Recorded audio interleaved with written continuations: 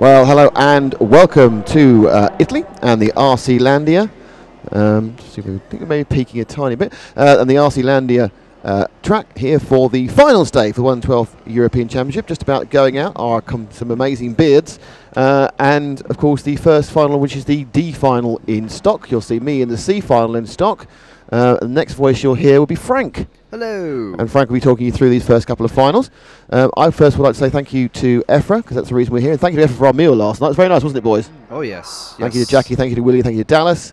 Obviously to our sponsors, Protoform Zen Racing, and of course to Powered by RC Timing. Let's fly that baby in, everyone. That's the link. There we are. Thank you very much, James. And Matt on the camera, and that's Frank there, and that's James there. And later on we'll have James doing his Yuho Lebanon impression again, as he went down very well. I'm going to pass this now over this first race, which is a 3-car final. I'm going to pass this over to Frank to commentate on, and for a warm-up for me. Matt to film, because I'm going to do some internally bits and get us on air everywhere, and then we'll go from there. So, Frank, take it away. All right. So here we are. Where's the live timing? We're just waiting for the race organisers to load up the next batch of timing. In fact, no, that is right. There is only two people on the rostrum. Mancini Berlino, I think. And Wait 2 seconds, I'll give you on this leave it. It's 3 cars. Wait 2 seconds and I'll give it to you. okay, so their cars are just getting lined up.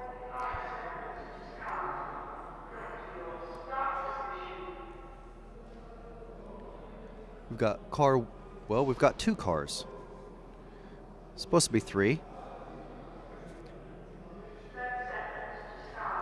We'll find out very shortly who's not taking part in this race. Yeah, well, I believe it will be the car 2 that we're missing, because they are lined up. That would be because position 2 is empty, It's yes. empty, yeah. Well spotted, Frank. And Matt, thank you for visual confirmation of that. Directly underneath the emptiness underneath the RC Racing TV banner. And here we go. It's the first of the finals, and instantly in the first corner, a crash. So we've got, I'm going to say that's Mancini. Petr something. And a pass already. I think that's just nerves, I think. Like the first corner crash, that throws you off. And now he's weaving down the straight, so not a good start for the orange car there. The number 3, he's leading. Well, we'll see how he progresses as he comes around the finish line for the start-finish line for the second time. Just want to point out to the viewers today, that there's a slightly different graphic on the screen because we're now in the finals, not in a qualifying stage. So instead of number of laps and overall time, you can now see at home that you get the number of laps for the first place driver, followed by information for all the other drivers saying how far behind they are first place.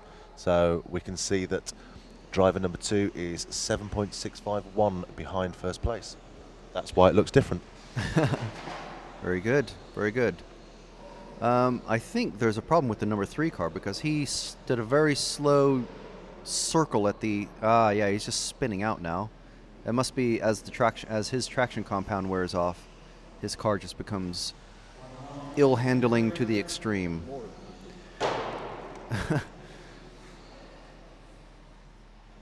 So he's about to get lapped, it looks like, by the number 1 car, who started off with a pretty undrivable car, or maybe it was just nerves, and now we settled down and they just came together. yeah, I know. 2 cars on the track, yes, and they crashed into each other.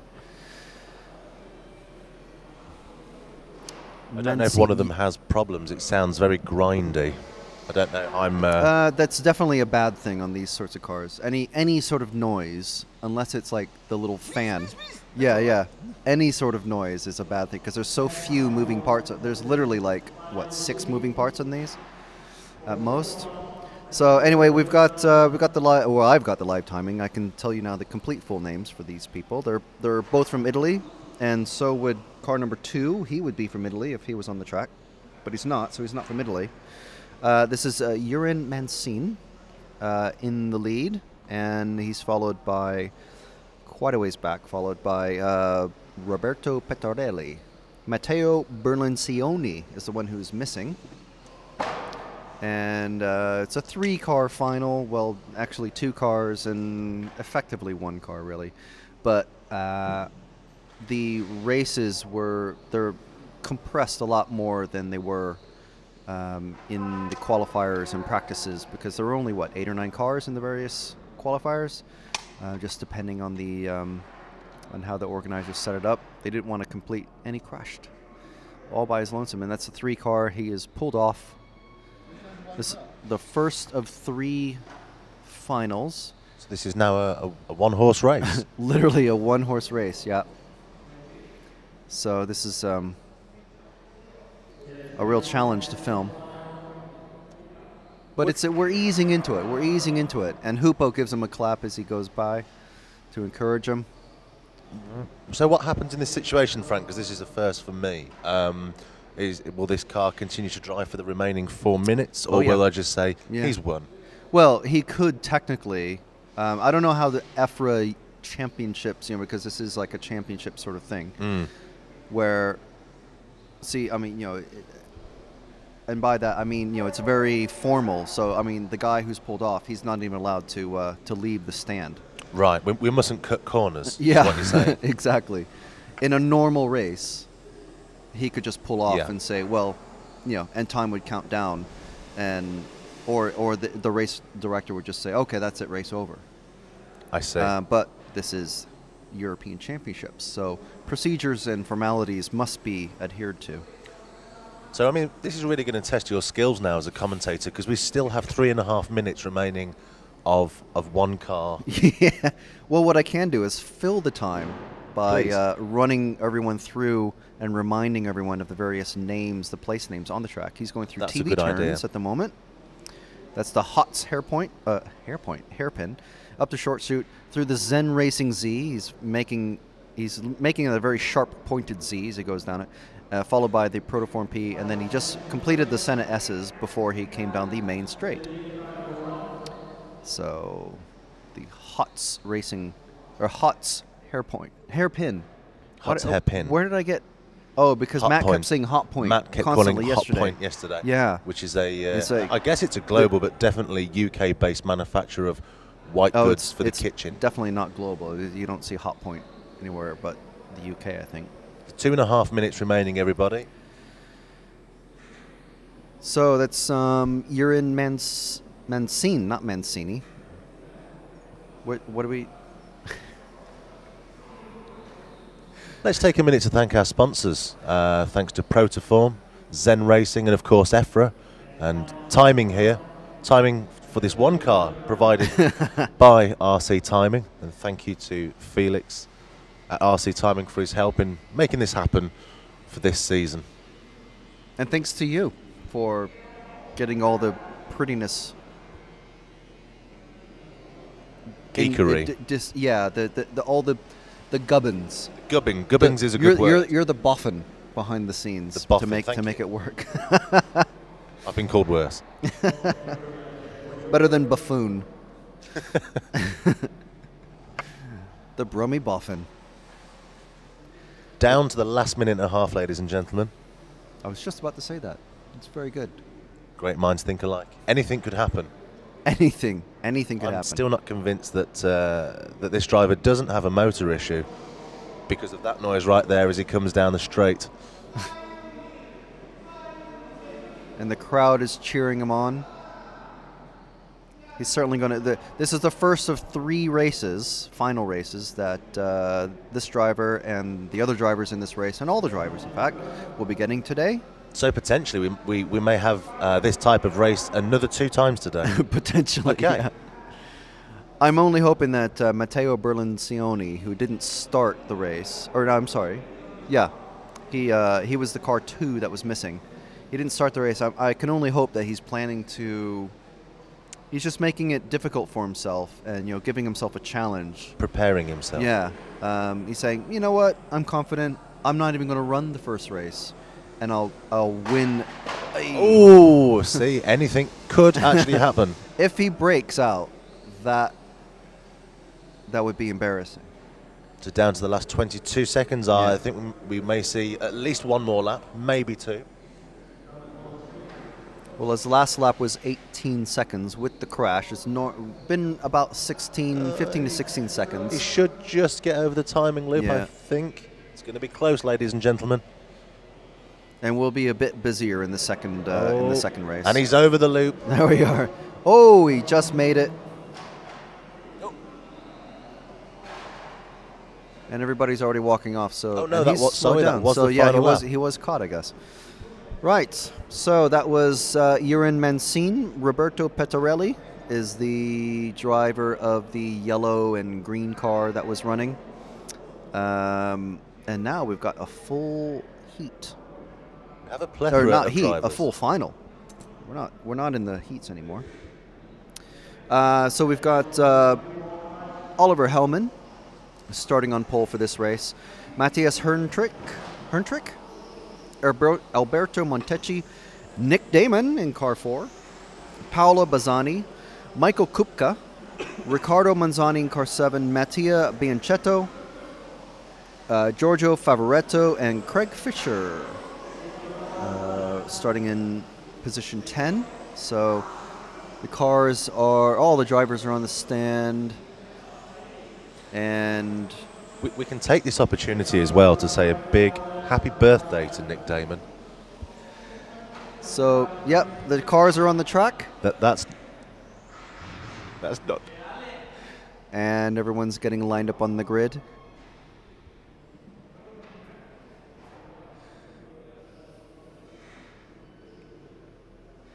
There's the grid. And one of the Legang helpers lining up the cars in their grid positions.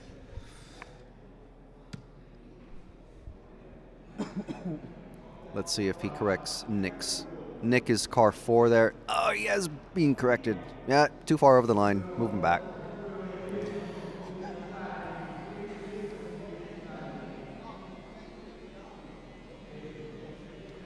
Nick running his characteristic black front wheels, white rear wheels. The only car here to be doing that.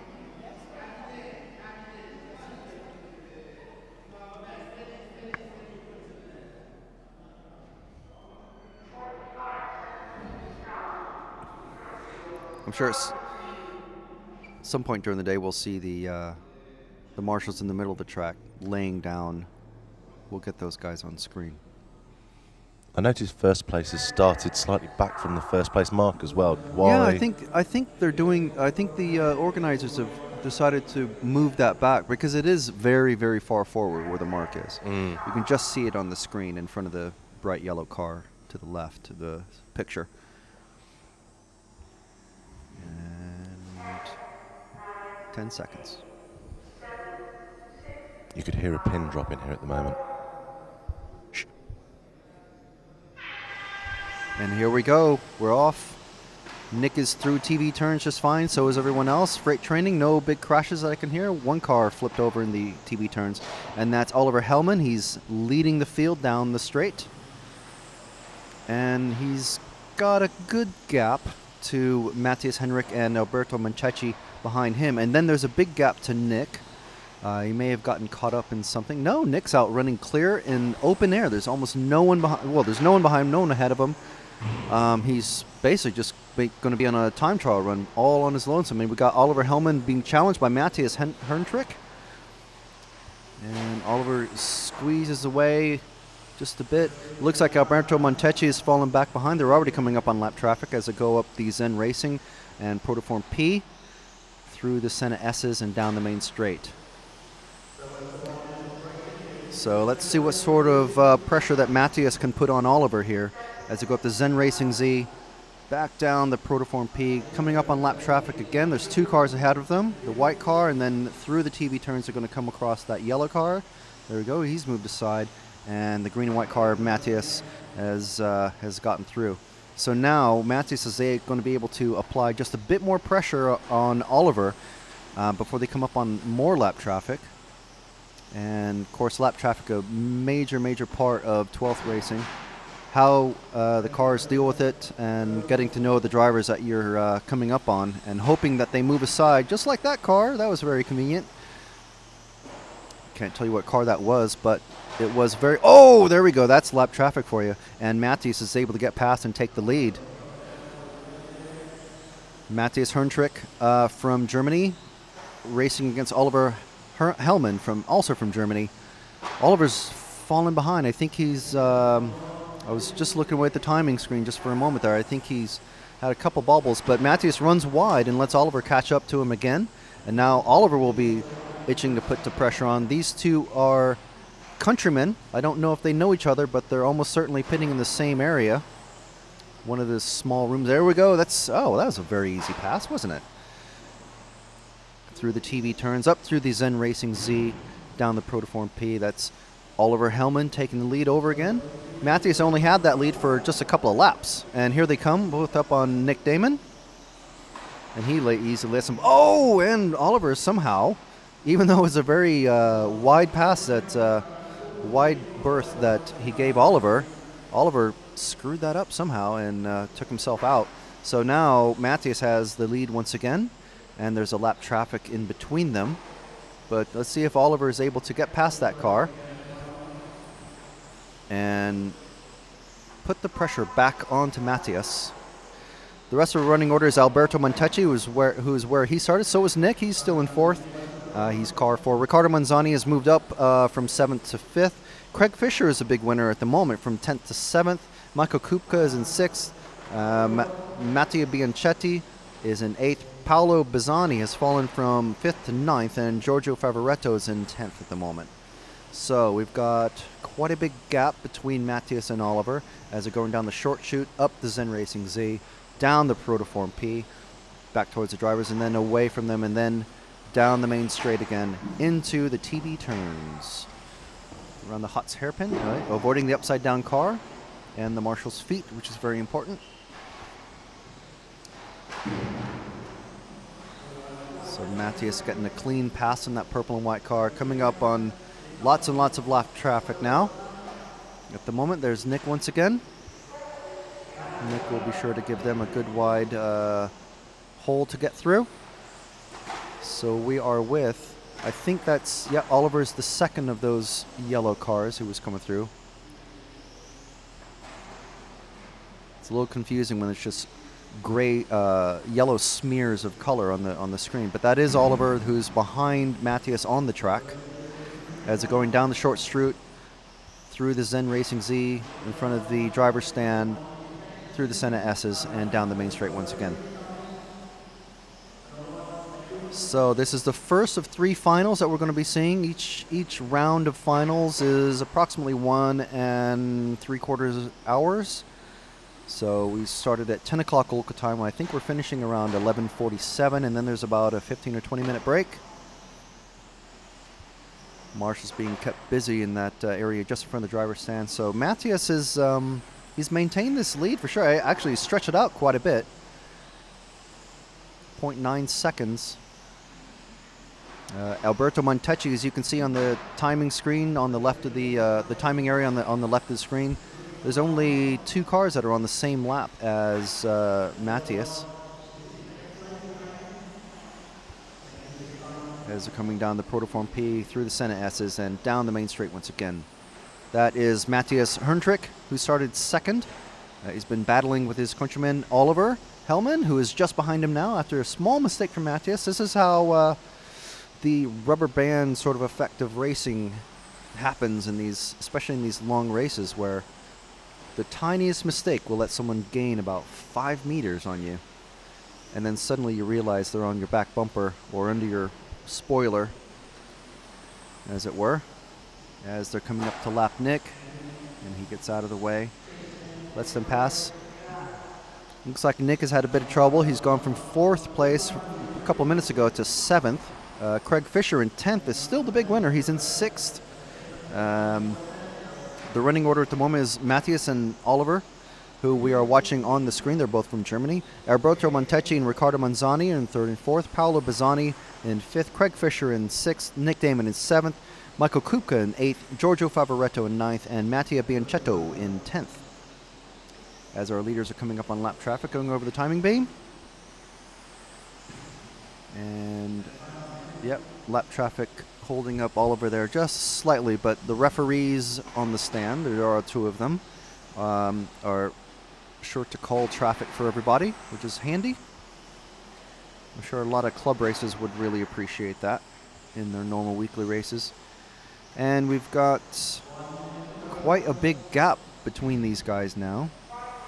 1.3 seconds, where it was 0.9 seconds just a couple of laps ago, or, well, several laps ago. It's a minute or so is several laps.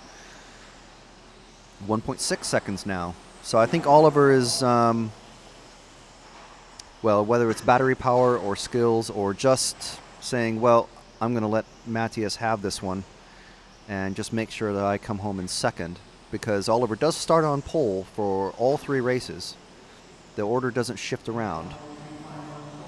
I'm sure you Twelsico racing fans know that, but just in case anyone's tuning in and watching this for the first time, as Matthias comes through the TV turns, still in the lead. There's 16 seconds. He's going to get 1 more lap, and Oliver May behind him. Lap traffic crashes out of the way for him handily.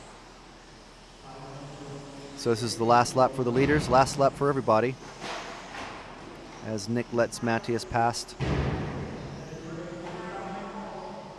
And that's the race finished. Everyone is, just about everyone is finished. And everyone actually finished the race. That's amazing. All right, so the finishing order was Matthias, Oliver, Alberto, Ricardo, Paolo, Craig, Nick, Michael, Giorgio, and Mattia. There we are on screen. Amazing. What is this magic? Finale C, Gruppo Finale Uno. What's Italian for 1? Do you have any idea? I think it's Uno. Or un? It looks like they've used, yes, slightly different terminology to yesterday. I'll have to look at that. Okay, so we've got Nick coming back to the media center, our illustrious media center. What happened there? About 10 laps in. Someone hit you? No, there's a guy crashed and it knocked out one of the springs. So you're driving with a... You finished the race on a bad handling car. No, I did 6 minutes in the bag. 6 minutes. Wow. Very good, though. Seventh, I think. All right, so I'm going to go turn marshal for Nick. Yes. And the next voice you hear will be Nick. Mine. Going, I'm glad that I thought there was something wrong. Okay, I have to run. I thought there was something wrong. That's always good. Oh, I can't hear myself. Why is that? Mute. I thought there was something wrong.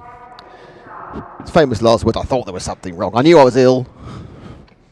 Who's that? Someone's got that on their gravestone, haven't they? I knew I was ill. Told you I was ill. Right. So. Sorry to clash you there. You did hang on to 4th for quite a long time. I did think something was wrong when you dropped down.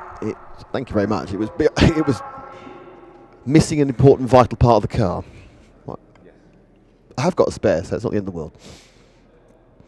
So it's Manuel Basili on pole, Tim Wood second, Robin Kaiser third, Julian Just in 4th, Jan Dietmar in 5th, and Giacomo Pavini in 6th. Matt Vara, I don't think, is taking part. I'm not sure. Can't see he's up there. No, is he? Is Matt there? No, Matt's not taking part. I think Matt's well. And Joachim Weil Lockham and Sasha Freitag. All goes quiet. White car of Basoli. Oh, terrible stuff. Basoli didn't move at all. I think he wasn't listening. He just got pure wheel spin. He's trying to recover that into the lead. They put in the first lap. I think it's Tim Wood, I think, who's taken the lead. Car looks quite unpleasant. So it's Wood leading. Kaiser second. Then car 7 of Andrea Retrievi's come right through the pack and made the most of what was possibly one of the worst starts I've seen for a long time. Basoli, he must have sat there spinning his wheels. Is that Basoli still going backwards, or is that a different white car? No, that's Basoli going forwards. He goes past 5, so I think Basoli may be up to 4th. We're still with Tim Wood, who's leading. The Brit, quite happily away at the moment. No real battles behind him. Here's the 3 cars beginning to ease back towards him, and that is, of course, Robin Kaiser. So it's Wood and Kaiser, 2 and 3. And they are getting a bit closer in this, the B final. Oh, decided to go back a couple of cars with Matt. Let's go back to the front, Matt. They're going past up to the CRS now. First and second now very close together, 2 and 3. That's Wood and Kaiser.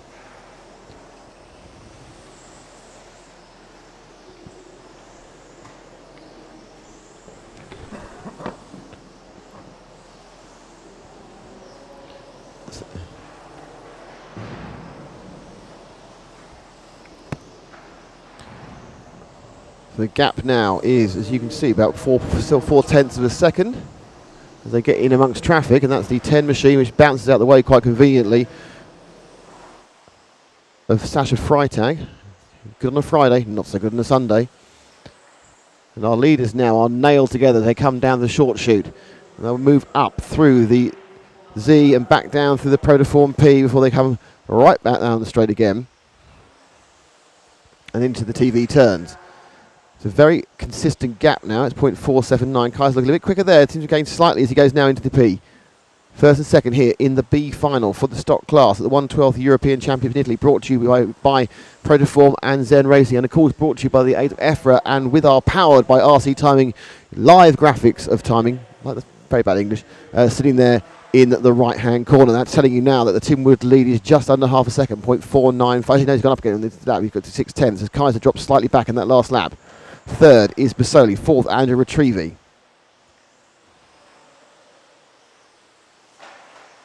Car crashes in front of Wood. Regains. Oh, it's like clips Kai. And so Kaiser there. Robin there had a problem. He just didn't. The accident was befalling somebody else. Slightly took him out. And that's actually taken that car out of the race. So the blue and white car is no more. Marshall unfortunately puts it aside. I can't see which car it is. Suddenly Wood's lead has gone up to a second. It's no longer Kaiser in second at all, but it's Busoli has got past him. And 2 and 1 now are very close together. Busoli's coming right forward as first and second. I missed that when I was looking at the time. But this is a battle for the lead, and Wood takes a clip as he comes through the centre S's, and in goes Busoli and out goes, oh, great movement there, in and out. Busoli's got some real pace there, and he fences Wood. He fences Wood. And go through, suddenly Busoli for that terrible start. He's just easing away now. He's come right through the field. And after less than half the race, he now leads. So the Italian from the Brit, Busoli from Wood.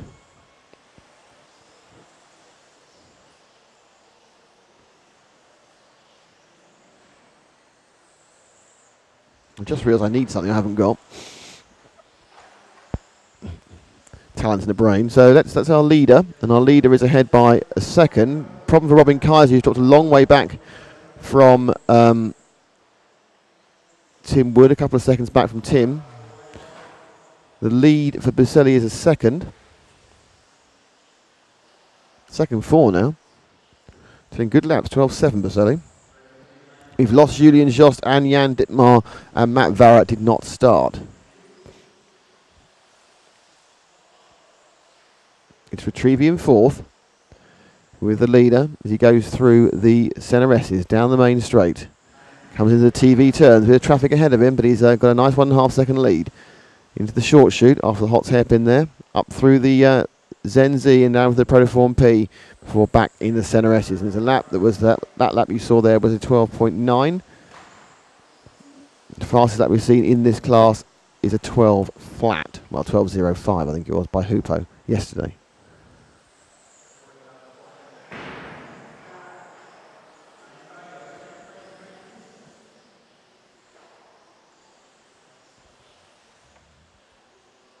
Wood and Kaiser getting a bit closer, but not massively closer, as our leader comes through lap car 7 of Andrea Retrievers. He's lapped all the way up to 4th now. So Busoli is absolutely flying.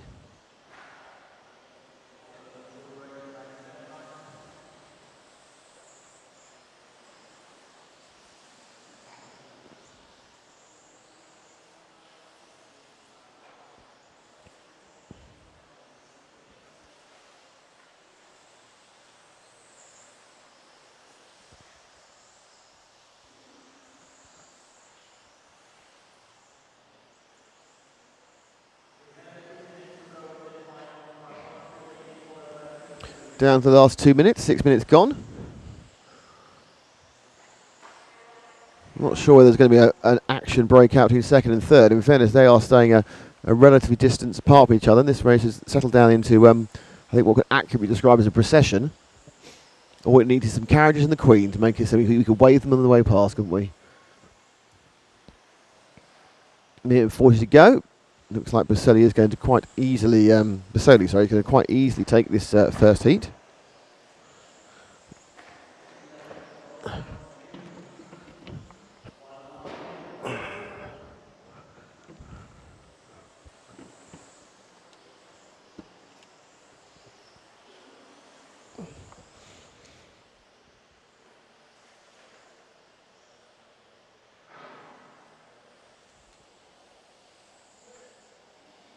So the white car, Manuel Bassoli, now has just a minute to go of the 8 to take it in. And Tim Wood is 4 seconds back, and then a second behind him is Robin Kaiser, retrieving back a lap on all of them now almost.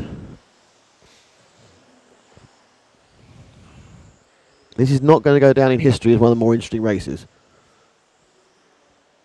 It may well go down as one of the less interesting races. But it has gone down. So we've been already nominated as one of the less interesting races. That's excellent news.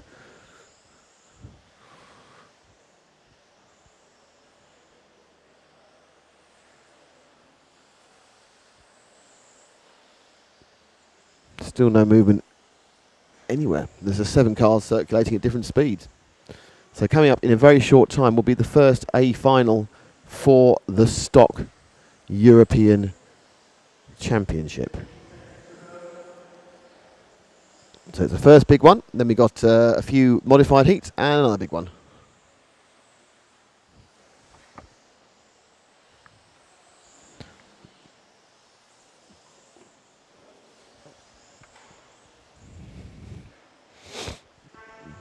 So we've lost Jochen Locken as well. And everyone's finished apart from Bassoli. Tim Wood is second, Robin Kaiser's third, Retrievi's fourth, Pavani is sixth.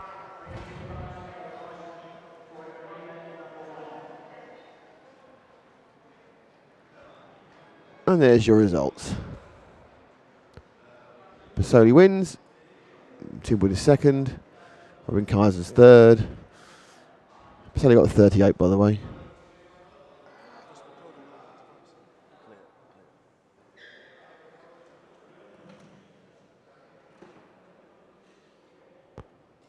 So we're now getting ready for the A final. Oh, that's a good idea. He's got to turn the recording on. So Matt's just saved the day by remembering we need to turn the cameras on.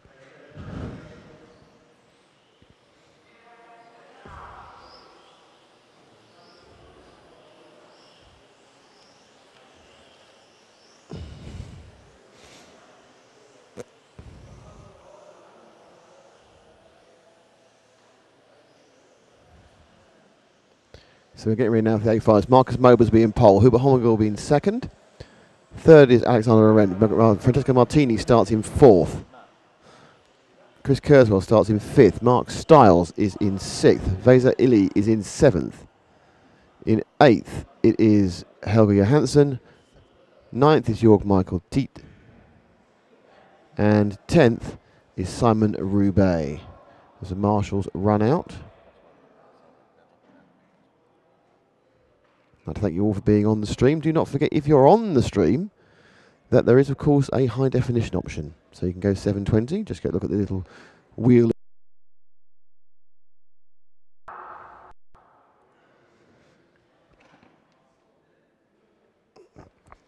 Down for it's quite a nice starting position for Marcus Mobers. He is nosed into the corner. Final of the day to William Vertigan. And the timing gaps are from the lead to the people behind, absolutely. Glacius, hello to Kanura.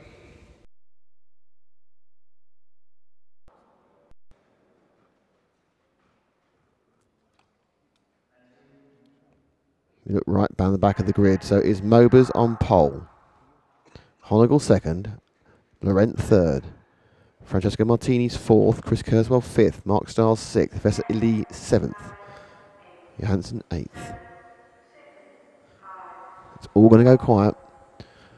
Mobers' car, yellow and black. And they're off. It's a clean start, almost a slight clip from Laurent on second place starter Hubert Honegal, but it's been a good clean start by Mobers. He gets away and is already happy with where he is. Honegal, though, actually has a slightly closer gap from that first lap. So we have now 1 and 2. It's Mobers and Honegal. Honegal and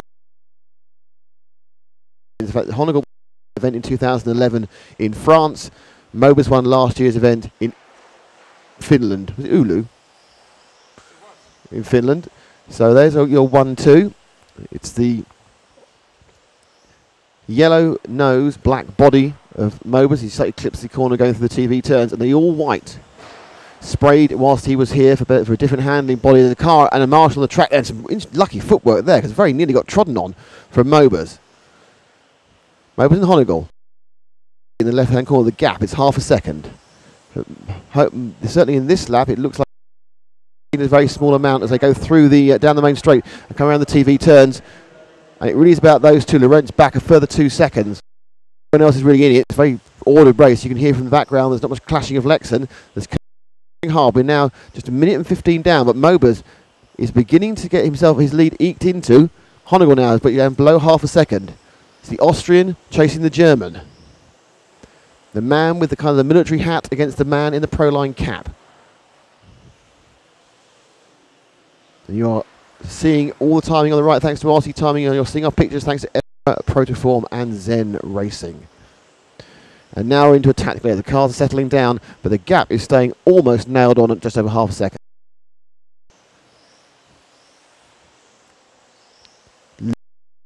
Slightly extended his lead in that lap.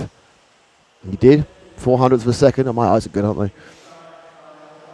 But any second now, they're going to start hitting traffic. And last at the moment is Martini's pulled out. We lost Francesco. It's Helge Hansen currently running last. And he's the next car you'll see in front of Mobers. We're with Honegal at the moment. There's Mobers. There's the Zen Z, and back down to the Protoform P through the centre S's.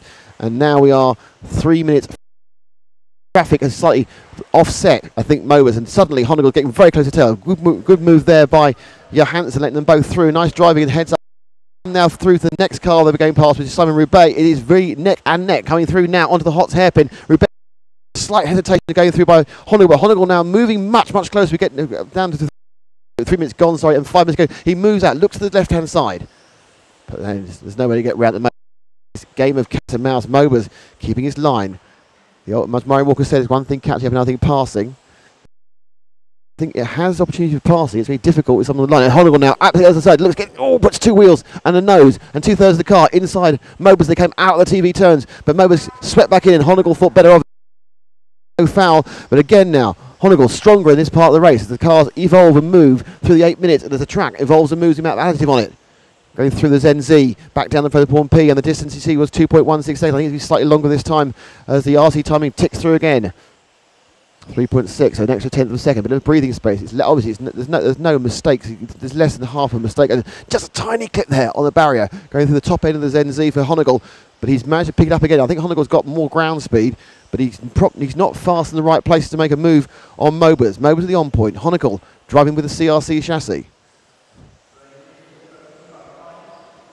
The gap's 0.4. No one else in it. Laurent's back 5 seconds. All about these two drivers. First and second, cat and mouse. Very close now. Honegal, of course, is he having to modify his driving to avoid touching Mobers at the points where he's quick, whereas Mobers can extend at the points where he's fast. It is easier to follow than to lead. It's much easier to follow than to lead when you've got traffic. There's 3 cars coming up, which they're going to have to pass. That's going to be Stiles. I think it's going to be Stiles.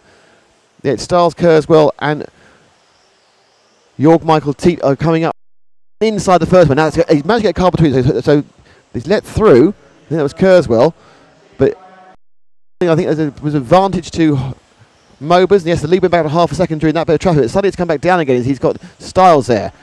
Let's through the first, let's do the second, and the Michael T. Then they all behind them, but that doesn't matter because our leader's got through, and the lead now is back where it was before, half a second, 0.3 of a second.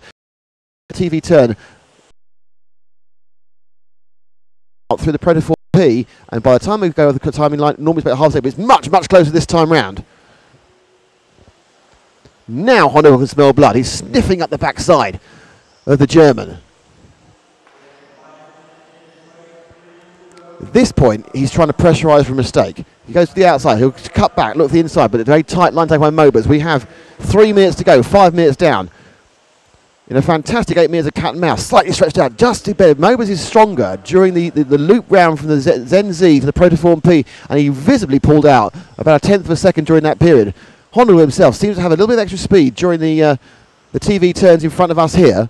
The net effect is not much of a gain either way. That lap was better for Honegal. He went from 5, he picked up another 0.1 of a second. As they follow themselves around, 2.5 minutes to go. Your Michael T gets out of the way. I think that other car is maybe Vesa getting out in fourth. They've lapped all the way to fourth place now, these guys. Oh, and a mistake by Honegal. It's all, sorry, mistake by Mobers, and Honegal gets through. It's just a final clip, perhaps slightly concentration break.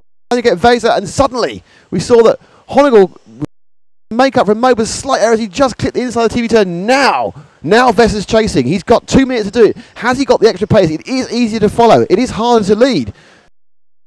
It's Honegal now in the white car leading in the CRC. It's Mobers the on point following up. It's the Austrian leading the German.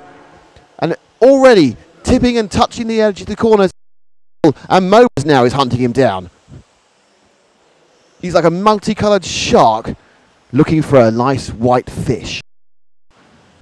And that white fish is the Austrian Hupo Honegal. And right, he is as close as he can be without actually touching. And that's the key point of these guys. Despite these cars are incredibly twitchy, incredibly hard to drive, incredibly quick, they've got the skill to run them this close for this amount of time. So it's just one minor error has cost the lead. 3 legs of finals, best 2 to count. He's got 2 more goes later in the day, but he's also got 1 minute and 20 seconds to try and get past Honegal as they sweep now. He gets as they come to the up section towards the camera. Just the last minute or so to go. And oh, a little clip there from Honegal, but he's got away with it. And from Mobers, and Mobers drops back at that lap. So that lead was 0.2 seconds, going to stretch out to 0.7. That's a half-second mistake. And with just 3 or 4 laps to go, could be the difference between winning and losing. Honegal, mistake-free. Mobers has made what? And look how quickly Mobers can catch up. Look how fast he can get back up on the tail of Honegal. Honegal slightly defensively and not at absolute full pace. But Mobers now has made up 2/3 of the error in a lap, and he's now got about 30 seconds to go. He's got probably 2.5 laps. This and 2 more would be my guess. Oh, and he's got so close there as they came up within Zenzi. But Honegal driving a knows that if he drives the line, he's probably got a chance. In fact, Mobers, yeah, he tried it. He made the lunge and he lost time as he recovered from the car not being where he wanted to be. So we're now down. They will cross the line. I think this is the last lap. So all Honegal has to do is keep it clean for 1 more lap, and he'll take the first leg of this, the 112 Stock European Championship. That momentary mistake doing TV turns. He's getting closer and closer through this loop for the Zen and the Protoform, and it's all over, and a win for Hupo Honegal. A fantastic event. You get 8 drivers who are literally tied together for 8 minutes.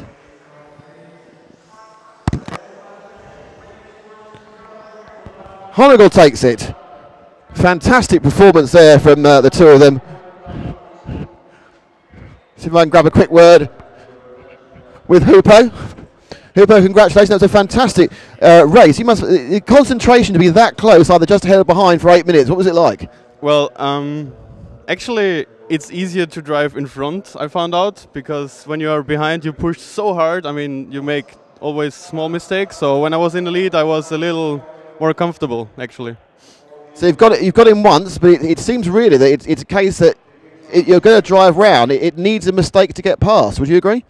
Yeah, I had one kind of a shot in the end of the straight, but yes, the guy in front of you needs to make a mistake to make a pass, actually.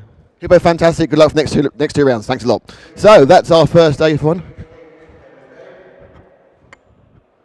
Hello, Dallas.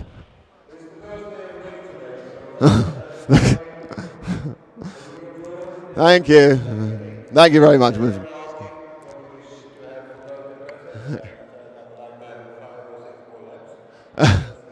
I'd need 7 actually, I've just found out. Thank you, Dallas.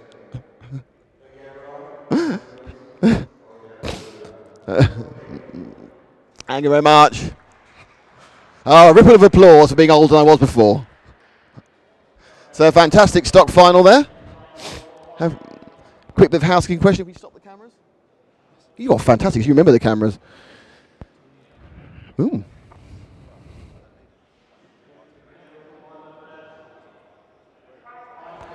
So it now gets a bit calmer because it's the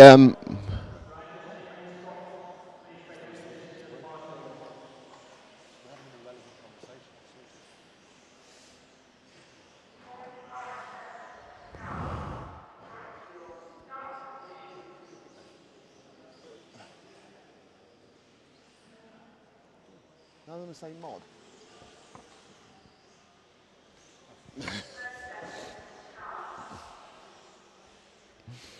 So also, look.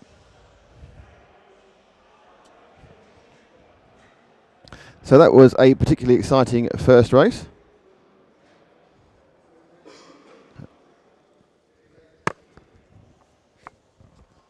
And we now have a slightly one of the lowest final. Oh, thank you. From I'll give it a chance actually to have a look at what's going on elsewhere. So this is the lowest final of modified. Our runners and riders are Tim Wood in car 1, who's already he's taking part. Tim Wood's not taking part. So it's 2, 3, and 4. Lee Palmer, David Ferengi, and Luca Ucedu, the Sardinian Wolverine lookalike. So I'll let Frank run these through for a while. I'm going to just do a little bit of housekeeping on the systems.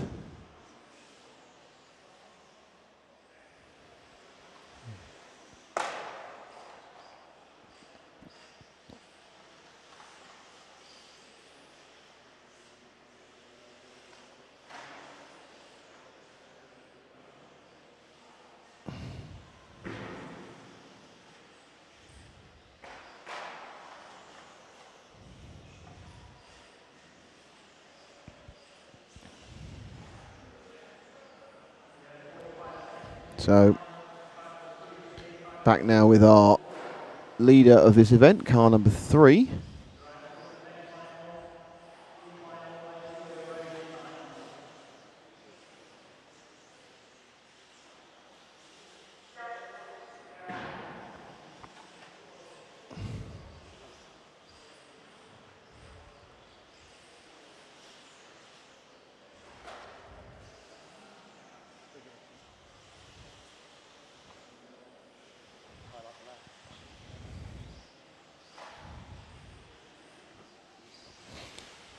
So it is car number 1, the Federici.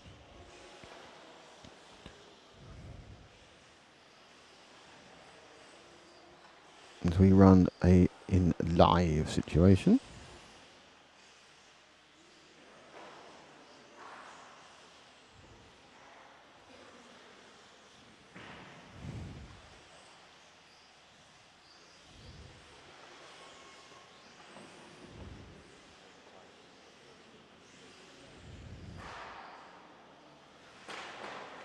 So, still a bit of a cracking and smashing of Lexon, as this is the, I think it's the F, let me just check, is it the F final? I think it is the F final, it's the F final, yeah. So we've got FDE, so obviously we've got 6 finals in mod. It's the F final. We're looking at the, just follow one of the other cars around, Frank, just so he gets some TV time. So it's the second place now. I say it's second, it's a car 2, I don't know if he is second actually. I will check that. Indeed, car 2, Lee Palmer is second. Actually, Lee Palmer's at the lead. Lee Palmer's now in the lead. We've got the battle for the lead there. It's 2 took 3. It's all going on here. Lee Palmer leads. David Federighi is in second, and Luca Ucedu is in third. It's all going on. This race is a massive example of races that just are happening.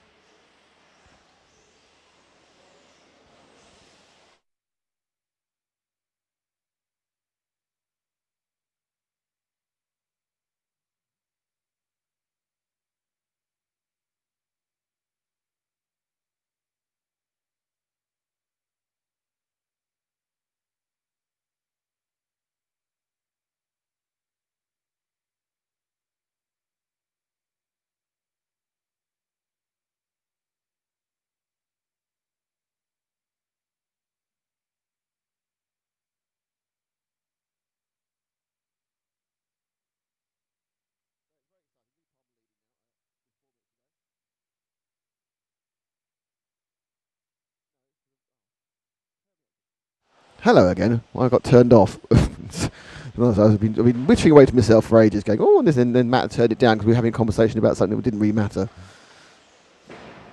Just like, no, everything matters, Nick. So the end of this race will be quite exciting because we're going to... what are we going to do? I have no idea.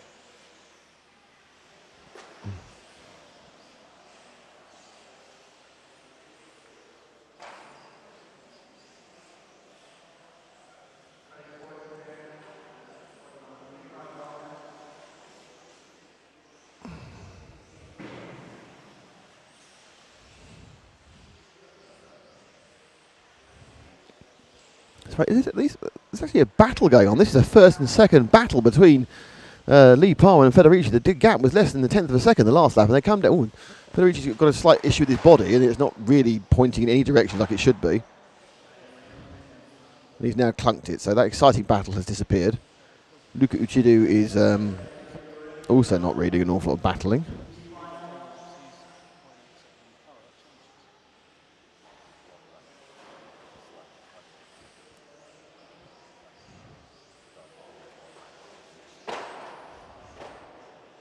Car crashes below our legs.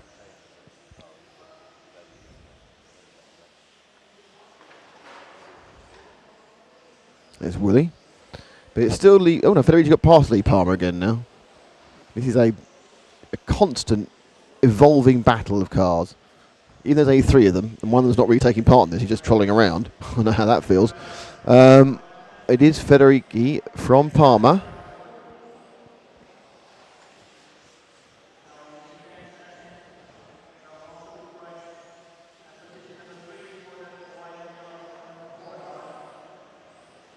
So Palmer now is in second. He's 4.5 seconds back. We're with the pink car of car number 2, Lee Palmer, the second place man, whose body shell tuck has robbed him of a chance of an early win. Whereas David Feringhi, as we come down to the last minute and a half, in car number 3, is about to put a lap on the Sardinian Luca Uchidu.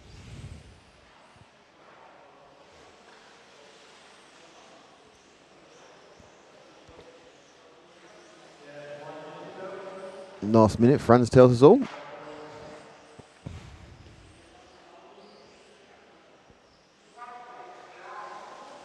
Matt look at me like some sort of pointy way, like something exciting he's about to say. Not at all. I just wanted to say happy birthday. Aww. We missed. There was a lot of crazy, frantic action going on because it was right at the end of the first A final of the day that Dallas decided to make an announcement. I think he was actually doing the announcement throughout the Hoopo Honegal interview. And then realised that you weren't really available to receive, so the announcement got a bit paused. It doesn't matter. We were running around. What happened? Did we sing Happy Birthday? No. Oh. It was a clap. I got the clap. Right. That's sweet, isn't it? Yes, unless you're in Bangkok. So Feringhi from Palmer. As they come through the Z and the P and the... Oh, it's an accident. I think it's quite good. I wish there's only like 2 or 3 cars on a track to have an accident. It's pretty impressive. I have been in that car having an accident with only 2 cars on the track, obviously, but...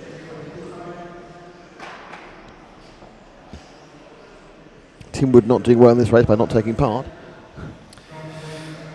Well, you know. And the A final marshals cannot wait to leap into action and get themselves out of here as quick as possible.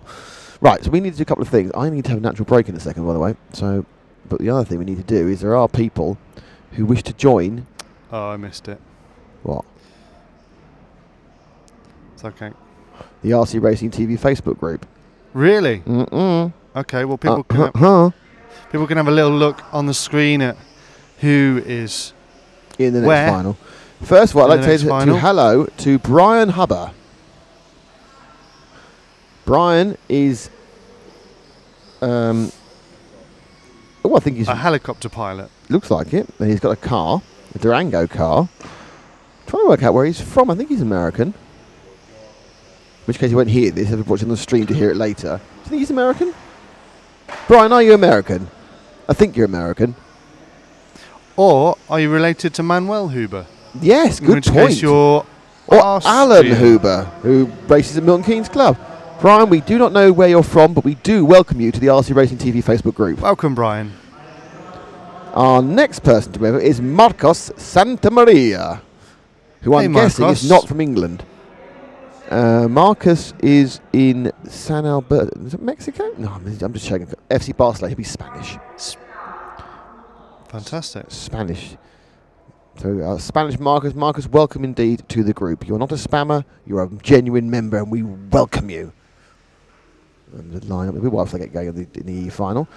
Next in, it's Vince Coleman, who's got 19 friends already in the group. Vince, he went to the University of Southampton. My guess is he's British. But he hasn't got 19 friends in the group, has he? No. How many has he got? He's got 3,030 now. That's a lot of friends. All of whom want to say thank you. Thank you and welcome. Thank you. We love you being here.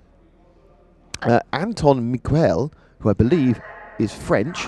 Really? Antonin Miguel. Yep. Yes. Lives. He's got a cat.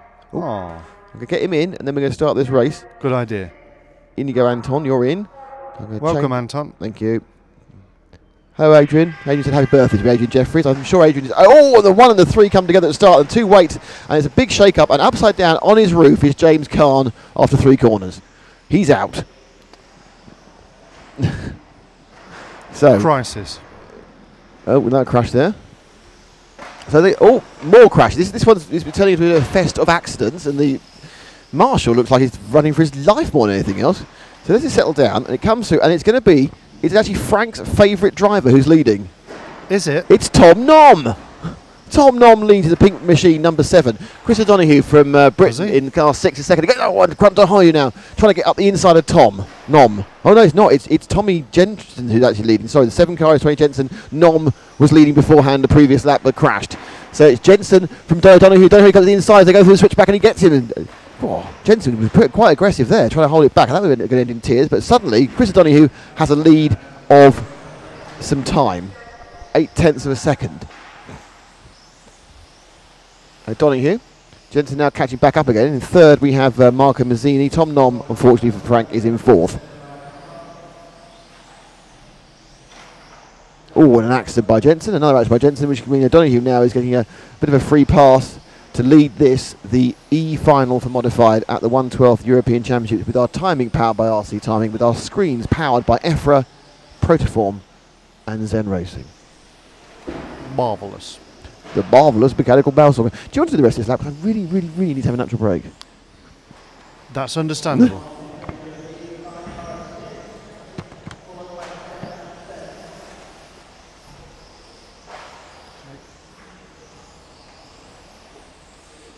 So we're following Chris O'Donoghue from the United Kingdom, I believe. Car number 6 of Chris O'Donoghue, who is on his 8th lap, and he's in the lead as Frank follows him through the Protoform P, the Senna S's onto the straight. Car number 6, who we've now lost. Car number 6 is coming onto the straight now. End of the straight now. Going through TV turns, that's car number 6 with the orange tail and the white nose. It's the car in front of that, Frank. That's the one. As he goes through the Zen Racing Z into the Protoform P on 10 laps. He is a lap ahead of, no, he's half a second, just half a second ahead of Ollie Payne, also from the United Kingdom. It's a British battle going on here for the E final of the, that's the lowest final, that's the entry level stock, no, modified, or open as we call it here, European Championship.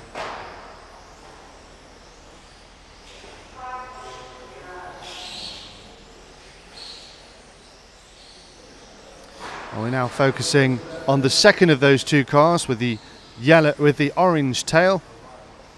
Yep, that's... Oh no, we're not. Sorry, those 2. That's Ollie Payne and that's Chris O'Donoghue. Sorry, Frank, you were right. I was wrong.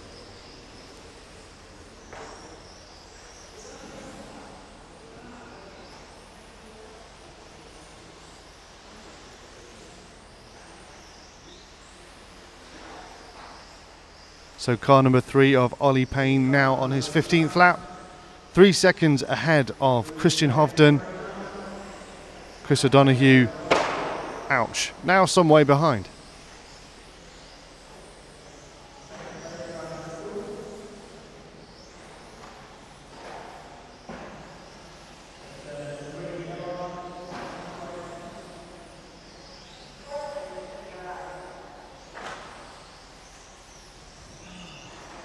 As Nick returns relieved. You don't know how relieved. What's happened? What happened to Chris O'Donoghue whilst I was gone? There was a loud bang. Really? He's working his way back up though. Ollie He's working Payne, his way back to the front. his countryman bay. Ollie Payne is in the lead. That's little Ollie Payne. On He's only a 19 lad. laps. Good on Ollie Payne. From position 3. And that's car number 3 of Ollie Payne. We're probably with it. He comes up the straight now. That is the car we're with. Is car number 3. Yeah, Frank's doing his job. He's doing his job. In fact, I sent him off on the wrong path at one point. It was rather embarrassing. It's not the first time. He gracefully went down that road, knowing it was the wrong road. A second, third, and fourth together. They are together, aren't they? Hovden. I don't know if he's making a cruise back to the field, and then he got 7. Yeah, unfortunately, what's happened is his lapped cars have got in the way of what's going on. I think Hovden and O'Donoghue are getting quite close. So, Frank, if you want to drop back to the Hots hairpin and car 2, now going along the green and the white machine, that's Hovden. He's got 2 minutes 45 to go, and it's down. Can O'Donoghue come back from his bang and get back to second place again? So it's Hovden. O'Donoghue's the pink car behind him, who was making some quite huge strides and now isn't. Almost as though he's thinking, no, I'm not going to give you a grandstand finish for second and third place in this race, Nick. That's a big bang for somebody else. And O'Donoghue is now beginning to eat back into Hovden's second place.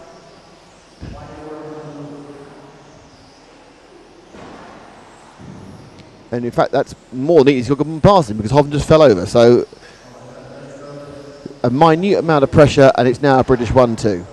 Payne leading, O'Donoghue second. James Cowan, the other Brit in this race, is no longer taking part. So it's back now with O'Donoghue, who can keep his thing on the island. He's a long way behind Ollie Payne. So that's not going to happen. Unless Ollie makes a huge mistake. I think I've made a huge mistake. 8 seconds he's going to make up. So we now have about 1 minute and 40 to go. Of this, the E final in modified. Next up will be the D final in modified. It's like math. It's not math. It's like alphabetist. It's easy. O'Donoghue. Z. P. S.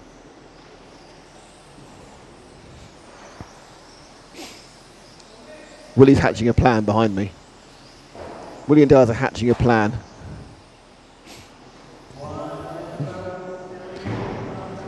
The problem is he's very tall and quite frightening. Not as frightening, obviously, as Wolverine, but... Now, still leading by a country mile is Ollie Payne, which is a great run here for the young man. I believe a Zen Racing driver as well. And thanks to Zen Racing, thanks to Prediform, thanks to RC Timing, thanks to EFRA and their plans.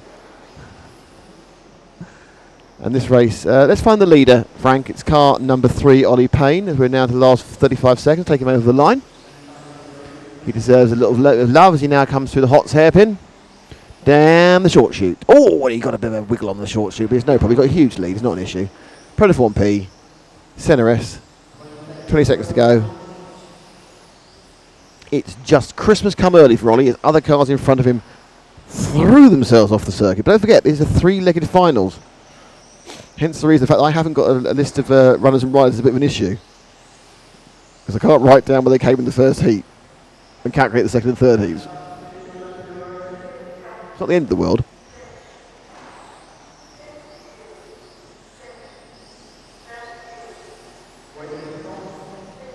So Ollie Payne has taken the win. Chris O'Donoghue is second.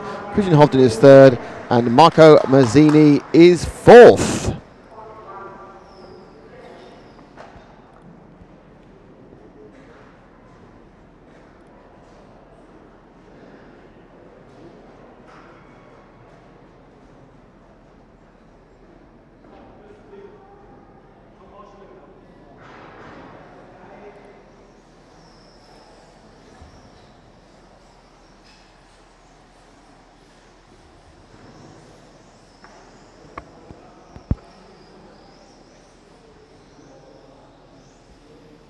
Hello to you on the stream. Again, I need to remind you there is a 720 version of the stream. Some are using 360. That's fine if you're on your phone, but nothing else. Car 8 for this race for me.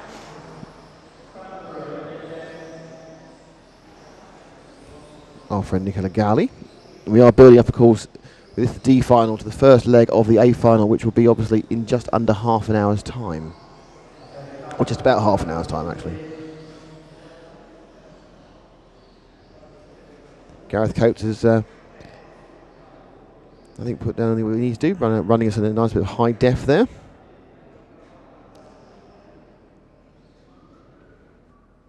On his desktop. And one more person to come into the group. It's Rob de Block. Bock, not Block. Rob de Bock. Welcome to you. And Rob is on a boat in his picture. And is from, I think he's Dutch. He might be Belgian, but I think he's Dutch. I'm saying Dutch now. Rob, you're Dutch. Even if you're not, you are now Dutch. Welcome, Rob. Hi, Rob. So it's Simon Roubaix who is on pole. Alessandro Bianchi, Alex White, is car 2. Joachim Lockenwall is 3. Roman Stopka's 4. Kimi Bai is 5. Marcel Wastelek is 6. Mark Payne is 7. Kigali is 8. Julien Jost 9. And Simone Berlin is 10.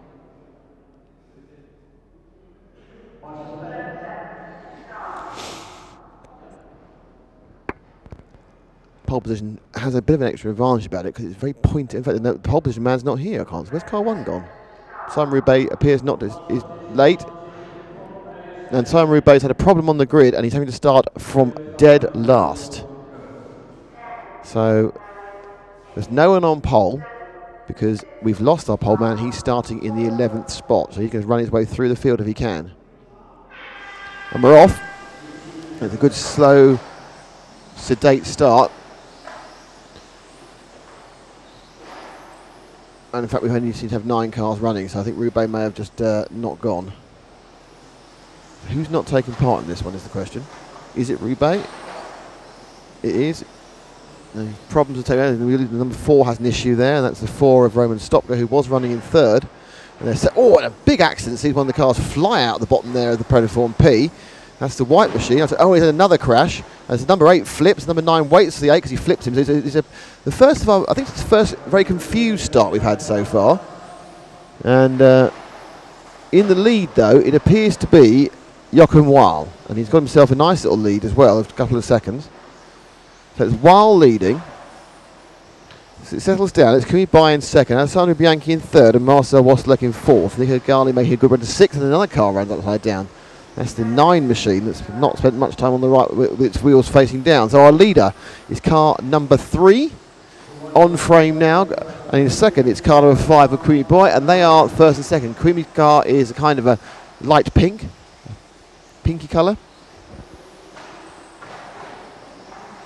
And running behind him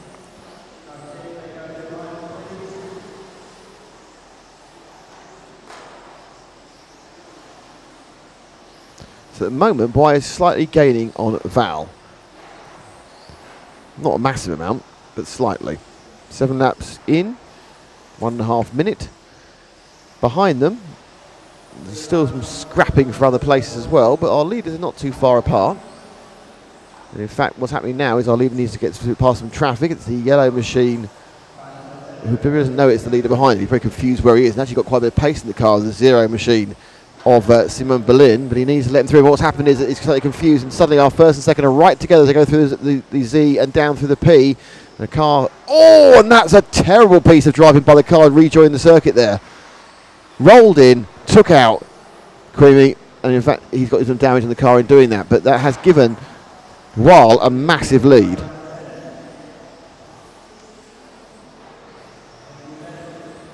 So Wahl through the Hots hairpin, sitting there with 2 3/4 seconds, entirely earned by someone else taking out Manley 2nd.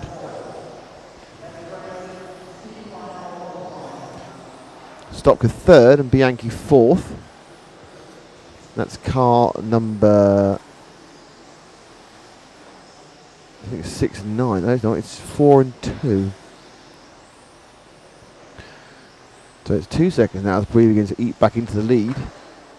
4 and 2 are right together. Second and third and fourth are battling out. If you go through to the end, to the Protoform P, Frank, those two cars there, the green and white, and that's actually second and third battle. Sorry, third and fourth battle. That's Stopka and Bianchi. Stopka 4, Bianchi 2. Stopka gets slightly held up as they go round, but keeping an eye on the leader as well. He's getting back close to Val again, as these two, the 2 and the 4, have been slightly split up. And we need to go back to the leaders again, Frank. They're going to the Hot's hairpin now. And Val leads Kumi. Kumi's made up that gap which he lost because he was slightly impeded by a rejoining car. And suddenly it's the 3 and 5. Kumi now looking. Oh, and he comes on the inside nicely down and he gets to the tap. And that was a little bit of an aggressive pass. And suddenly car 0's got in the way and he gets slapped in the face by Wall for his trouble and taken off the track. And another. Oh, and boy, he had the lead and he got too confident. But coming down the straight again. This is first and second. This is the D final, and Boy gets back in, and Val had his lead. He had the lead about 4 times, and he's lost it 4 times. It looks to me like Kumi has the pace in the car. And this race has been a little bit scrappy, to put it mildly. There's been a lot of accidents going on, and Bianchi's had a problem. It's dropping way down the field now. So it's stop go from Nicola Gali in 3rd and 4th, and now he's in the lead. There's nothing stopping Kuni by.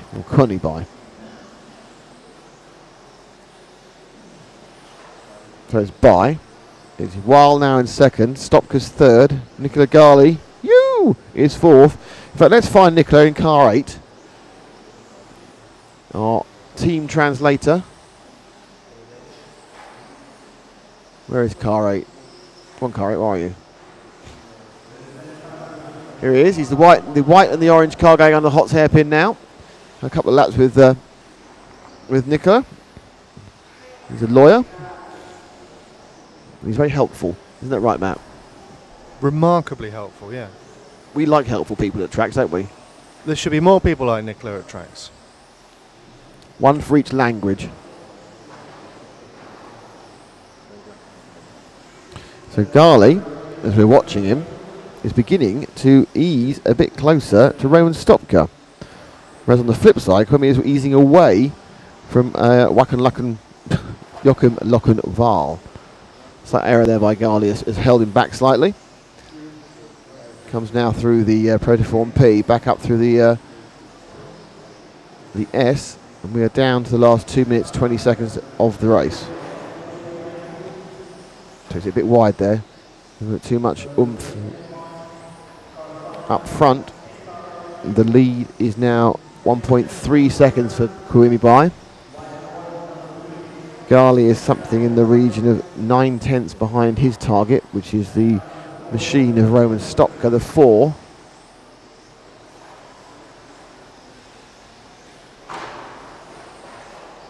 Five and 3 are reasonably separated. It looks like actually now like, are we going to see a move? Is it the man who's in front of him, or is it something going to lap? It's 2 and 8. And Gali's now picked up 3rd. Stopka bounced out of the way, so Nicola now in a podium position for this, of course, first of 3 legs. Best 2 to count. That's right.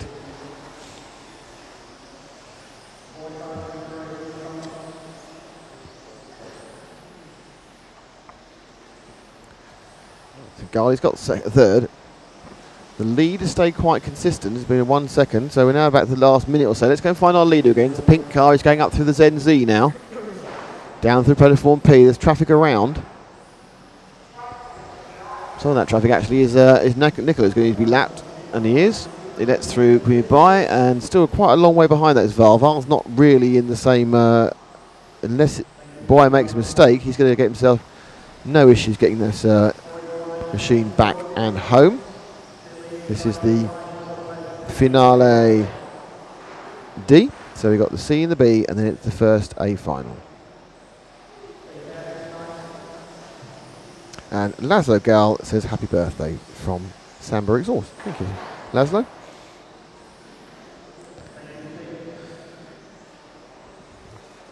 So it is going to be a win, it looks like, with a few seconds to go. Why? A mistake there. The Zero has a problem. He's just died on the straight. There's a few shouts as various cars encounter more issues. I thought it was hard. And, oh, I think that was an upside down moment for. No, it's car 3, not car 8. In fact, what I think actually that Gali may have picked up second place. And I think that the race ends now. We could see if he can get round this corner that Nicola Gali has got a second with 1 lap to go.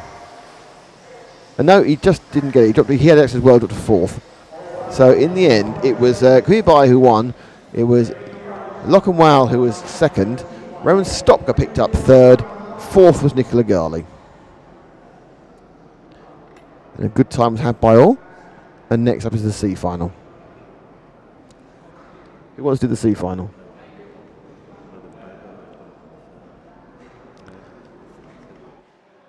So thank you all to you who are watching us on the stream. Don't forget you can comment on the stream or you can comment on the RC Racing TV Facebook page. Next up is the C final, then the B final and the A final. And there'll be 3 legs of each.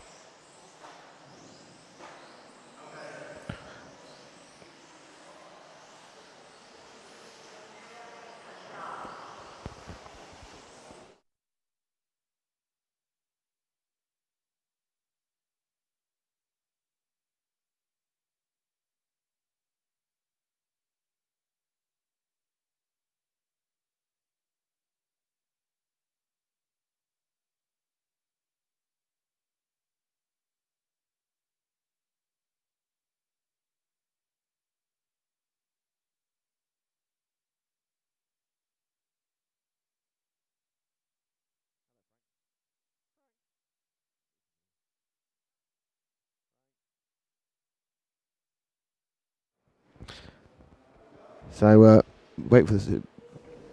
Better do a quick change. We're going to have a all stations change here for the C final,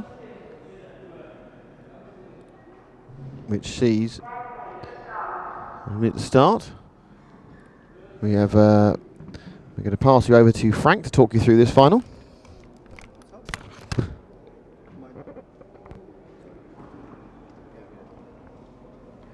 Hello. I feel you are a C final type of man, Frank. So off you go.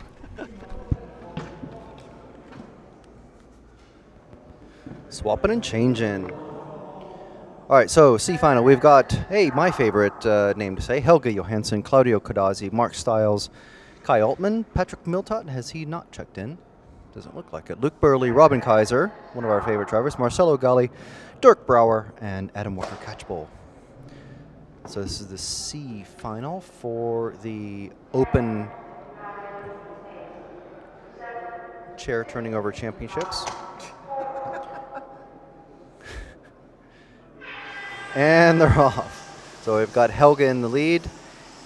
He's gotten through there pretty good, but he's not really pulling away from Claudio or Mark, who's behind him. Okay, ooh, Claudio's made up a lot of space on that straight. Let's see if that speed stays with him for the rest of the race. And he's putting a lot of pressure on Helge. Mark has dropped right back a few seconds, or a couple seconds. And Kadazi is in 4th. And, oh, I'm sorry, that is Mark in 2nd. It's not Claudio. That's Mark putting a lot of pressure on the Norwegian. Mark from the UK. So it's Helge and Mark, and Helge does a slight tap at the hot hairpin, and Mark gets past. That's how quickly it goes. So Mark is now in the lead. That massive turn of speed on the straight. See if he can maintain that sort of gap through the infield. These are only single-speed cars, so if you tune your car for the straight, you might not get it. No, well, a couple of mistakes from Helge there, and Mark has a pretty big gap now behind him. It's more than the 0.2 seconds shown on the screen, but let's see, it's 0.7, 0.8 almost. And then there's almost as much space behind Helge. So that's, we're with Brit Racer Mark Stiles, who's not quite running away with the lead yet. He's coming up on lap traffic, so we'll see how that treats him. And handily, they crash out of the way, the first one. And the next one, oh, little mistake there. So is Helge going to catch up? Tiny bit, but not much. He's dealing with the lap traffic as well. Oh, and Helge makes a mistake and falls way behind. So that's Mark we're following. He's working on lap traffic, who is not moving out of the way. There he goes. And now there's a huge gap. There's at least a straight and a half advantage for Mark. So let's see who else is close together. We've got the battle for third and fourth is Claudio Cadazzi and Luke Burley.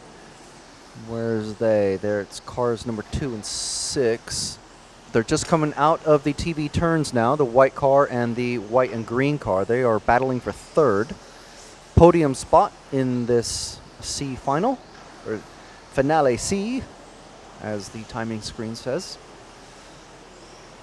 So Luke is trying to, it looks like Claudio is just pulling away slightly from him. Mark's up to a 3.6 second gap from Johansson, and Cadazzi's a further, well, the battle we're watching is further 6 seconds behind first and second. So Luke is unable to make up much time on Cadazzi. Claudio, Mr. Cadazzi, Signore Cadazzi, I think it's the correct local term.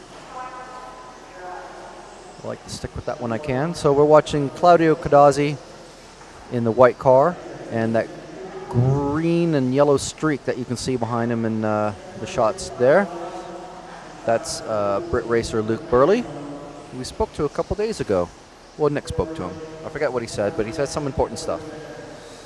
It was dreadfully important, but I can't remember what it was. So that's Claudio Cadazzi. Let's see if we can find Mark Stiles. Is he going up the Zen Z, I think? That might not be the right car. There's, what, how many yellow cars are in this race? It's crazy. Mark is car number 3. And he's just coming out of TV turns, going up the short chute into the Zen Racing Z. And we're with Mark Stiles, British racer. It's a bit strange because he's running a completely different body shell than he has been running all weekend long, as far as I'm aware. He's got his nice Yokomo stickered body shell with, oh, and a wheel comes off at the end of the, just going into the Zen Racing Z there. Marshall's picking it up. So no threat for the leader, Mark Stiles, who is not running his traditional normal paint job, so it's a bit difficult to see what he's up to. Especially because there's, I think that's Luke just behind him. I'm not sure who, I think, oh, it's Robin Kaiser and Mark came together. Mark is off and away. So we've got 3 minutes and 15 seconds left in this race. Mark Stiles coming from third on the grid to take the lead so far. Helge Johansson started off very strongly, and then just a couple of mistakes with pressure from Stiles, who's a regular BRCA 12th championship runner. And Helge fell right back. He's 4 seconds behind Mark, who we're watching. Claudio Cadazzi and Luke Burley were battling for the third spot, but they've fallen back. Luke started from 6th, but so battling for third is pretty good. Adam Walker-Catchpole has moved from 10th to 5th, so he's the big winner so far. Robin Kaiser went from 7th place on the grid to 6th. Dirk Brouwer went from 9th to 7th place at the moment, and it looks like we've lost Kai Altman and Marcelo Galli. Patrick Miltot did not start from 5th position, so, well, if you know anything at all about what happened, be sure and let us know on the YouTube feed or the Facebook group. So we're with Mark Stiles. Helge Johansson is just waiting for the timing screen to refresh. 4.8 seconds behind. So he's falling behind, well, about a second every minute or so. So let's see. There's no close battles on the track except between. Are they on the same lap? Yes, the battle for 4th is very tight. Adam Walker-Catchpole and Luke Burley. So let's see if we can find that green and white car once again. The Brit racers. That is not them. Adam Walker-Catchpole is car number 10. I think that's the purple and white car coming around. Sorry, that's car 9. Cannot find them. Where are they? Car's moving too fast. Helge's got some major body damage, but he's still able to drive around. Okay, yes, we are with Adam. I was watching the track and marveling at how Helga is able to drive around, and Matt has caught Adam Walker Catchpole. Where's Luke? Because they were close together when I looked at the timing screen. Yeah, Luke's a few seconds behind, but it's nice to get some of the different racers on there on the screen. So we've got 45 seconds left in this race. Oop, little mistake from Luke. And let's see if we can catch up with, through the Zen Z, we've got Mark Stiles in the first of those bright cars. And he's on the straight. Yes, there he is, going through the TV turns, and he's just about to pass Dirk. Very closely behind him. So this is Mark Stiles, Brit racer, one of many, many Brits who are here. And I was going to say he is running a rollover aerial. I think only the Brits are. Is that right? Pretty much. He's running a black one, which is what I would run. Maybe you should change to a black one, Nick. Do it. When in doubt, just do what the fast guys do.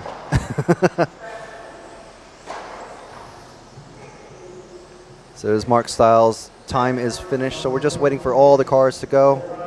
Mark has definitely taken the win there with Helga Johansson in second, Claudio Codazzi third, Adam Walker Catchpole from 10th to 4th. That is very good. Luke Burley in fifth, Robin Kaiser in 6th, and there we go. Dirk Brouwer in 7th, Kai Altman, Marcelo Galli, and Patrick Miltot did not finish or start.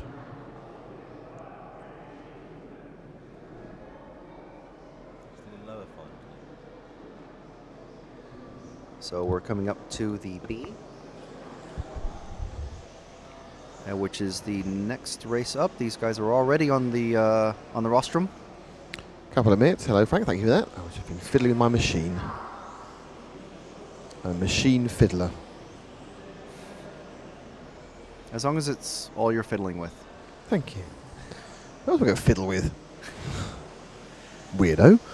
A quick welcomation to the Facebook group. Am I allowed to welcome people even though you're on the camera, Matt? No, I'm not. No, Matt, I won't welcome any more new people till Matt comes back and gave me a big bottom lip there for the B final. So we have to remember that when we got the A final, there's a lot of plugging and unplugging to do and changing of people and turning on cameras, and I just sit here and everyone runs around. So the B final features a number of names a couple of names I expected to see in the A final. Yes, I did. Really, Nick? Yes, I did. So we are in the B, so we're 10 minutes away from the big one, from the A final. Lots of you are watching on the stream. Please remember that if you want to, you can choose a 720p high definition stream by selecting the little gear wheel at the bottom on the right hand side and clicking it. There's a minute to go. So who's actually in this race? And the answer is on pole, former European champion Juho Levonen and James Parry Tribute Act. Second on the bid is Michel Romangoli. Third is Jakob Zundel, whose car is stunningly quick, but not stunningly on the track that often. Dominic Fleischmann in fourth, obviously well known. Tim Altman is in fifth. Dinos Stadler is sixth. Timu Saarinen, who didn't really have much luck, is in seventh. Vesa Ili is eighth. Chris Kurzweil must be disappointed to be ninth overall. And Albert Tedeschi brings up the rear in 10th for this B final modified. Oh, I kind of left that point there, but there's 20 seconds to go, so I can't really kind of dead air, or people are going, oh, he's stopped. What's he doing? Luke Burley, hide behind a chair. I think it's not paintball, Luke. The chair hiding championships. Luke, I can see you, Luke. It's just camera shot. He's off. So a clean start, 1, 2, 3. In fact, everyone's got through cleaning and in order, I think. Minor shuffle. Oh, and a tip there straight away. It was a tap, and Levonen got tipped by Romangoli. I'm waiting to see what Zundel can do. He's not actually. I think he's dropped back down to fourth. The start. We are indeed running 1, 2, 4, 3. Levonen, Romangoli, Fleischmann's got through. He's not shown much so far, Dominic, but he's now looking to move forward within this final. Levonen, Associated Finland, with a pure white shell, which he may have bought and sprayed up specially for today. Shells all look similar. They all have slightly different aerodynamic properties and slightly different handling characteristics. Some will give a little more steering, some will give a little bit more stability, and some will give a little less of both. Sometimes you might want less. But it's certainly what I'm not seeing is the next there. You're right. There's a good ooh there from my left-hand side. What happened, Frank? Lebanon crashed coming out of the Portiform P, and that let Romagnoli straight through.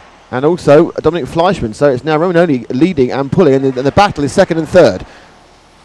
And that is Fleischmann and Lebanon. Lebanon, who are clipped coming out the bottom of the corner there. And oh, that's one hell of a now Lebanon needs to wait more. Lebanon needs to wait more than that. Oh, I'm interested. He got away with that because he should have waited more than that because he didn't really. And suddenly he gets fenced.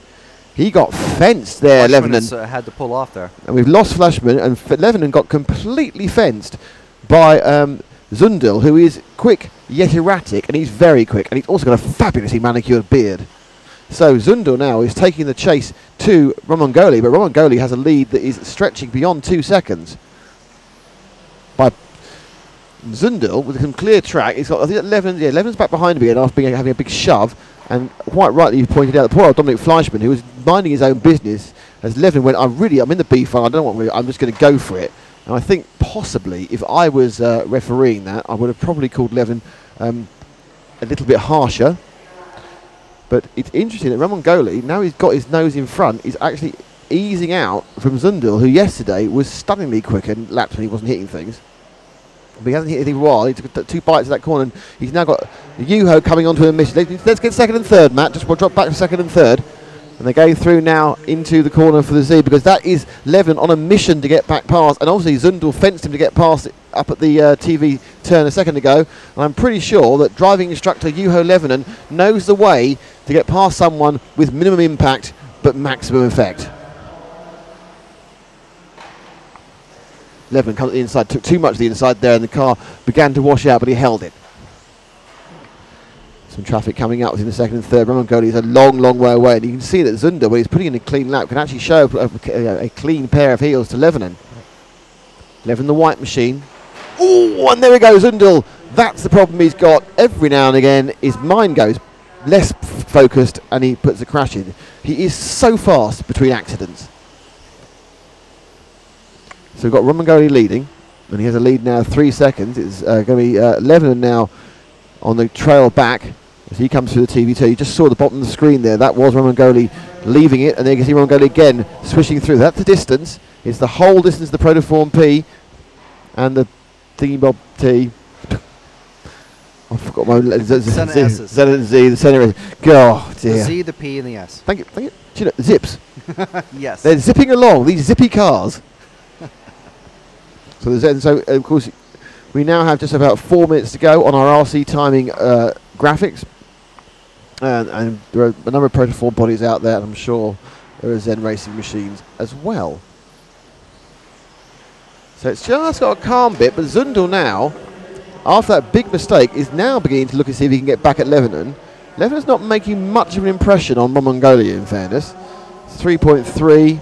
Zundel's back another second from Lebanon, so there's a bit of a stabilised position here. You kind of get the impression that this car on screen now, second place Juho, is where the action is going to happen. Either Zundel's going to scream up to him, or he's going to start getting closer to Romagnoli, who's actually put in a very, very good performance since he got the lead from from position 2. Oh, some stuff going on there. Romagnoli, though, I think Romagnoli's actually pulling away, and Zundel's making mistakes. So let's pick up our leader for a second, because he's about to go into the Zen Z and now the Protoform P. We'll keep an eye on what's going elsewhere, but there's a big lead. I mean, there makes a mistake there. I've done that many times, turning in too tight in the first. Obviously, down to the car, not me, Frank. Turning in too tight into the TV turns. But he got away with it. He hit, bounced back and came through, and his net loss of that particular lap is going to be just half a second, that accident. The lead was 3.3 seconds several laps ago. Yeah, there's 2.5 minutes to go, or 2:50 to go. At this rate, Lebanon should get to him by the end. 1.9 now. He needs to gain faster than a tenth of a second a lap. And he actually gained a tenth of a second last lap. It was 12.011 for Romagnoli and 11.9 for Juho, and he pulls out to 1.8 seconds. Zundel doing his own thing, 2 seconds further back. Go wide, and there's the white car of Lebanon, and there is the orange and red car of Romagnoli. As he comes now back to go through the centre S, he's got a car in front of him. That's the was in front of him. He decided to throw itself on the track. It was a suicide pact. I am very pleased there's a large bit of wood in front of our tables because Yes. a lot of things have been thuddy against it. Supported by concrete blocks. Yeah, there's been a lot of thuddage over the weekend. And Zunder makes another mistake and drops even further back. And Levenen's charge has been stopped by a half-second mistake. So we're down to 2 minutes. It's looking particularly good for Ramangoli unless he makes a mistake. We've got Dino Stadler in third. Zunder drops to fourth. Kurzweil's fifth. Altman is sixth. Vesely is seventh. Albert Deshi is eighth. And Timu Saarinen is ninth.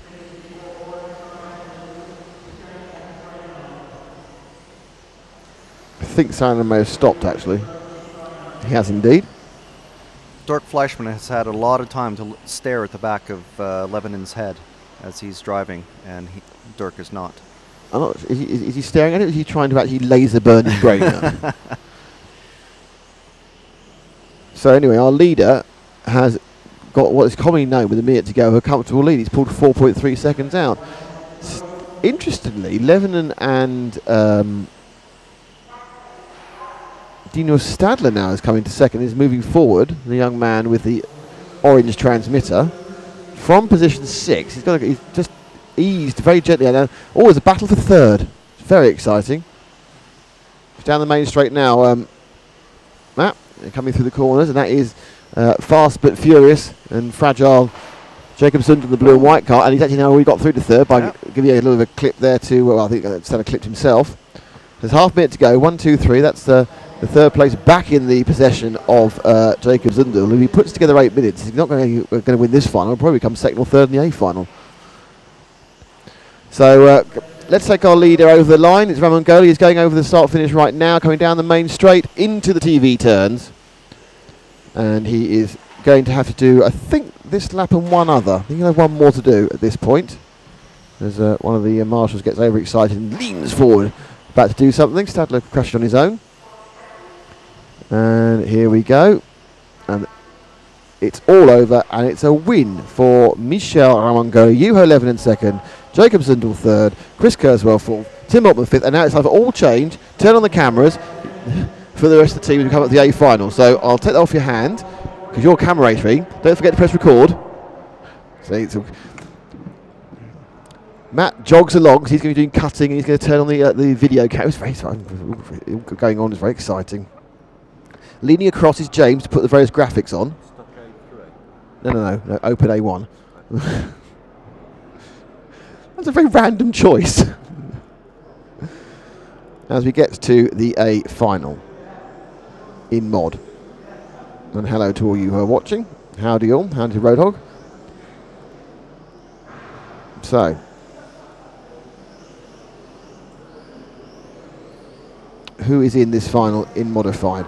Alex Hagberg is on pole. Ollie Jeffries is second. Marcus Mobers is third. Alexander Laurent is fourth. Daniel Sieber fifth. Sima Ananimi, the double defending European champion, is in sixth. Arnaud Lempierre is seventh. Dominic Vogel is eighth. Hooper Heugel is ninth. Massimo Fantini is 10th. So Honegel, who won the stock race, is starting 9th here in mod. Mobers, who was second in the stock race, is now running in 3rd. And I think Arnaud Laurent Alexander also did the stock race, but the rest are just doing one class. Time to hide behind the chairs in a paintball style. We're still a little away from the start. Hagberg has got a marvellous little... all these kind of free-based where... No, you need to point the car. You need to point the car. Number 2 needs pointing. Dallas. Number 2 needs angling. Car 2 should be angled into the corner.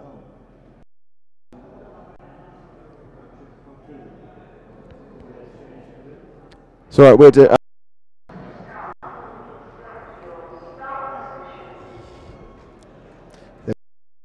that's not because he's British. We were trying to get that done. It's just because we wanted to make it fair. So... because we are starting on the corner. Hagberg there on car 1. Let's get a nice tight shot on our leader, Alexander Hagberg.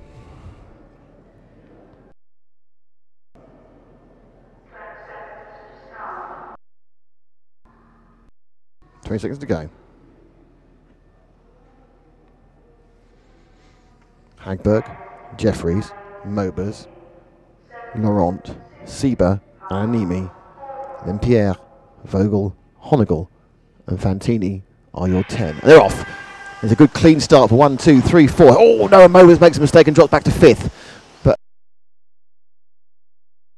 he's up to chasing. Jeffries' car not being good in the first minute for most of the heats, but then comes a bit better. We saw in the final heat yesterday, though, it was just all about Hagberg, so he smashed it up.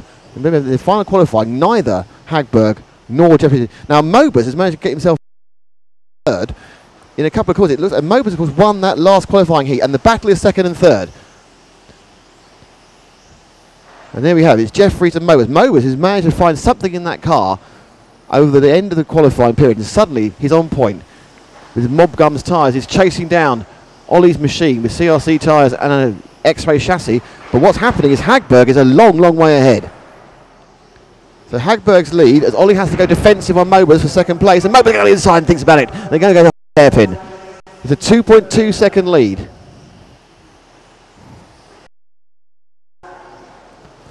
Now Ollie, as we see actually ahead of me, I think it's Sima Animi, the defending champion, having a nightmare.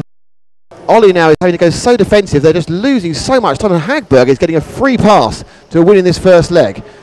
Mobers is a car slide. Oh, they've come together! And that means an opening for 5 as Daniel Siebert looks no bit, but this is what Alex Hagberg.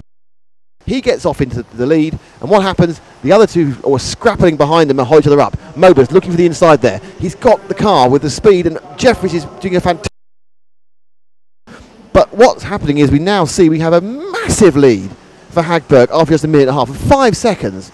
And then suddenly, slight mistake, and Mobers drops back, and Sieber's into third. And now it's Sieber's turn to start shooting and hunting at the X-ray of Ollie Jeffries, the British modified champion. Now there's another clip in a round. I think that's Honegel up from 9th to 3rd. So Honegel has managed to get 9th to 3rd. Mobers has dropped back. The consistency, Hagberg is leading by 1.5 miles. Jeffries has held the rest of the pack up and is still second. And it's Honegel has come from 9th to 3rd. So that train you see is an accident there for Sieber, and suddenly we have the yellow, the car number 10 of Massimo Fantini in the mix as well. And then Jeffries gets shot. And suddenly now Fantini from 10th moves to 2nd, and Jeffries, who's been holding rear guard action the entire time, is out. He frees up 3 machines, and those 3 machines are Fantini, Sieber and Laurent, and now he's holding up another train of cars, and those cars are Honegel, Honegel, Marcus Mobers, and the Orion machine, car 7 of Lampierre. As suddenly Mobers gets fenced, and that's not really what he wants to see, and he's going to have to throw his way. Leg 1, but leg 1 has just turned absolute benefit race for Alex Hagberg. As we look down with the battle as we see now, the 2nd, 3rd and 4th battle, Alex Hagberg is still there. Alex Hagberg is leading by 9 seconds, and we've not seen a distance like that in the entire time we've been here the weekend. And this is almost like when Hagberg went to sleep last night, this is what he dreamt of. He dreamt of a race like this, and he dreamt of a chance of being halfway to his first ever European Championship.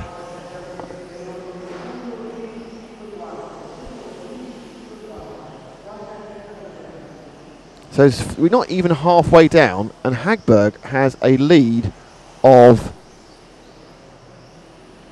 something in the region of about 9 seconds. But it is Massimo Fantini from 10th who's in 2nd place. This is what's on the camera at the moment. Daniel Sieber in car 5 is 3rd. And Alexander is 4th. So this is the 2nd and 3rd battle, and they're about to put a lap on Honegel, who must have had a disaster off camera earlier. But soon, and Ollie Jeffries has been lapped, as has Dominic Vogel, as has Marcus Mobers, as has Hubert Honegel. They sat on the grid thinking we've got a real chance, and in half the race they've been lapped by Alex Hagberg. And Jeffries' car is this shadow of the machine that TQ'd 2 rounds yesterday. Whatever he did overnight, undo it. Go back to where it was. The track, and now Ollie is holding back the 8 of Vogel and the 3 of Mobers, but he's not holding back Ollie. Let's go and find Hagberg. He's not had much TV love because he's been... Oh, he made a mistake. Just doesn't matter. He's got so much time in hand. He can make about 11 mistakes. And that was his first mistake just as we came to him. 13.2. He's got the fastest lap. I think he's actually not got the fastest lap, Hagberg, but he's not had to push himself. He's been so far ahead. He literally, as he comes down on the TV turns, he's going to lap the 7 machine of Arnaud Lempier. He's lapped everyone up to 5th. This is the 5th place man. Lempier will let him through, I'm sure. There's Fantini in 2nd, Laurent in 3rd, and Sieber in 4th. They're quite close, but this is a little bit like a textbook demonstration run of how to seal off your first leg. There's going to be some pretty unimpressed drivers out there. Not because anyone made a mistake, but just because they couldn't get the brakes, they'll feel. The one man who got the brake from pole, Hagberg. We're now down to 2 minutes and 20 seconds. Jeffries about to be slapped for the 2nd time by Hagberg. It's just gone horribly wrong. And the car, which he said was not behaving particularly well at the end of qualifying yesterday, something's happened to it, and it's an absolute shed. It might even be worse than my car. That's ridiculous. So what's going? Oh, I know that 2nd and 3rd are really, really close. They come together, and the hot's hairpin. In fact, the car in front of Hagberg, but that 2nd and 3rd, just in front of me a second ago, that bang you heard was Massimo Fantini going wide as he hit the fence, and Laurent, as you see in the blue and silver cars, got through in 2nd place. And now he's in 2nd. He's been to pull away. And Laurent, don't forget, won at the 1st round. He was a TQ in the 1st round of the qualifying. TQ both classes on Friday evening. Never showed that ultimate pace again. But he is in 2nd, though he is the best part of a lap behind Hagberg. And now he's got past Fantini, he can move and push forward. Thinking all Christmas he can't wants to find himself in 3rd. Sieber's about a 2nd behind Fantini. Let's drop back 1 to Fantini, because the car behind him, the white car behind him, just in the shot there, that is Sieber. And the car behind Sieber is our leader, with 1 minute and 8 to go. So I drop back 1 more to Sieber, because you'll see a green car, and that green car is Alex Hagberg, the man who's about to take the first leg, get halfway to his first European Championship. Sieber is gaining on Fantini, but, you know, and there goes Hagberg. And let's move forward with Hagberg. This last 45 seconds of this, the first leg of Modified, which has turned out to be a Swedish benefit. Swedish if the track had been made in IKEA.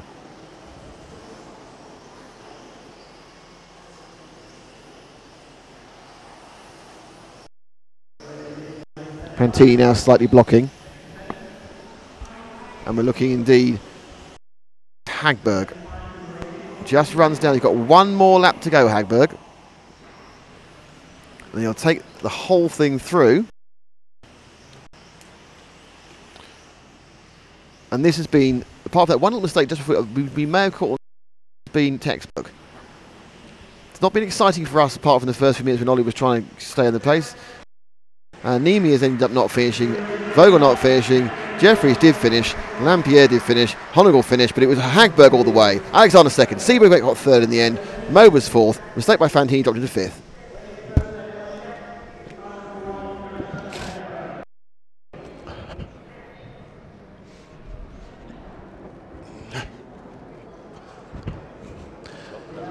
Alex, I imagine that when you went to sleep last night, that was the race you dreamed about.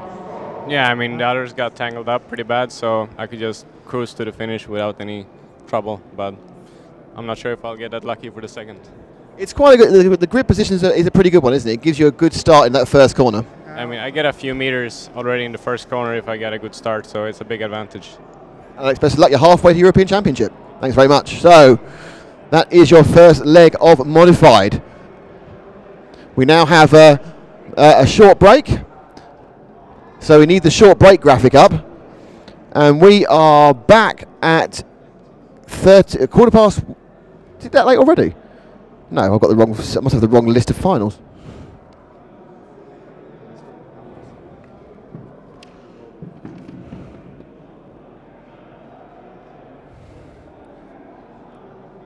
I got it wrong. I'm looking at the wrong piece of paper, that's why. So we are back at 12:08. So we'll have a little break. We've got a few things to do, and at 12:08 we'll be back with the D final, which is quite a quiet final, and then the C final, where with a complete car and bits not missing, I'm hoping not to come quite as lowly as I did last time.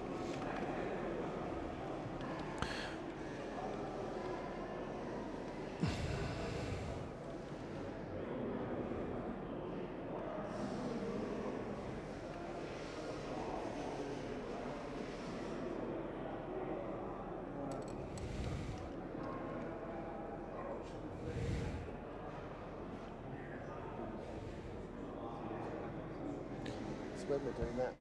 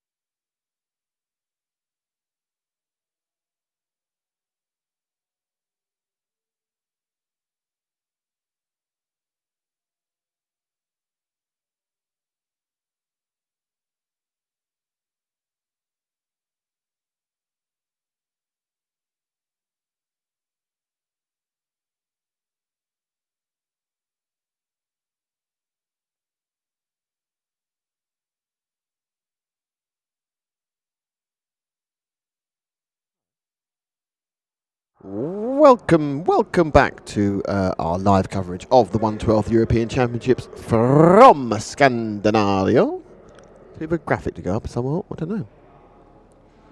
We're waiting for the start of the second leg of the Stock D final. We have 2 cars in this. It's very exciting. Though, no, we don't have 2 cars. We have 1 car on the grid. Oh, no, there are 2 cars. There's 2 cars. It's very exciting. I don't have my information who won the first one, which is very naughty. There we are. It's Mr. Burr and Mr. Pett and Mr. Mann. A man Burr Pett. It's a man pet. Do you have a man pet? I do have a man pet, yes. There's a radio over there,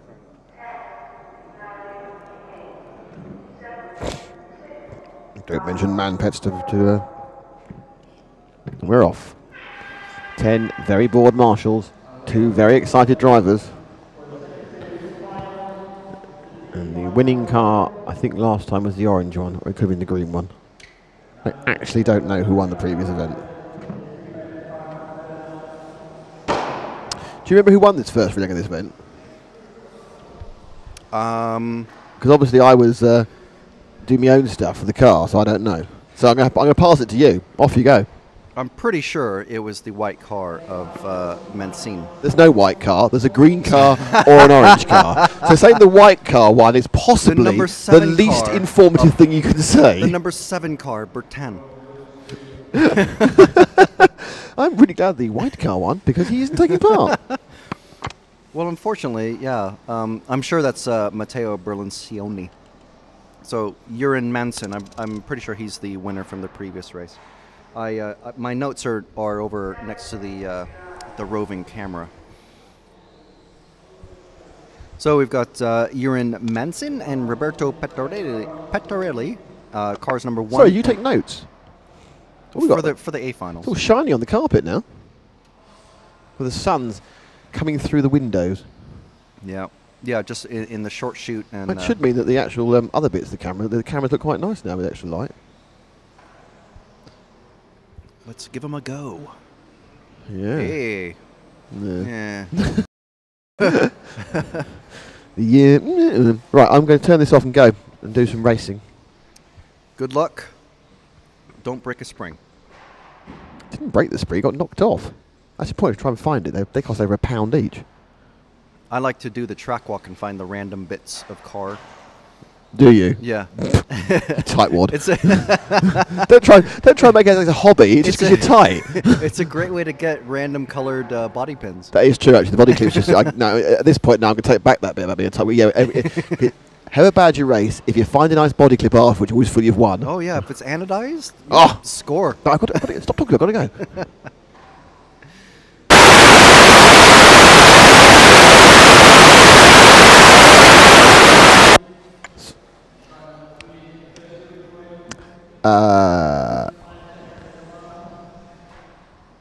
Hello? Yes? You've turned me off. How do I? Ah. Hello? That was what happened. Sorry about that. The shushing sound there was entirely my fault, and I apologise, and I'm now going to go and race. Right, so we're back from the atmospheric disturbance. The sunspots, we'll call that. And we have got Yuri Manson, car number 1, still in the lead. Ah, yes, it was Pettorelli that won, I believe, because Manson had to pull off in the last race, and we were watching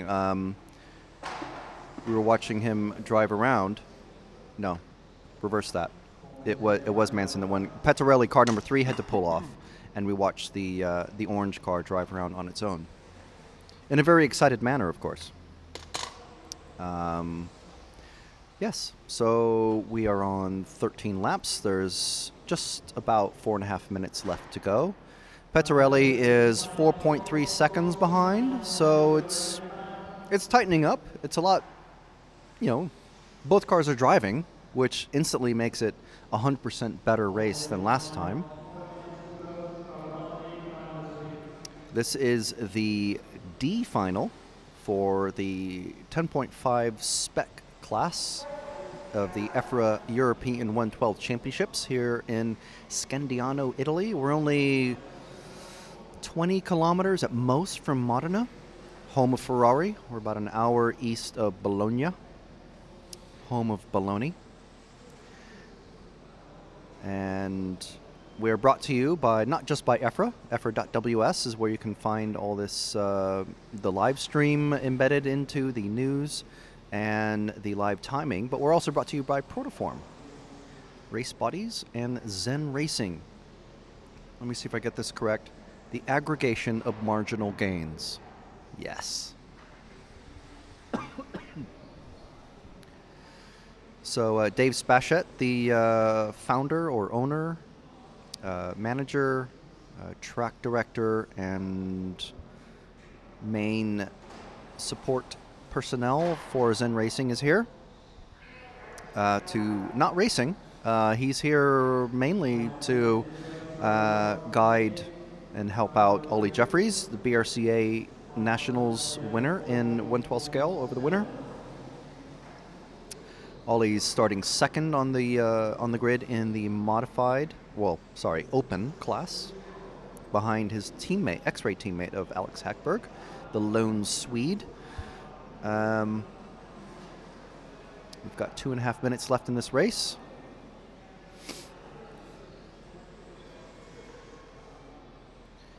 And in the Spec Class A final last time out, we had, and I'm sure we'll go over this again, especially Nick will, as we're going through the finals. It was Marcus Mobers from Germany who was starting from the lead, and Hupo Honegel basically connected by a string about a foot long the entire race until Marcus made a single mistake coming through the TV turns, which is a big sort of looping, I'm not sure what they're called in sort of track terminology, but these right here, the sort of decreasing radius turns that I like to have in any track design I do. And that's where Marcus made his one mistake of the race, well, his one mistake up to that point, and then Hupo got past, and in pushing to get past again, Marcus made one or two other mistakes and finished second. And that was it. That was all she wrote. So in this race, the D final, there's Nick's races next, the C final, and then we've got obviously the B and then the A, which will be the second. This is the second time running for all these guys in the spec class. So we've got defending spec class European champion Marcus Mobers on pole in the A, and pretty sure it's Hupo in second.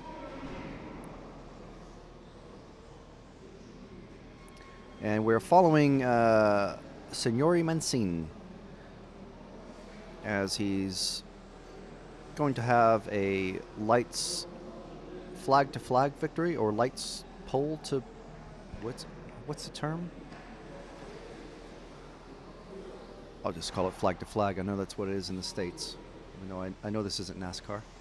A lights to flag victory? It doesn't sound as good, even though that's what we use in F1 and Le Mans. So Roberto Pettorelli they're on the same lap still. I mean, he's running, which is a bonus, and then he hasn't been lapped in this whole race, so they're actually pretty even though half a lap behind. So that's the overall win for Mr. Mancini, who we see picking up his car there at the bottom of the screen. Congratulations, sir. So if he wanted, he could sit out the rest his third race, but he probably won't. There's one thing I know, racers love the track time. So here we are with Nick's race, the C final. As the graphics refresh.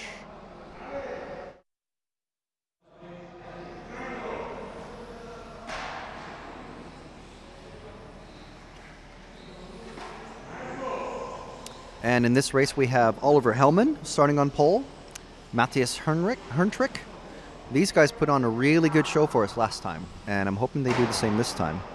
Alberto Montecchi in third, Nick Damon starting fourth. Nick had some bad luck where I forget if it was his mistake or someone hit him, but he lost a spring from his side pod and made his car just handle really terribly. So he was holding solid in fourth, and he dropped back to, I believe, seventh in that first race.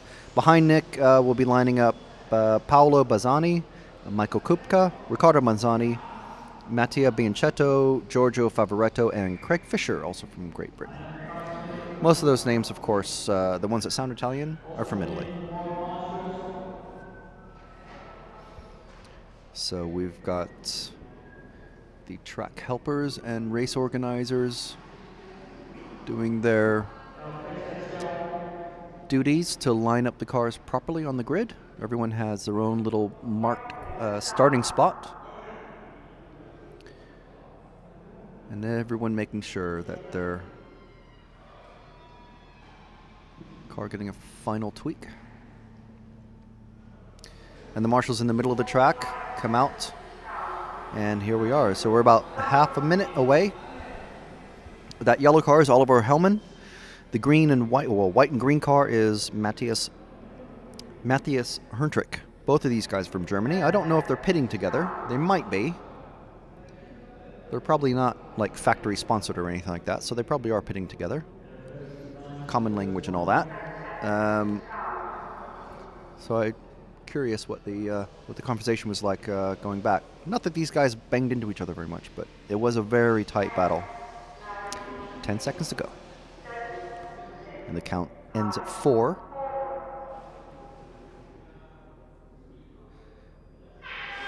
And here we're off. And it's already Matthias getting pressured by Alberto Montecchi. That bright pink and white car. Oh, sorry, Montecchi.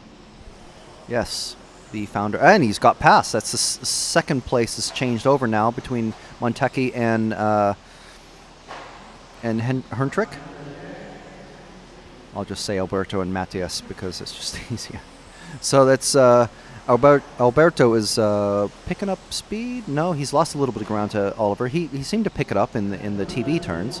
So that's first in the bright yellow car. Second is what happened to Alberto? He must have made a mistake coming onto the straight because Matthias has gotten past him now. So now we're back into 1, 2, 3 order. Nick's holding station in 4th. Michael Kupka has moved up from 6th to 5th. Giorgio Favoretto has moved from 9th to 6th. So that's pretty good for him. And let's see, we're still with the leader. This is Oliver Hellman. He's already coming up on lap traffic. Can't read the number on the screen, so I can't tell you who that is. And it's down the back straight again. And I can tell you that coming through the TV turns, Alberto has made up quite a bit of time on Matthias, and he's putting some pressure back on him again. And there we are, we've got him on screen. So these guys, one will make a mistake and fall behind, and then the other will make a mistake, and they'll be back close together again. So, and oh, that's a huge hit from Matthias, but the car's still going. These things are pretty tough, I must say. And that is not that. Well, I was trying to say, coming through the Protoform P, Matthias was passing a lapped car. That wasn't Oliver. So Oliver's just ahead of Matthias. So they're resuming their battle from the first race. Alberto is, I think he made another couple of mistakes behind these guys. So now we're back into, well, what we remember from the first run. This is the C final of the spec class, 10.5 brushless motors, very large capacity batteries, and it looks like the car has really come to Matthias as he's really piling on the pressure to Oliver as they're coming up through the Senna S and out onto the main straight. And behind them, a big bang as someone clips the Senna S is a little bit too tight, going down the short chute and into the Zen Racing Z, out through the Protoform P, up past the start line where the Senna S's are, then down the main straight once again. So Oliver makes a little bit of a mistake there and lets Matthias crawls up right to him. He's only a meter or two behind him. It's really, really tight racing from these guys. And at this level, these guys aren't as smooth or as fast as someone like Hagberg or Jeffries, but they make a little bit more mistakes. And the ebb and flow of the race really hinges on not just lap traffic, as you'll see in the A finals coming up, but also on these little mistakes that these guys do. They make just a few more mistakes than the pros. Of course, that's what make the pros, obviously. So we've got the distance between these guys very, very short. It's only 0.6 of a second. Montecchi is just over a second behind now. Matthias, it looked like he had problems with getting around that lap traffic, but Oliver must have made a mistake as well at the same time, because he's right back on him.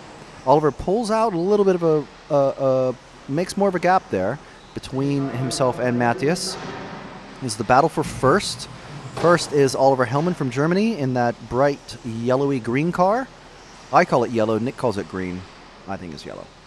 And then the proper green and white car of Matthias Herntrich, also from Germany, as they're coming down the straight. Oh, Matthias must have got hung up with the lap traffic there. That's really unfortunate. We didn't see that on the screen because we're following Oliver. But now Oliver has a gigantic lead. It was a 0.4 of a second, and now it's going to be, let's see, while the timing screen clears, 2.2 seconds. Wow, with less than 4 minutes to go. I don't know, unless Oliver makes a series of really bad mistakes, I don't think Matthias is going to be able to catch up. So, and we can see behind, let's go ahead and drop back to Matthias, the green and white car.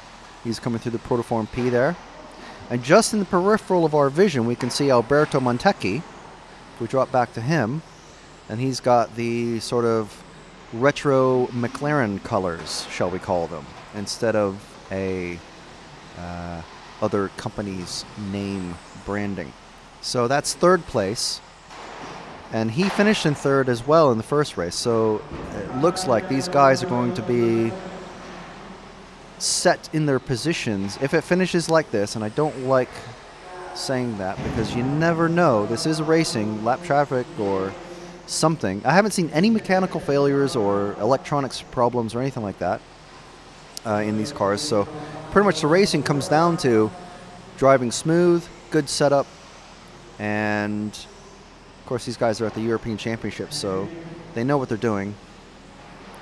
Ooh, and Montecchi getting caught up with Nick there. He was just, I don't think he expected to catch up to Nick so quickly coming around that, and Nick, I'm sure, will give him a wide berth.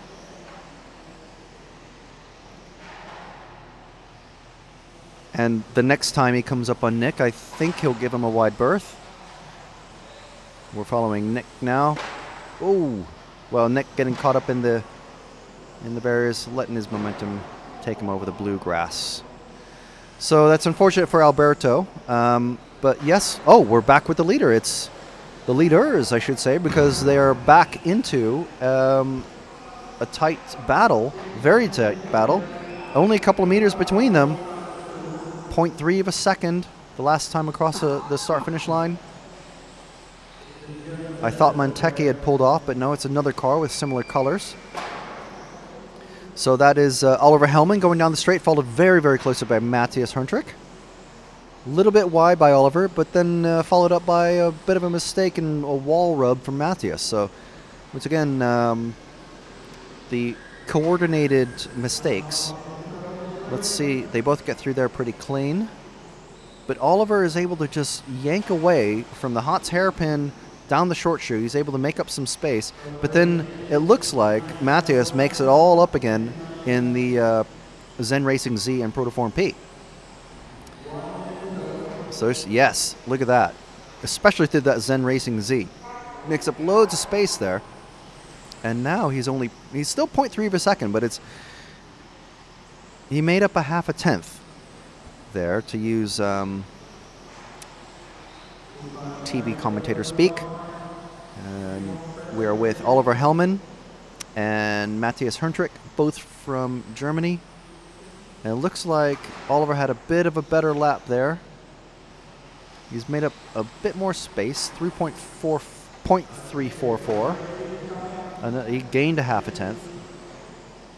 And Matthias, oh, he's very, very close. He's just inches from his bumper. Well, not bumper, the rear wheels, I should say. There's almost nothing protecting the back of these cars. Just wide open to the elements. As Matthias is just piling on the pressure. He's really... They're both driving fairly smooth now. I think the car and the track have both come to the drivers. And they both have their individual strengths and different parts of the track. And the track times, they're only doing the 13.5 second. That's it. That's the race. Oliver finishes in first. That last run over the start-finish line, that was it. So it's Oliver, Matthias, Alberto finishes in third, Nick in fourth. So maintaining position with a well car. And Nick coming across the track to do the thing. Nick coming across the track to return his car, as I will shuffle off and do the marshalling duties, which hopefully last time I didn't have to touch a car, which was handy. So we'll just let Nick do whatever he needs to do very quickly with his car. Got Matt on the cameras, James on the programming. Programming and compiling and doing whatever it is that he's doing. Magic fingers and all that. And Nick sits down with a satisfied fourth place sigh of relief. Yeah, start fourth, finish fourth, not much happening in between.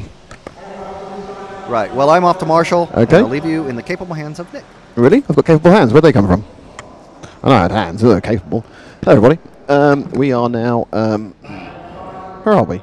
I was in Italy. This is now time for the B final, within the stock class.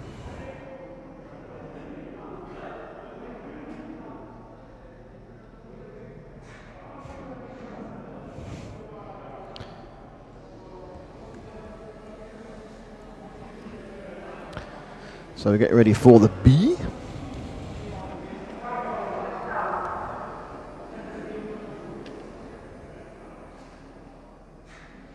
We'll find out. I think about a minute to go.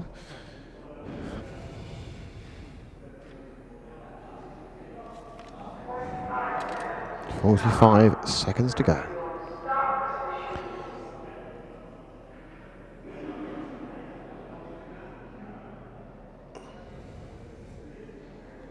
So, of course, in the last version, it was Manuel Biscoli who won.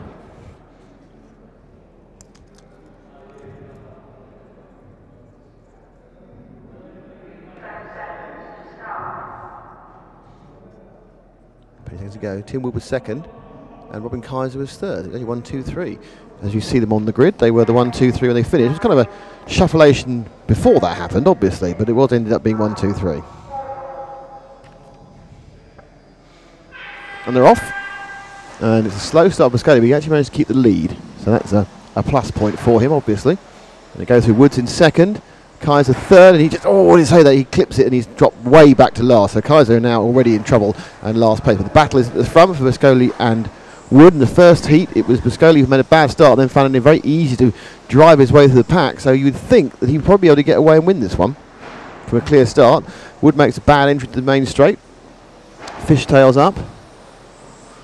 And we are running Biscoli, Wood, Julien Juste, Andrea Retrivi, Matt Vara, who's back in and running. Matt's not been in a lot of races, but I think Matt's obviously. I think Matt was very well, but I think he's feeling a bit better now, which is good. And then we have Sasha Freitag, Robin Kaiser, so who started third, now seventh. Sorry, the white machine going through the TV turns, and now through the short shoot, the Z and the P and the S. That's the zipping around. These zips. So let's see if we can find any sort of battle on the track, and the answer is there isn't any battle on the track. If we drop back to the battle for fourth, Matt, which is headed by the car just exiting the P now, and through the S is the white and mauve car.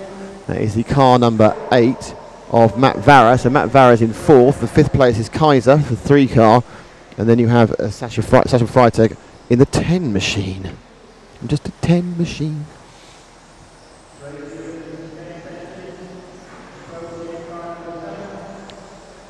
So Vara from Cornwall on the Acomo, from the west part of England. Kaiser. Up front, as you can see on the Powered by RC timing graphics, it is... oh, Wood's got... hang on, we've changed the lead. I've missed it. Biscotti's made a mistake or something. He's now in second place. So we need to find our leader, which is quite confusing how that's happened. Where's Biscotti? Where's Biscotti gone?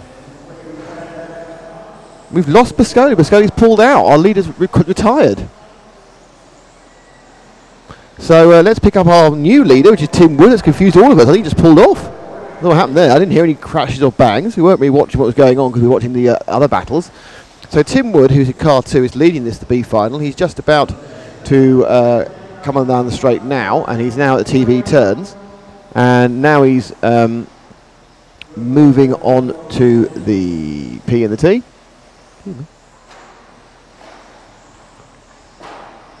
And Tim comes in now through the TV turns again, our leader, and then through the hot hairpin. Now, that kind of confused. The battle is now for second, so you drop back one set of cars, Matt, and that is second, which is Just, Vara, and Kaiser. Second, third, and fourth. It's just the surprise that Biscay disappeared. It kind of stunned us both, really. And that's Just and Vara, 3 and 8, and then of course you have behind him Robin Kaiser. And that's your battle for second in this, the B final stock at the 1 and 12th Electric European Championship, brought to you by EFRA, Protoform, Zen. Oh, and Vara there, and Zen Racing, as Vara kind of shut the door quite severely on Kaiser, but allowed Just to get away and very comfortably ahead is Tim Wood.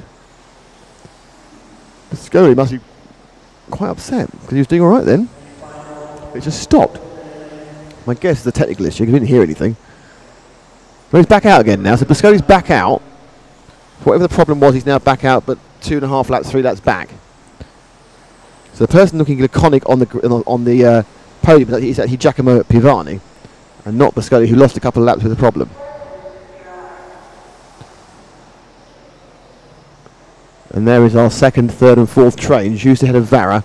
Kaiser slightly dropped off a bit, but Vara now beginning to make a more prominent push forward towards Just. Comes up the inside. Oh, and he's got a beautiful move there up the inside of the main straight. Vara picks up second in a very nice way. So 8 to second. Vara shows some of the talent we see at the UK Nationals. And also Kaiser gets past Just as well. So Just had a very bad lap. And he didn't really seem to make any mistakes. Just kind of almost like, oh God, it's too much hard work being in the lead. No, I won't be the lead. We'll let someone else take it. So he kind of gave that one up a bit. Scotty's still going round, but in 9th. And so it's Wood from Vara, from Kaiser. It's UK, Austria, France, Norway, Germany, and Italy are represented for top 7 here. So it's a truly international European event. Sun's streaming now into the auditorium, which is giving our camera a little bit of trouble as it goes from the light to the dark. And of course the next race up is the second round of the stock A final. As Vara now is managing to gap Kaiser. He's getting perhaps a tiny bit closer to Wood, but not anything that's going to excite the masses.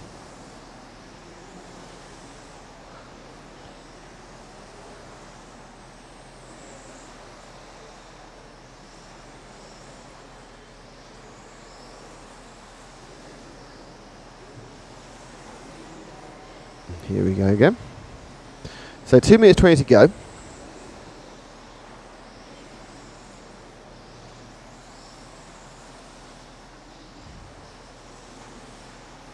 It's Wood from Vara, from Kaiser, from Just, and they're all staying pretty static. So let's move our focus to our leader, who's currently just going through the TV turns, and there he goes.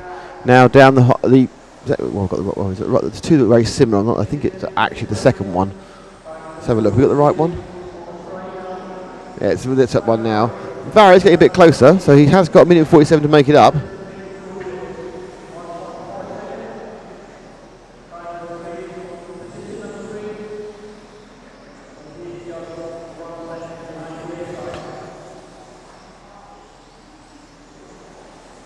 So Vara now beginning to get quite close to Wood. He's got it down to less than a second the previous lap, but he's only got about 4 laps to do it on. But this is Vara now hunting down. Oh, and it's getting better and better and better. But in taking those risks to make up that time, he's ended up clipping the barriers. Wood's got a second lead prior to that mistake, and the lead now probably going up to probably up to 2 seconds. As Vara comes around now, 1.6. Not as costly as it looked like, but with only a minute to go, it's going to be hard to make it up. Oh, and a mistake by Wood there. It goes very, very wide.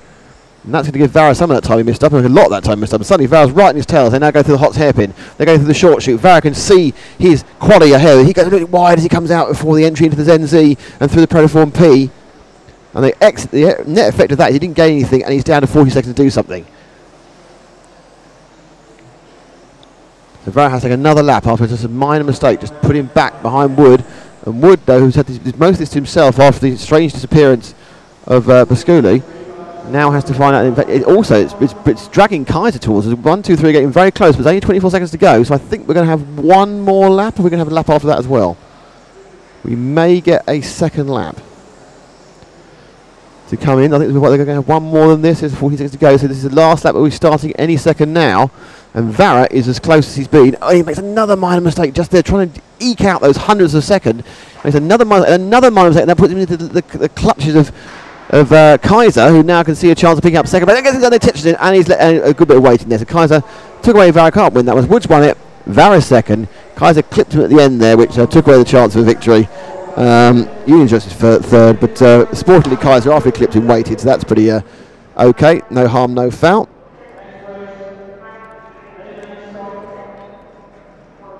So the final result there, Tim Wood wins, Matt Vara second, Robin Kaiser third, Junior Just, Joachim Lowell has come through, and we have the next round of the A final. Yeah. So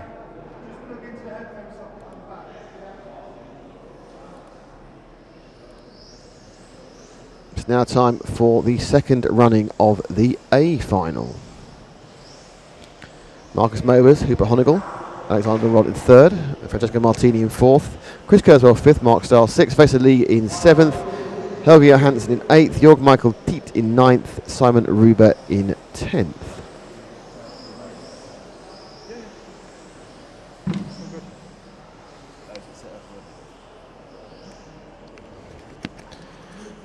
And we now have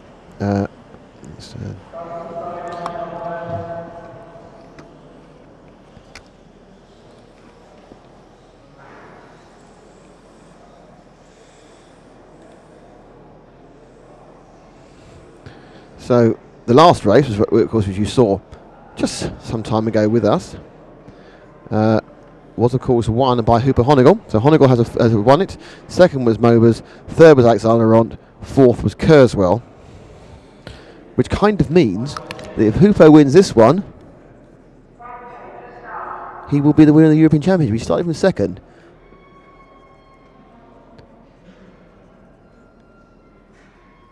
So he now needs to work out what to do. As we'll be in the countdown now. Just check that Frank's press record. Yes, he has.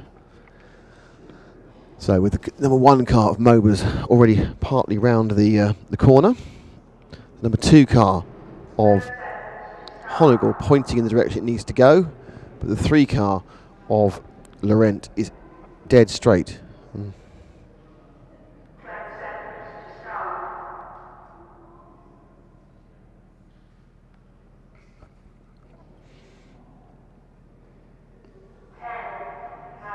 Mobers, Honigel, Laurent Martini, Kurzweil, Stars, Vesely, Johansson, Jorg Michael Tiet and Simon Roubaix.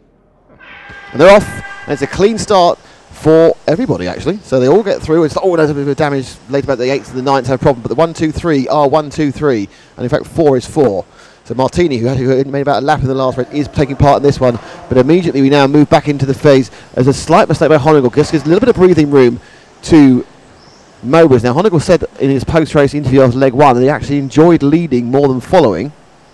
Well, he's doing both at the moment. He's following Honigel, but he's leading out Alexander Laurent. But at the moment, Mobers looking pretty untouchable. He's got a second lead, and it's going to take a little bit of work by Honigel to start easing that one back again. And he just does a few hundredths a second that time round. Honigel. Another clear lap for Mobers. 12.1, that's a very fast lap, and a 12.2 for Honegal. So Mobus has obviously decided, literally, I'm going to put the hammer down. I'm not going to leave anything on the ground in my attempt to win this second leg and take the Stock A final to 3 legs. I'm not quite so confident about the modified A final going to 3 legs after the domination of Alexander Hagberg in leg 1.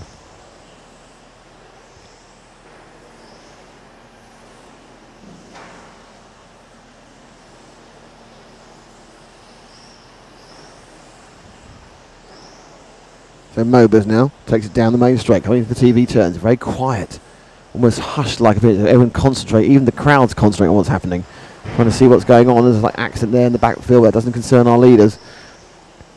So Mobus now through the TV turns, comes switch back to the Hots hairpin, roundabout again up through the Zen Racing Z and through the Predaform P and the S. And so at the end of that lap, his lead that was 1.26 seconds is now 1.27 seconds, so a 100th of a second gain, but it wasn't lost, and we're 2 minutes down, 6 minutes to go. Almost like a game of chess, this early part of the race. They wait for the cars to settle, start saying what to do, and I think visibly now, I think Honegal's starting to ease back close to them. And 1.3 seconds, he looked, I think again, it's different parts of the circuit. Hoopo's quicker in this first part of the circuit. He's quicker as you go through these TV turns, and once you get to this part of the circuit here, Zen Racing Z and the Predaform P, then it's an area where Marcus's car is slightly faster. And I think that lead will come down from 1.3, there's that way 1.2 indeed, so visibly. And now with still with 5.5 minutes to go, Honegal's starting to eke back, but it's interesting, even then he just took a tiny bit of extra too much curb, and that he loses those picoseconds you need as he goes back to 1.092, so 2/10 picked up there, 12.5 to 12.3. But I think you'll find it's going to go slightly out again because there was a mistake by Honegal in that last lap, and it's 12.3 to 12.3, so it was exactly the same. Looks like Hoopo has got slightly, minutely, just the legs on Marcus, but it's going to take him a very long time at 400ths a lap to catch up. And he's got 4, and he just made a mistake, and that's going to really, really slap him back. But when you're gaining just hundredths of a second each lap, if you make a mistake that loses you a second, that's 25 laps making up. And he hasn't got 25 laps. He's got about 20.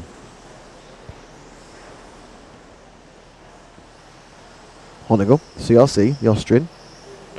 Behind him it's Alexander Lorette and Francesco Martini, who's getting a run for the first time. He only managed a lap last time, we had a problem.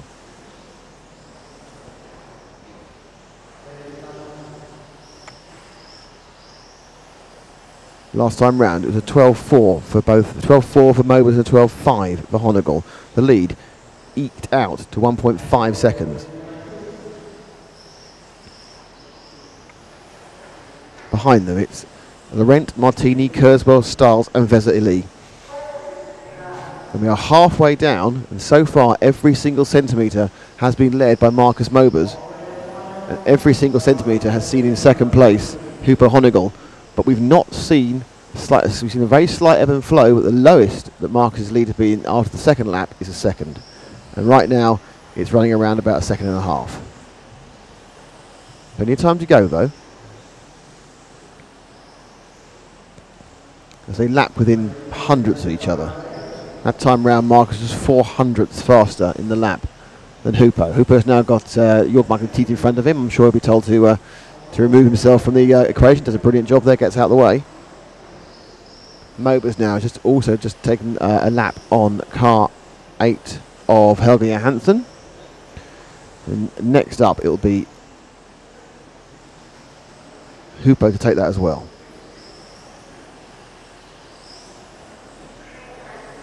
Hoopo just beginning to get a little bit closer.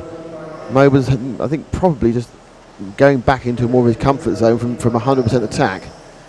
2 minutes 50 to go. About 12 laps left, and definitely Hoopo now. He's down to a second again. This is the closest it's been since the last time Hoopo made a small mistake, and he's already clipping corners. And we come down the straight now. There's one car between them, and that's the car of, I think, of Vesa Ili. But the gap now is down below a second, and Hoopo probably is thinking, I've got to really at this point now, it doesn't really matter. He's got one win. If he wants to be European champion, he can push as hard as he likes, and he falls off, he falls off. Great driving there by Ali, and suddenly these two are much, much closer, and suddenly it's building up to a crescendo with 2.25 minutes to go. gap down to 7/10 of a second. Visibly now, it's no problem at all for Frank to have both cars in the same frame and quite large. And I think at this point, suddenly you think that, right, is Mobers going to get the hurry up? Is Mobers going to start, let's give it a bit more? He knows he runs it clean, he's probably safe. That's what didn't happen in leg one. He made one mistake at the TV turns, bounced out the corner, only lost half a second, but that half a second saw Hoopo zip through, and Hoopo now is sniffing the wheel tracks again. He sees the German, the mob guns, the on-point driver, the CRC machine of Hoopo. Right behind him. And now it's taken him 6.5 minutes to get there. But as they go through the platform, a bit of a fishtail at the back there, they turn into the centre S's, and suddenly they're right together. Hoopo now looking left, looking right as he goes through the TV turns, sprinting now through the short chute, and he just eases back. He has to give it space. They turn in and hit each other. It's just a tiny mistake by Marcus as they went onto the turned left onto the centre S's, and now Hoopo's all over him. Just running his lines. It's all that Marcus can do now. Is run his lines. Be as wide as you can. Make a 12th car that's 172 millimetres wide. Make it even wider. Oh, well, look at that. There's Hoopo thinking about it again. Hoopo. Will he make a lunge or will he try and wait for a mistake? There's 47 seconds to go. They are covered by about 3 cars. And there's a little mistake there. Now, how quickly he can catch up? He decides to try getting inside the corners here with a kind of the blue brush. Doesn't do you any good. You can't steal any more than that little bit of white plastic. But he's right back again. Mobers, is he tightening up or is he just driving his controlled race? Hoopo now, left, right, looking to see whether he can become a European champion for the nth time. But they've got traffic coming up at 20 seconds to go. And the traffic is Styles and the traffic is probably Kurzweil, I guess, who've raced each other non-stop for the last 10 years. And now they need to get out of the way of our leaders, Mobers and Honegal. Mobers, the pressure must be unrelenting and unbelievable as we move now. He's just got 2 corners to go. He's got 2 corners in, and he's done it! Superb there. Honegal's got through, but the race is over. So Honegal passed after the race had finished. And it's won by Mobers from Honegal. So we go to the 3rd leg. A great run there. As Oliver gets his 2nd, 3rd. Kurzweil 4th. Styles is 5th. And the pressure did not crack Marcus Mobers, and he picks up a 2nd win. And that was probably the definition of, that was the definition of stress, as you've got a multiple European champion chasing you non-stop for 8 minutes. Yes, it was not very easy. I tried to go away in the beginning, but my car was fading a little bit, so he was catching up. So I knew he could pass me in the sweeper, so I stayed very inside there. So, but it was stressy, yeah, for sure. So, is there anything you can do to your car to improve for the final heat? Yeah, I will go down with the motor timing, so it doesn't heat up that much, and gear up. Good luck. And we're all set for a winner takes all 3rd leg for the 1/12 Stock European Championship.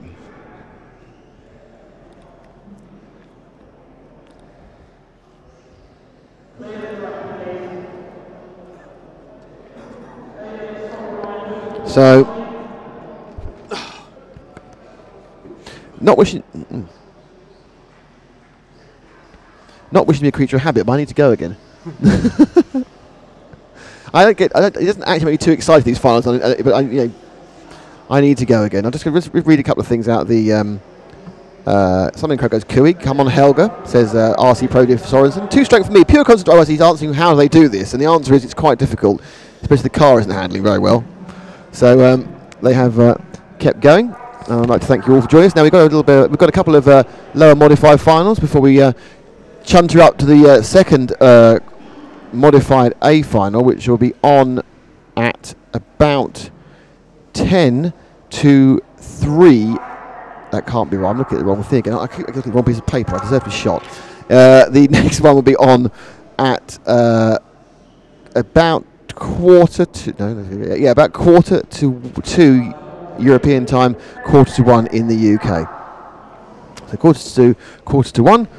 I'm going to put this microphone on mute, and I'm going to go walk round and do a walk roundy thing, and leave this exciting modified F final to young Frank in Stein. Well, along with Frankenstein, we've got Wolverine on the track. Oh, look at that. That's worth the money. Luca Uchadu, who's not on the screen. Don't forget your headphones. Oh, big wreck for the number 2 car of Lee Palmer, I think, there. And David Federighi. And Luca, our Wolverine impersonator, is out in the lead. Let's see how long he can hold these guys. Oh, ouch. Big crash there between second and third. That was Palmer and Federighi. So we're watching Luca. He didn't get much screen time in his last A final. And he's about to get caught right rapidly by Lee Palmer. Eek! Ah, there we go. That's Lee taking over the lead from Luca.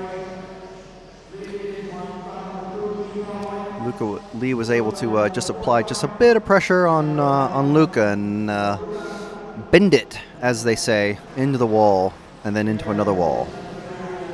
So that's Lee Palmer, Luca Uchadu, and David Federighi on the track. It's another 3-car final. It should be 4, but Tim Wood has elected not to start. I'm assuming concentrating on his modified or open efforts. Oh, and there goes Lee. Big crash out, and he's back to third. So it puts Luca back in the lead. Go on. Win one for the X-Men. Actually, it doesn't look so much like Wolverine now because he's not wearing his checked lumberjack shirt. It is getting warm in here, especially with the light coming directly through the windows. So we're watching Luca Uchadu, the Italian, Sardinian apparently. He's out in the lead. Lee has not recovered from his, well, he's recovered. He's on the track, but he had a big crash right about there and spun off the track. Oh, Luca gets, okay, now it's a 3-way battle for the lead with all the cars. Oh, there's David. He's holding him off. Lee wants to have a sniff. They're all gathered together. Is he going to wait? Is he going to wait? He's waiting. Good man. So that allows Lee to get a lot more space off. Oh, and there goes Luca into the wall, getting past David. Oh, man. It's like banger racing. Not as bad, but anyway, there goes Luca off into second place once again. The positions on, I think David is the only one who hasn't had a go in the lead yet. This reminds me of my days in modified racing. Just too much power and too much wall time. So that was Luca getting a slight repair there from a friend, I guess. So that puts him back to third. We're watching David Federighi in second. And we've got Lee Palmer from the UK in the pink and white car out in front. He's on the main street there. Coming through the TV turns. Around the Hots hairpin. Up through the Zen Racing Z. And Protoform P. And then through the Senna S's. The ZPS area of the track. Of course, we are brought to you by EFRA. You can see all the live timing on EFRA.ws. And of course, you may be watching this on EFRA.ws. We're brought to you also by Protoform Race Bodies, which are run on, I would guess, at least 80% of the cars here. And Zen Racing, and there's a good Zen Racing contingent here as well. Whoa, big crash from Lee. Is he still going to be able to run? Yes, he's all right. I've seen lesser crashes stop some of these cars, and I've seen bigger crashes where the cars just keep going. It's crazy.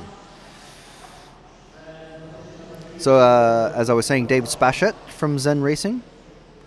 Dave Spachett is Zen Racing. He is here in person to help out countryman Ollie Jeffries, who's starting second on the grid in the open class final. And he is here with, there's quite a few people wearing Zen Racing shirts. So it looks like Lee Palmer is about to put a lap on Luca. Officially, he's 13 or so seconds behind. If Luca makes one more mistake, Lee will be able to put a lap on him. I'm pretty sure this was the finishing order in the last race as well, so that would solidify Lee's win. There's 2.5 minutes, 2 minutes 45 seconds left. Ay, another big hit. That lets Luca get away, so he won't be able to. I hear someone dragging on the ground, I think. Sounds like Luca. It was David who won the first race. Checking the live timing on myrcm.ch. You can see all the live timing, all the results from all the way back to the practice if you want. And the qualifiers, of course, and the previous finals on myrcm.ch. Just look for the Team La Gang, as in LA space gang. That's the name of the organizing group here at RC Landia in Scandiano. Where did Lee go? He decided to go for the turf. The green AstroTurf, so the blue AstroTurf. You can see why they put a board there, because all the racers are waiting in that spot. David just flung himself off the track at the end of the straight. That's one way to get around a turn, is to bump your rear end against the barrier and get your get the car to spin. So with Lee Palmer from the UK, Luca Uchidou is he's 4 seconds ahead of David Federighi. So I suppose this will go down to a third final to decide the winner of this F final of the open class here at the EFRA European 1/12 championships. I don't suppose they call it track championships, do they? They do.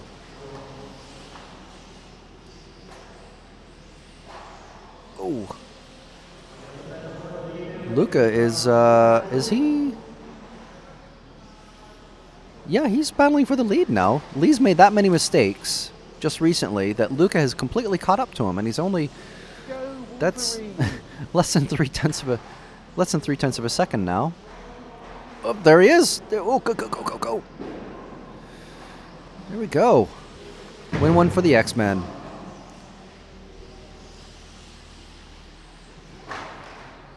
So that is Luca Uchidou from Sardinia, we hear, who is out in the lead, going down the main straight into TV turns.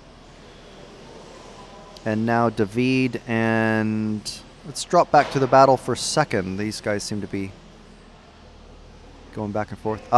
Yep, that's time is up. And so David takes over the second place position. And Lee goes from first to third to second to first to third to third. So Luca Uchidou takes the win. And he is ecstatic, just bouncing off the rostrum. I can't see where he keeps the blade fingers. Probably in those massive guns that he has. That was a very gay thing to say. Have you ever, I'm looking at Matt now, Matt, have you ever used the word, oh, look at his massive guns? Think about it, because he's from Texas, so he probably means guns as in sharpshooters, don't you? I mean actual guns, yeah. It's time to, well, you're over there, I want to welcome people in the group. I'll do it with Frank. Frank, do you know how to welcome the group? Lots and lots RC of Racing TV group, that's it. It's Ronnie Mayhoff, who has a Ferrari emblem. Clearly a Ferrari fan. Yes, as he actually just has a Ferrari emblem.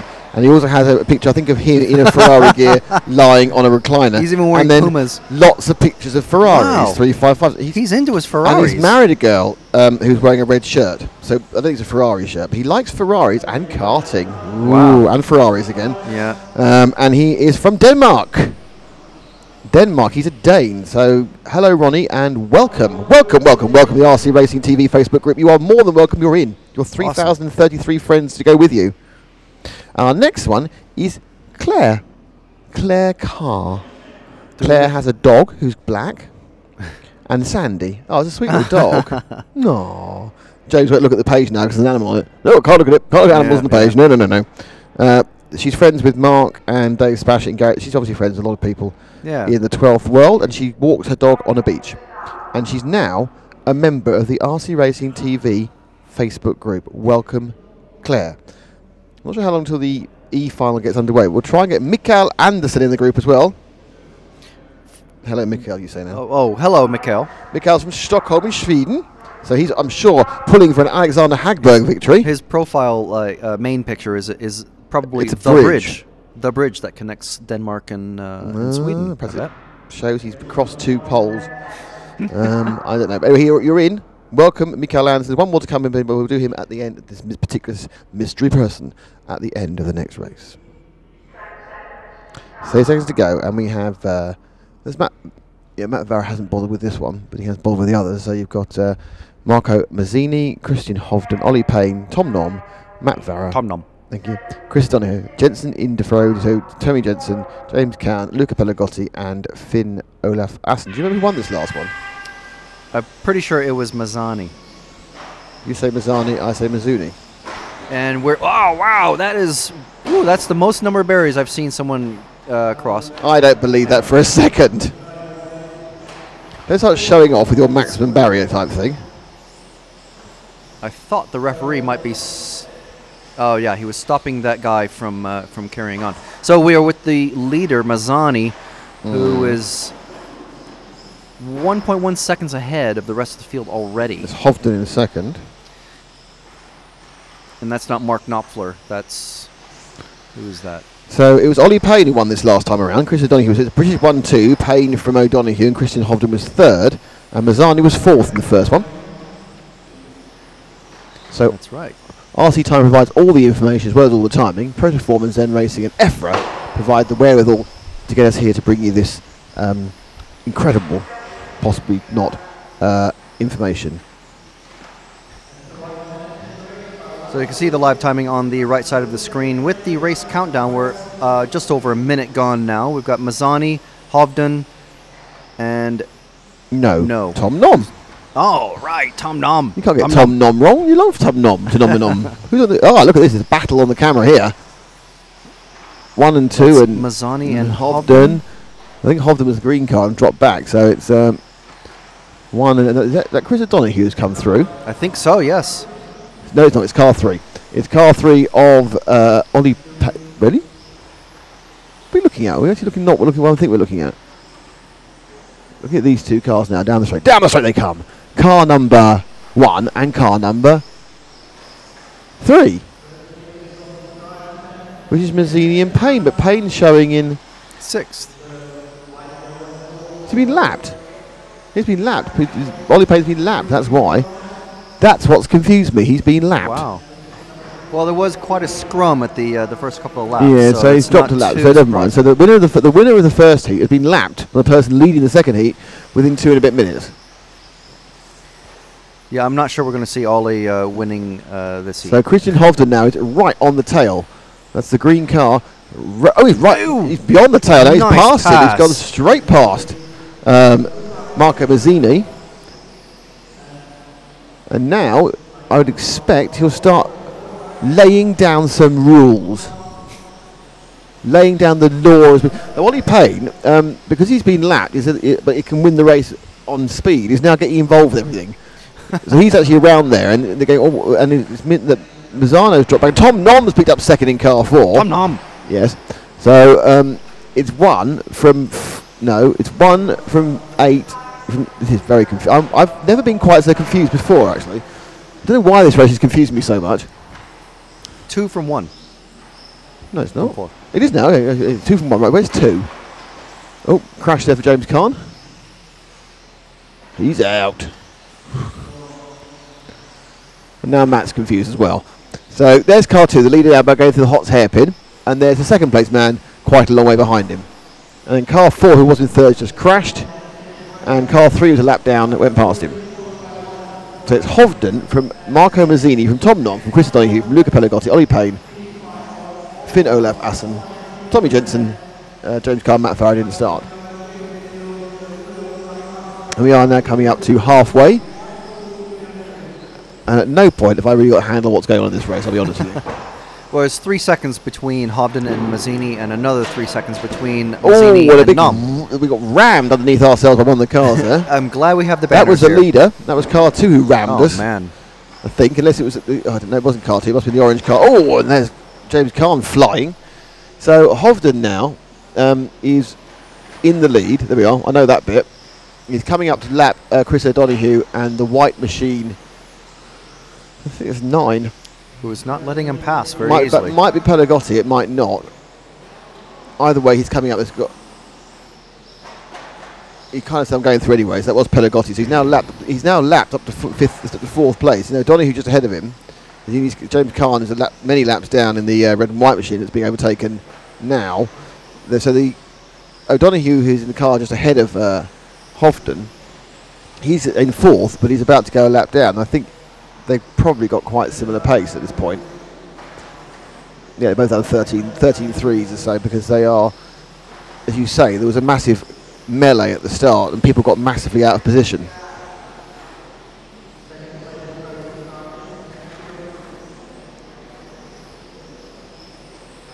Mazzani's made up a bit of time, but it's too little too late at this point. And Tom Nom is a second behind Mazzani, who is 2.8 seconds behind Hobden.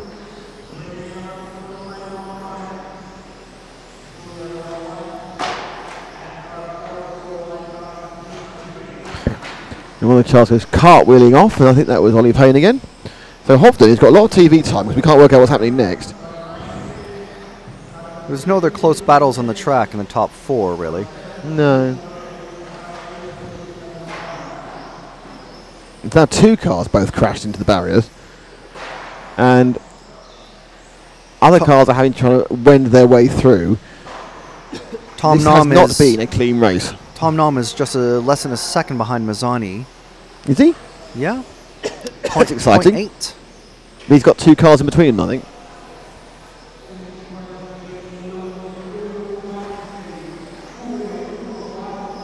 So 28 laps down, we've got a minute and 45 to go. It is Hovden leading. Mazzani is second, Nom is third, O'Donoghue is fourth, and Pelagotti is fifth.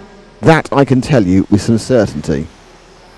Things I can't tell you with certainty is really, apart from the fact that Hovden's doing a quite good job and really isn't having any issues at all.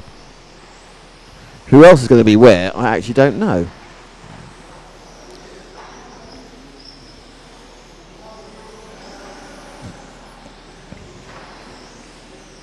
Tom Nom looks like he's just being held up a tiny bit by this white car that's in front of him. This is just the one car between him and Mazzani. So it's 1-9. We have got 1-9 and 4 running together with about a minute to go. So, Matt, if you drop back to the Protoform P, the blue and white car that's going past the CNRS down the straight, that is Mazzani in second, and behind him is about to be lap Pelagotti. And behind him is Tom Nom, who is the third place man. So it's second, fifth, and third actually, because this has been a very mixed up heat, to put it mildly. Tom Nom is a long way ahead, 2.5 seconds. It's a lifetime. There goes Pelagotti finally. Is he out the way, is he? Yeah. It's a rather showy way of doing it, isn't it? So we're down to the last 24 seconds. This is our second and third. Tom Nom has a clear view of Mazzini. I think if he hadn't had that lap traffic there, look at him. I mean, he's closing up very, very quickly. Mazzini's kind of is as close as you can get with his X-ray, but Mazzini's gone a bit wild. But this 5 seconds is going to be the last lap because they're going to get caught. It just needs 2 corners, Mazzini, and he's done them. And they have. Oh, they've just got through. Yeah, no, they haven't. They just got caught. Got caught. It's all over. That is your second and third. Hovden's won. He crosses the line now, so Hovden picks up the second round, and that certainly is not a decided final. That's the first and second were completely different from last time. So that is Christian Hovden, Marco Mazzini, Tom Nom in first, second, third. Indeed. So next we will induct another member into the RC Racing TV Facebook group, and that is Colin Brennan, who has 57 friends already in this group. He's not got 57 friends. How many friends does he actually have? More than 3,000. That's right. More than 3. Not close to 3,000.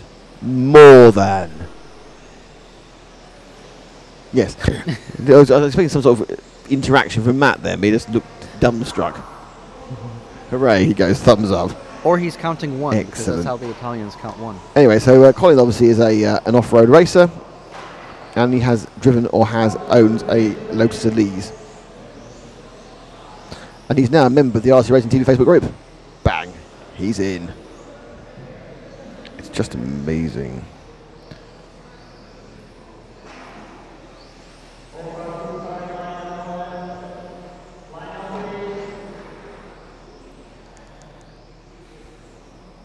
Right. So we are looking at the D final drivers lineup. We are. We've got Wah, we've got Bia, Stowe. Yes, that's The other Payne, I can see that. Pay, Mark Payne, yes. They're not related, by the way. not related. Nope. So this was won by Kumi Bai in the first round, and who's obviously starting in part 2. Because Simon Roubaix didn't start the race, and he's not started again. So Roubaix's not taking place. So the pole man is not bothering with it, which means that Kumi Bai is effectively in pole, and if he wins this one, he'll become the champion of the D final.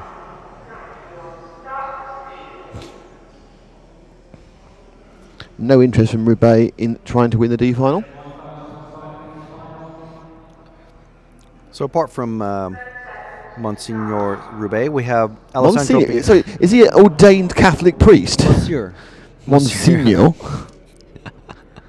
Honestly, Frank. Alessandro Bianchi, Lokan Joachim Wale, Roman Yeah. Stopka, Kunmi Bui, Marcel Wastelek, Mark Payne, Nicola Galli, Julian Jost. Yes, I got that wrong. The Kumi Boy who won the first heat did it from position 5, not position 2.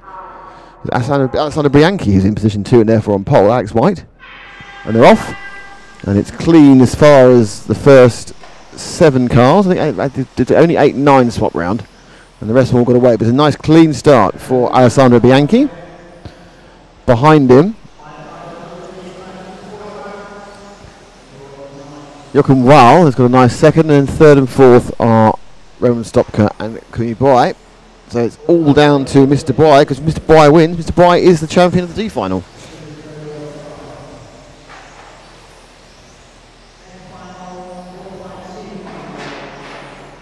Some problems behind you. They settle down. But the battle really is more for 3rd place now, as Boy is beginning to go get a bit excited about trying to get past Wastelek. Wastelek. Leader. We got them together now. 1st and 2nd. Indeed, Bianchi and Joachim Wahl.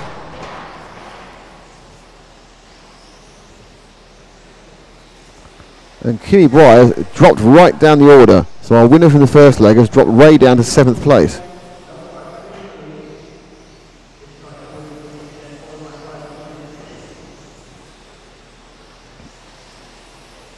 So we've got Lokan Joachim Wale in the lead, followed very closely by Alessandro Bianchi. And Bianchi's in the lead. They're swapping. So Bianchi leads. The white with the pink, and then the orange and white car, which is probably orange and white may well be the most popular combination if you took in all the body shells at the event. The simple 2-colour paint job. Don't forget, if you want a multicolour paint job, I can recommend polepositionrc.com. I would. But no, you're not allowed to because it's you. I'm recommending it as a customer. You're just trying to advertise yourself, and we'll have to charge you for that. So the first 2 are nailed together with a expandable nail.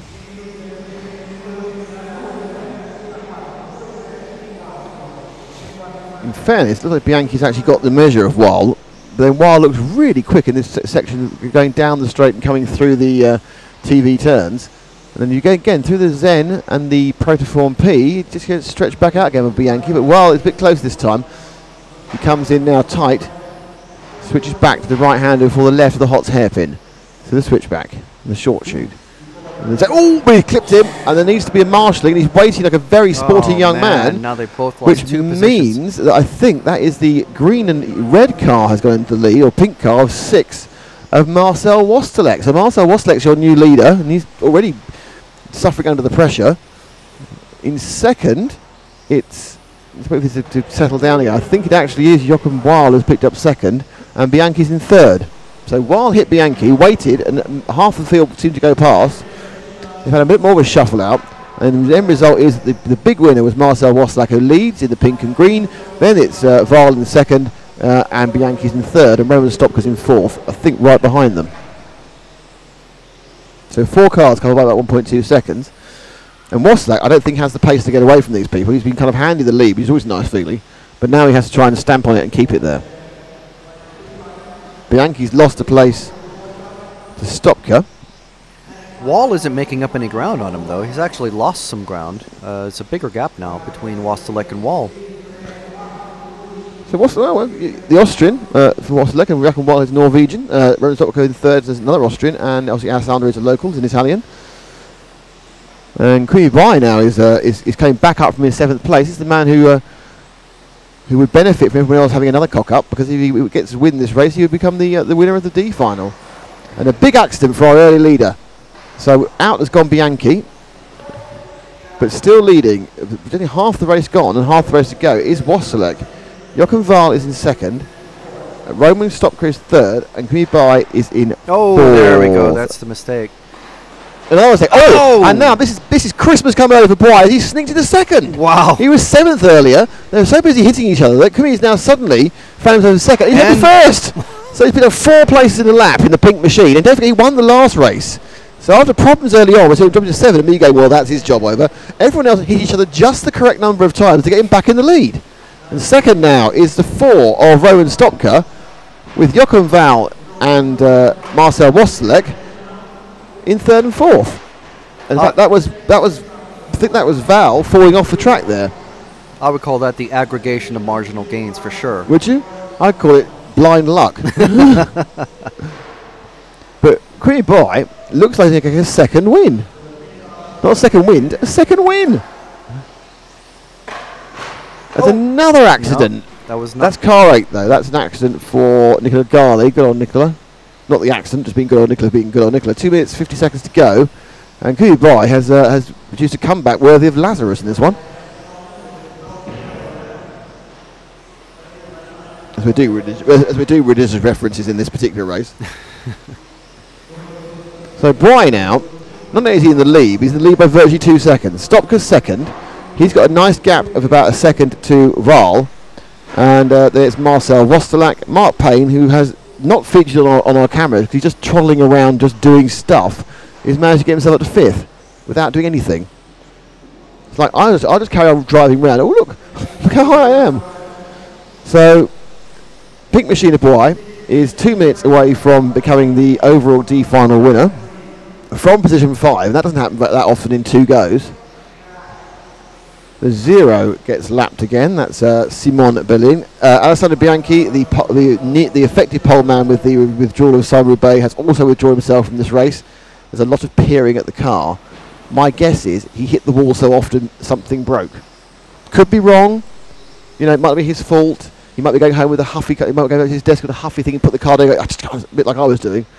But my guess is the 11th accident was the one that really did the car. First time work, yeah, it's fine. And Bry makes a brief mistake there, going through between the Zen Z and the Protoform P, but he's got a lovely big lead over Stopka, something in the region of about 4 seconds, I think. It's a very long lead. He's got 5.2 seconds. So the second and third are quite close, actually. So we go back to second and third, who are going through the Protoform P now. It's the green car and the white and orange car. So Stopka is second, long way from Queenie Bai, and the leader. So, and third place is Tim Val as they come now up through the Xenon Z and back down the Protoform P. Oh, and a big mistake by Stopka, and that is straight goes wild to second, and I think that's going to even see Marcel Wasselak now, who's battling for third with. He's got third, hasn't he? He's managed to get past Stopka. Has he? No, he's not quite past him. He's now right behind Stopka. So it's a match between Stopka and Wasselak now. Just about 30 seconds left. Still happily in the lead by an even greater margin. He's aggregated a greater margin of gain. Is Queenie Bai, and these two are very close together. 4 and 6. Stopka and Wasselak. Bui now makes a mistake in lapping but gets away with it. In fact, completely fences car 9 in doing it, but I think that was 9 not getting out of the way very well. And that is, I think that's our, he's now lapped 3rd or 4th. So from being way behind, he's now about to lap 3rd place. So that can be right. So we've got our leader in the shot, and the race has just finished. I'm not sure, he has finished. Cooper wins it. He's the young man on the end of the rostrum, Matt, and he has now won 2 wins in a row. So that exceptionally large pizza he ordered yesterday, because he's the next table to us, has obviously paid dividends, and he's a double winner, and therefore he is the Modified D Final champion.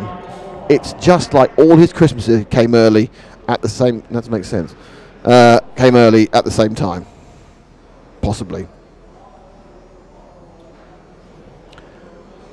And briefly, before I hand over Frank for the C final, which is his domain, because I have to change tyres and stuff, it is time to welcome Robert Ellis to the RC Racing TV group.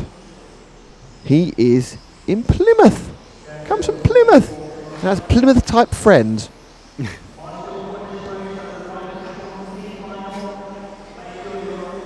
So welcome to Robert Ellis. You're welcome to become the 3037th member of the RC Racing TV Facebook group. Hello! And you're in. So we are now getting quite close and building up to the big event, which is the second round of the Modified A final, which we're on in about 20 minutes' time. So about 20 minutes to the Modified A final. But for the Modified C final, I'm going to hand you over to the dulcet tones of Mr. Francis, not allowed to call him that, McKinney. Can I be frank with you about that? Can I be frank? I say that. And that were the results for last time. That was... Which... That one. Ah, yes. Mark Stiles won this last one. Helge Johansson from Norway. Very recognizable. He's starting in pole. He got second, and Claudio Cadazzi got third. So let's flip over to the timing. So starting on pole is Helge Johansson, Claudio Cadazzi, Mark Stiles in third in the bright yellow, not his customary normal BRCA livery, and we've got Kai Altman in fourth. Patrick Miltot is skipping this one. That's why there's a blank spot in fifth. Then Luke Burley in the green and white. Robin Kaiser, who's one of our favorites to follow. Marcelo Galli, Dirk Brouwer in the silver and purple, and Adam Walker catch pole. So we've got a little bit of a wait here. I think 10 or so seconds. The marshals crouching out of the way. One of them crouching well out of the way, so that they're not in the way of the driver's view. And they are off. Helge gets a good start. A little bit wide there from Claudio, and gives Helge a bit of breathing room. So we'll see how his car develops over the course of the run. Mark Stiles following very close to Claudio in that bright yellow. Oh!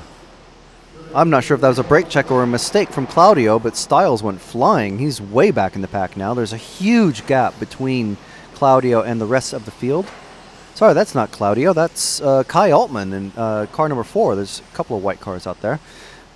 So Kai Altman has really benefited from that first few tumbles, and I see that he's got someone battling with him. Helge Johansson is got a huge lead between these guys. Let's see how this is falling. I don't think Kai's in second anymore. No, it's Adam Walker Catchpole from 10th, and Robin Kaiser from 7th in second and third. Robin's already ahead now, and is that Kai and Mark? Let's see. No, Adam Walker Catchpole still in the lead. Sorry, in second. Helge Johansson with a massive lead of 4 seconds. So that's Adam Walker Catchpole and Robin Kaiser in third, followed by Mark Stiles in that bright yellow car. So we're with third and, well, that's second, third, and fourth on the screen. It's Mark Stiles in the bright yellow, Robin Kaiser in that white, orange, and white car. And Adam Walker Catchpole in, well, that's, doesn't look like it on the screen, but it's sort of a silvery white. And he just clips, does a little pirouette around that corner, and Robin Kaiser's right on his tail. And Mark Stiles is caught up to Robin. That means they're all three of them together. That's the battle for second. I'm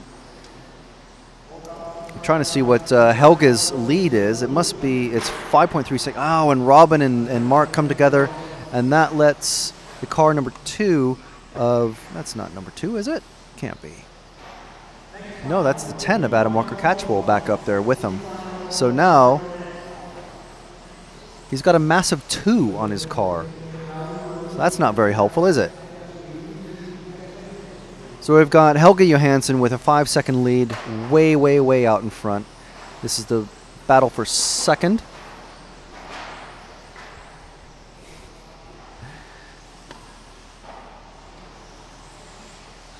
And just trying to find everybody on the track here. So there's Helge going through TV turns, up the Zen Racing Z, and down the Protoform P. Through the St. S's, down the main straight, and that is Helge Johansson. He is from Norway. He's in the lead. His lead is 4.4 seconds. Adam Walker Catchpole is car number 10, but it doesn't look like car number 10. It looks like car number 2. I'm surprised no one has called him out on that yet. No, I do see a...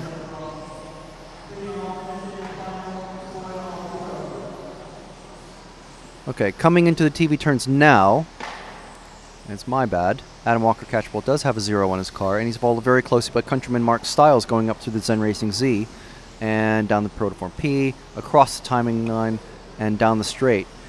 And that is, let's see what sort of pressure that Mark can put on, because I don't think anyone's going to catch Helge. He's half a lap ahead, pretty much. Going through slightly different lines, little mistake from Mark, gives Adam a little bit of a breathing room. These guys are very, very close. I'm sure they must know each other quite well from the BRCA Championship over the winter, which recently completed. Bit of a wide line there. Let's Mark catch up down the straight. Adam likes that wide line, and it just let Mark right through without no contact at all. It was almost an easy pass. But then it does look like Mark definitely has the pace on Adam, so maybe Adam just made that a little bit easy for him, which is fine. He says, you go get him, I'm happy to take third, and you take second. Of course, that might not be what is going through Adam's mind at all at the moment. It could be, oh, and Mark crashes out onto the straight, letting Adam get past once again. So we're with Adam Walker Catchpole now, and he's chasing down Dirk Brouwer to put a lap on him, the purple and silver car, as he goes down the main chute up the Zen Racing Z. Oh, and they get tangled up, and they're off again.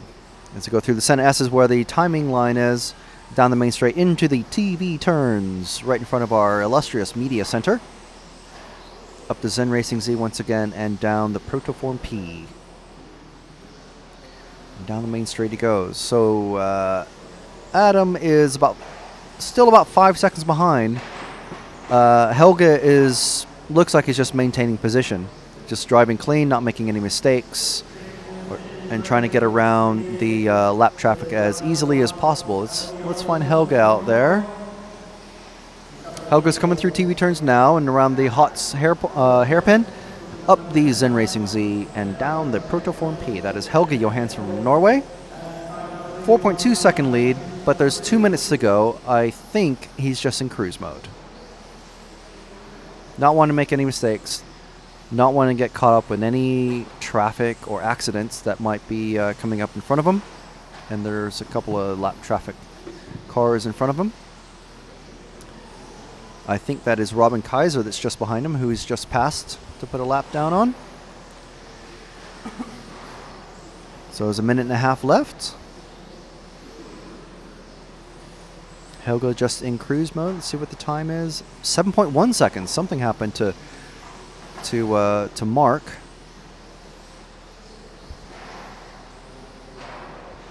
I think we missed a change of position somewhere off camera, because nope. Yeah, Mark Stiles is dropping back. He's where's he? Par three.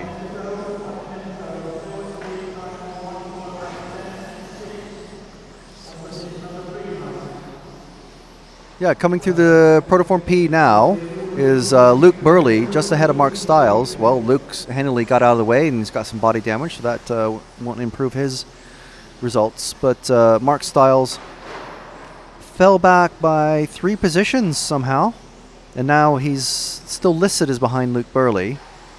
Yep, now he's ahead. But he's still got Adam ahead of him somewhere on track. Adam's several seconds ahead. So we've got about 15 seconds left. Let's catch up with Helga, who is just going through the Zen Racing Z and across the start line.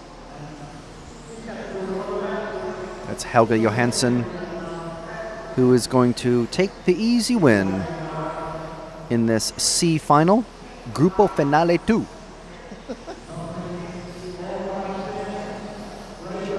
Officiousness in Italian, it's just so much more elegant than in English. So that's Helga Johansson, Adam Walker Catchpole taking second, Mark Stiles third, Robin Kaiser fourth, Luke Burley, Claudio Codazzi, Dirk Brouwer, Marcelo Galli, and Kai Altman crashed out from the early second place that he had for a little while.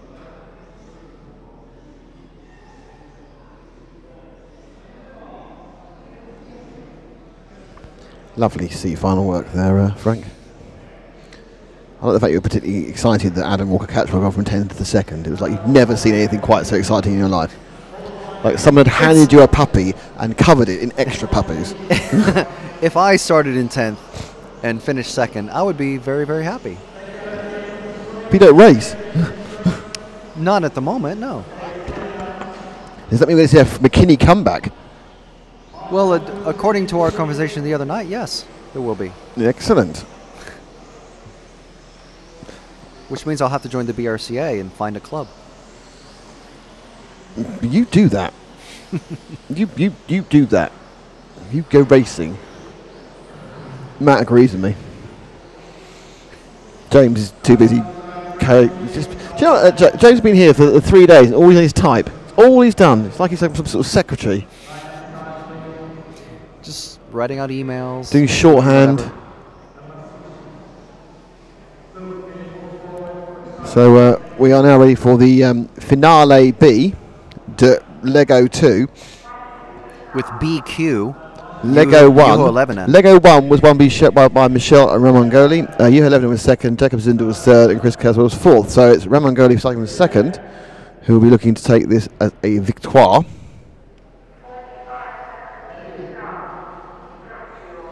Yuho and Dirk are standing right next to each other. And of course, what comes after this race? It's the second A final. So we've got 3 cars haven't clicked in, but they're all there. I think we've got 1, 2, 3, 4, 5, 6, 7, 8. All 10 cars are there. No, for some reason they didn't click in a couple on the timing, but it doesn't matter. They're all going to start. 11 and beneath me. Ramon Goli with his X-ray in second. Third, it's Jakob Zundel, who is quick yet prone to the odd error. Or actually, prone to quite regular errors. It just makes them exciting to watch. It does. Countdown's on. Levin and Ramangani, Zundel Fleischmann, Altman, Stadler, Saren Lee, Kurzweil, Tedeschi. And a remarkably calm start for this B final. Slight accident in the midfield, but it's gone off in order. It's gone off 1, 2, and then suddenly a mistake by Lebanon gets away with it, and suddenly we have 1, 2, and 3 are very close, and that is 1, 2, and 3. So it's Lebanon, Romangali, and Zundel as they sweep up past the centre S's onto the main straight, and a bit of a fishtail from Lebanon. Oh, Lebanon again took far too much bite there, and the car has got a real oversteer issue at the start of the heat. I know he's got his shell tucked as well at the back end, and Levin's got issues. He's facing the wrong way, and my bet is that's it. Yuho might carry on going, but he's a long way back now. And just the car didn't start from the start of the thing. He's been fenced out now by Honegal. Is the Honegal in 9? No, it's not. It's Kurzweil. So Kurzweil was fencing him out. You know, Honegal tribute body. Lebanon stops for repairs, but at the front it's Ramon-Goli, of course, who won the first leg and so wins this one with B-Final champion, with fast, furious and likely to crash at any moment Jacob Zundel behind him. And the car skidded rather than turned around that course. So Ramon-Goli is pushing really hard, but Zundel, he's the fastest car in this heat on a lap, but not on many laps. Not many consecutive laps. Well, you know, one day he's going to get them all together and he's going to be a real force to reckon with. But actually, Ramon-Goli's managed to put a little bit of a stretch from there as they crazily fast up the straight through the.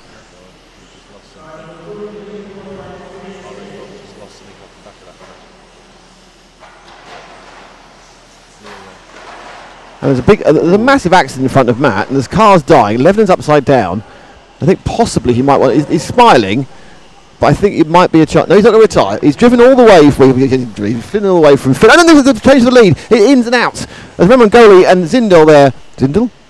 Zundel swap leads to the TV turns, and now they are as close as you can be without being in the same spot at the same time. Zundel goes a bit sharp. It's number 6. It's third. It's Dino Stadler. So that orange car in third is the third place man. So Stadler.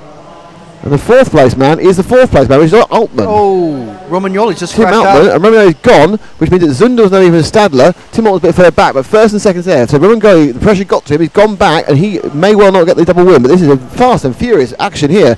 As what Zundel has to do is what he hasn't done before, and that's control the race from in front and not hit anything. Stadler in the pure orange machine, the single can colour. Oh, no, very lucky because Zundel could have been unsighted by the accident happening in front of him. They were lapping someone. Third place is Tim Altman. Vesely is in fourth. You can't take your eye off the leaders, unfortunately, because who knows what these two are going to do. Stadler, the young man with the flat peaked cap and the orange skinned transmitter. Zundel with a fabulous manscaped beard. We haven't seen Zundel crash yet, so it's Well, either that's done that, isn't it? it's either coming. But he's easing away from Stadler. When he puts together a clean lap, he can ease away from Stadler. Stadler, who's come up from 6th. And Zundel, who on pure pace could have made the A final, but qualified 13th overall. With 4 3/4 minutes to go, just needs to rein himself back enough so he's not on the limit. But he's in the lead. He's in the lead, he's easing out. He's got a lead of 1.055 seconds. And I know that because I can read the Powered by RC timing screen there, written by James Parry, hence his typing. We're here thanks to EFRA, Protoform and Zen Racing, the aggregation of marginal gains. So Zundel now pulls out another bit more of a lead. I think he's now putting up to about 1.5 seconds, there 1.4.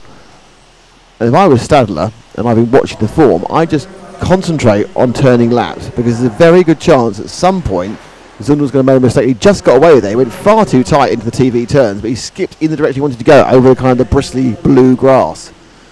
And that blue markings inside the corners, that is actually kind of fake grass.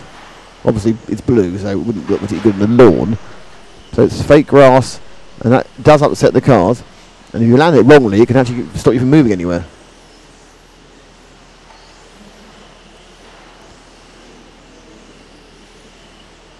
So Zundel, and a mistake by Stadler. So Stadler's made a mistake and drops way back. And Zundel is having it all his own way at the moment. Stadler just lost a second there. So he's now 3.3 seconds behind. 4.5 seconds behind is Altman, Tim Altman, and then Vesely is back another second on that. So it's all spread out after freneticism of the opening areas. Manangali's in 5th, but he's going to need some sort of really strange miracle to find himself back at the front. Is Levin still running? Has he given up? No, Levin's still carrying on. He's come all this way. He may as well run the races. So Levinen is down in 7th. Car was quite evil handling, in fairness, as a lap is put on Saarinen by Zundel, who's suddenly found his mojo, but he's not made a mistake yet.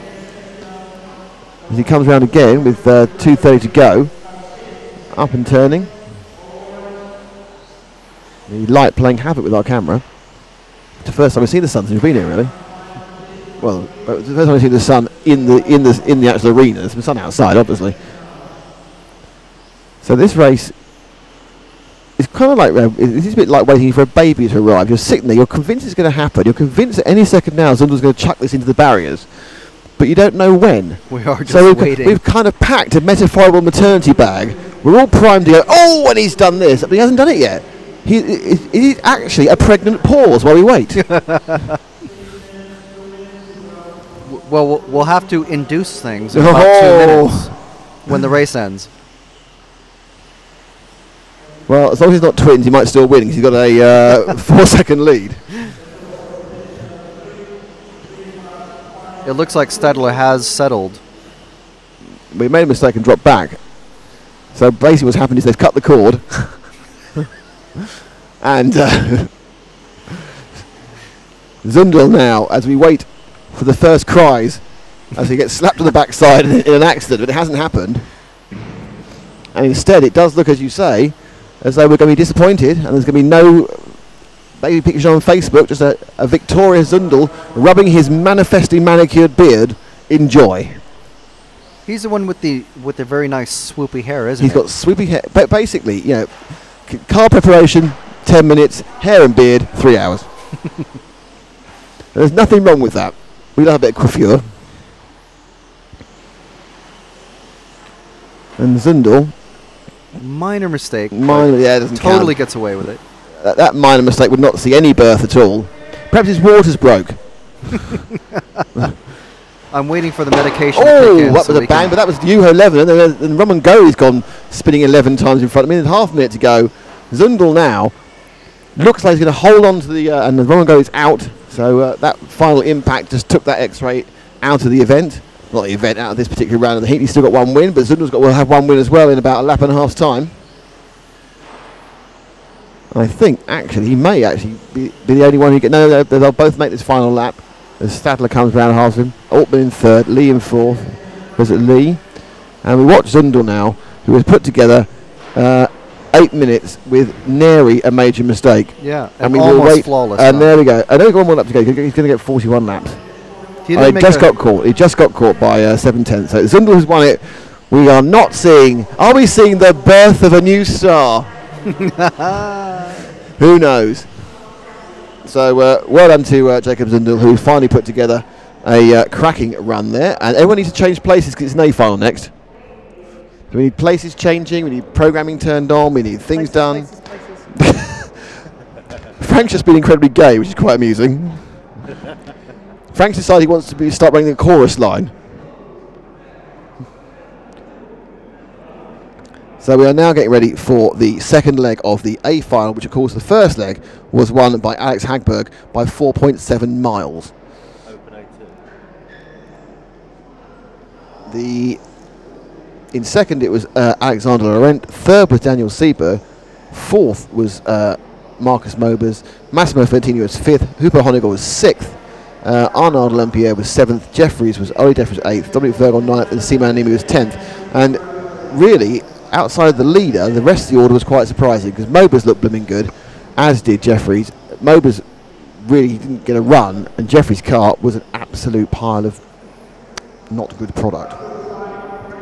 So he really, as he's driving the same car as Hagberg, I'll just go to Hagberg is pitting next to him. I go, Alex, have you set your car up? Just tell me and I'll do it that way. So Ollie needs to have done something majorly different if he's going to get anywhere for this one. And Guto Colombo says, congratulations to me for my birthday. Thank you, Guto. That's very nice of you.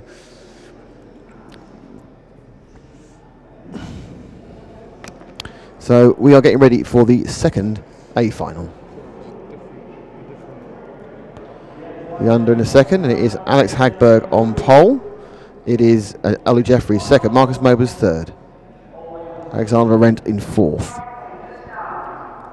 Daniel Sieber in fifth, Simon in sixth, Arnaud Lempier in seventh, and has Frank press record? He's not listening to me. He's plugging things in. 45 seconds to go. Hello, Frank. Have you pressed record? Yes, he has. This event can go onto the television in a few times, and it's the open final. There we go. Slide to open A leg 2. And it is Hagberg on pole, Jeffries second. Hagberg, if he wins this, is European champion. His first, remarkably, consider how long he's been around, how many classes he does. This will be his first ever European championship. Are we going to see a new Swedish name in the history books? Or can Ollie Jeffries, who also hasn't won a European championship, get past him? Or will Mobers look at a double? And away they go. It's a clean start. Jeffries' car looking better already after 2 corners, and the slight problem which has taken out the 7 machine, which he got, and that is Lampierre, I think, and it's a problem for him because his car is deranged. And going through, already Mobers has got past Jeffries, and there's a huge pressure, in fact, for Alexander Arendt. So Jeffries lost that position, and in the lead is Hagberg, but the battle is second, third, and fourth, and that's where the cameras need to be. Already coming to lap after the problem, but second is now Mobers, third is Jeffries, fourth is Lampierre, and Seaman Animi finally finding some pace. It moves into fifth.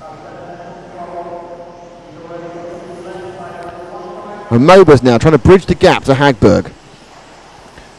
The third, fourth and fifth battle is on your screen at the moment, but we've got Mobers desperately trying to bridge the gap to Hagberg, and you've got Hagberg thinking, well, I'm just going to get out in front.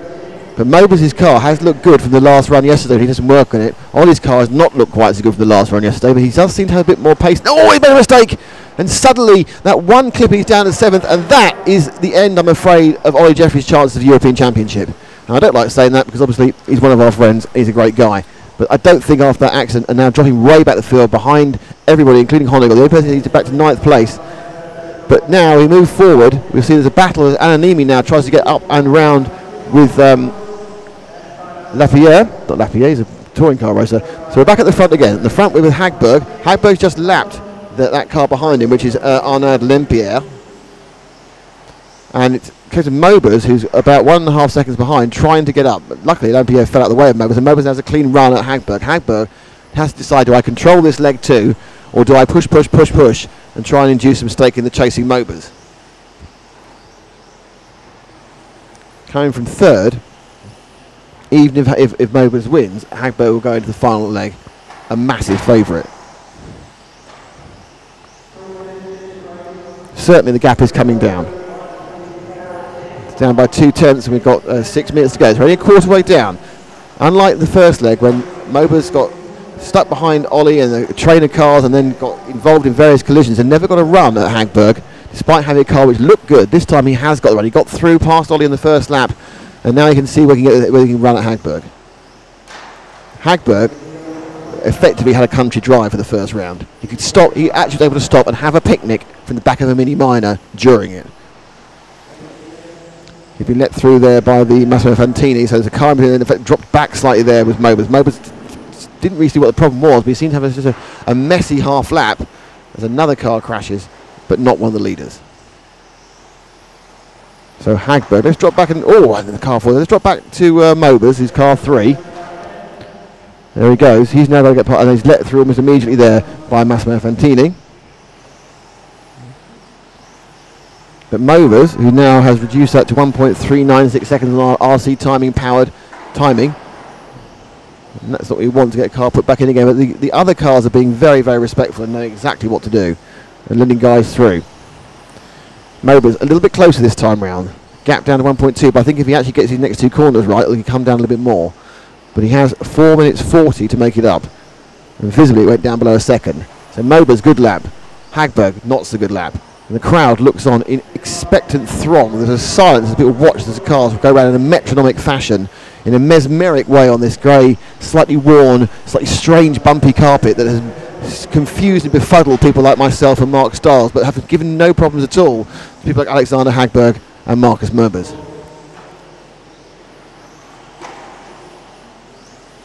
Hagberg now coming up to lap Ollie Jeffries, as Ollie's car once again just isn't working when it comes to finals day. From the last run yesterday, it's really not had a very good car, and hopefully he knows why, but it just seems that something's gone wrong. I'm sure when he gets home we'll find something that's not working. And it must be exceptionally disappointing for Ollie that what really midway through yesterday was looking like a fantastic chance of victory has melted away with an ill-handling car, not poor driving. So now we have Hagberg leading, and he's got that lead back out to 1.2 seconds. Mobers is behind Jeffries, and Jeffries very sportingly, because of course Hagberg is his teammate, very sportingly lets Mobers through. Some great driving there. And Mobus now can get back onto the chase with 3.5 minutes. But we've seen this chase for the last 3 minutes, and the gap has not changed. It's stayed around the 1 to 1.5 second mark. Behind them, Sima Amanimi finally gets some pace in his machine. He's run to third. Laurent Alexander is fourth. Hongel's fifth.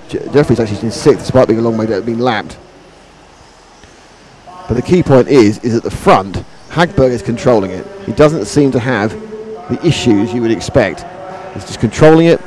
Mobus is pushing as hard as he can. Obviously, he's just won a round of the stock final. He's in the chance of becoming European champion in stock. But the modified, to have a chance of being modified champion, he needs to win this race, or certainly it needs not to be a win for Hagberg. 1.1 seconds with 2 minutes 40 to go. Mobus through the Zen Z and down through Protoform P, and now up through the Center S. We wait expectantly for the next gap to come through on the Power by RC timing screen. And it's 1.3, it's gone up slightly, 11.568 to 11.7. Hagberg's got the pace in the car, and he's using it when he needs to just give himself a little bit of a safety net. You don't want the guys too close because they might try a lunge. At this point, it is, it's nothing or bust really if you can get close. There's 2 minutes to go. We've got a quarter of the race left to go. Hagberg is going to come round to lap Fantini for the second time. Fantini's car does not look particularly well.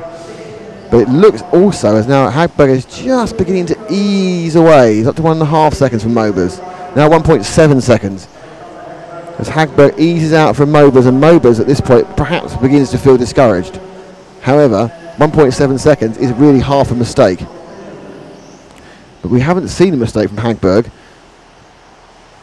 since yesterday evening.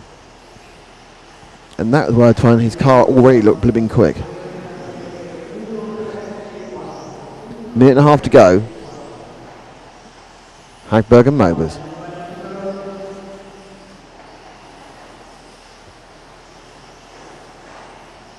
Hagberg has just lapped Honegal, and we're down to a minute and a quarter. The gap easing up to 1.69 seconds. Not only is Hagberg lapping people, but he's also managing not to losing his lead. It's all about, he lost about 2/10 in fairness, but Mobus really isn't got that movement. With only a minute and a bit to go, you can't see unless, and it's Mobus who makes a mistake. It's Mobus who made a mistake coming onto the main straight there, just wiped out, and that is probably going to mean we now are looking at the new European champion. It looks like Sweden is going to claim a new European, their second European champion in a few months after Dave Brunnerfolk took the 1/8 Rallycross Championship, as Sweden becomes a new RC powerhouse. Obviously, RC is run by Sweden in the form of Dallas Matheson. But Hagberg and the X-Ray, he's looked in great form. In fairness to me, he's one of the people he was the person I thought was most likely to win this event before I got here. And said so on the first day. As Matt looks kind of like, there's a problem there. And suddenly they're all together because there's a confusion as Hagberg trying to get past Honegal, and all of a sudden it's thrown open again. 13 seconds ago, they've got one lap. Suddenly the centre side, and Mobus gets a chance after a confusion in that corner. And from being a victory mark and elegising as I was, it's gone through. Oh, now what they're going to do? What are they going to do now? Because Mobus is going to win this. Or is he? No, I don't know who's won that. Hagberg's won it. Well, that was a confusing end. Hagberg has won. Hagberg is the European champion in what was a very ordinary, I flew over a bag in my excitement, what was a very strange ending to a race.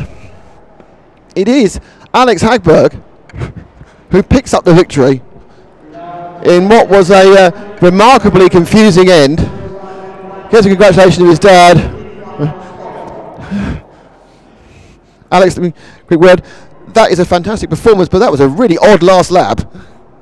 Yeah, I think I slowed down a little bit and hit a back marker. I can't really remember, but yeah, Marcus hit me and he let me go. So, I mean, explain to me, how do you feel? You've finally done it. You've become a European champion, and you've done so many European championships in so many different classes, and finally it's all come together. Yeah, I mean, I was pretty close a couple times before, so obviously it feels very good to be champion. And you're going to run the third leg, or let them fight it out for themselves? I'm not going to run, no. Well done, congratulations. So there you have a new European champion, and our second Swedish European champion of the last 9 months or so.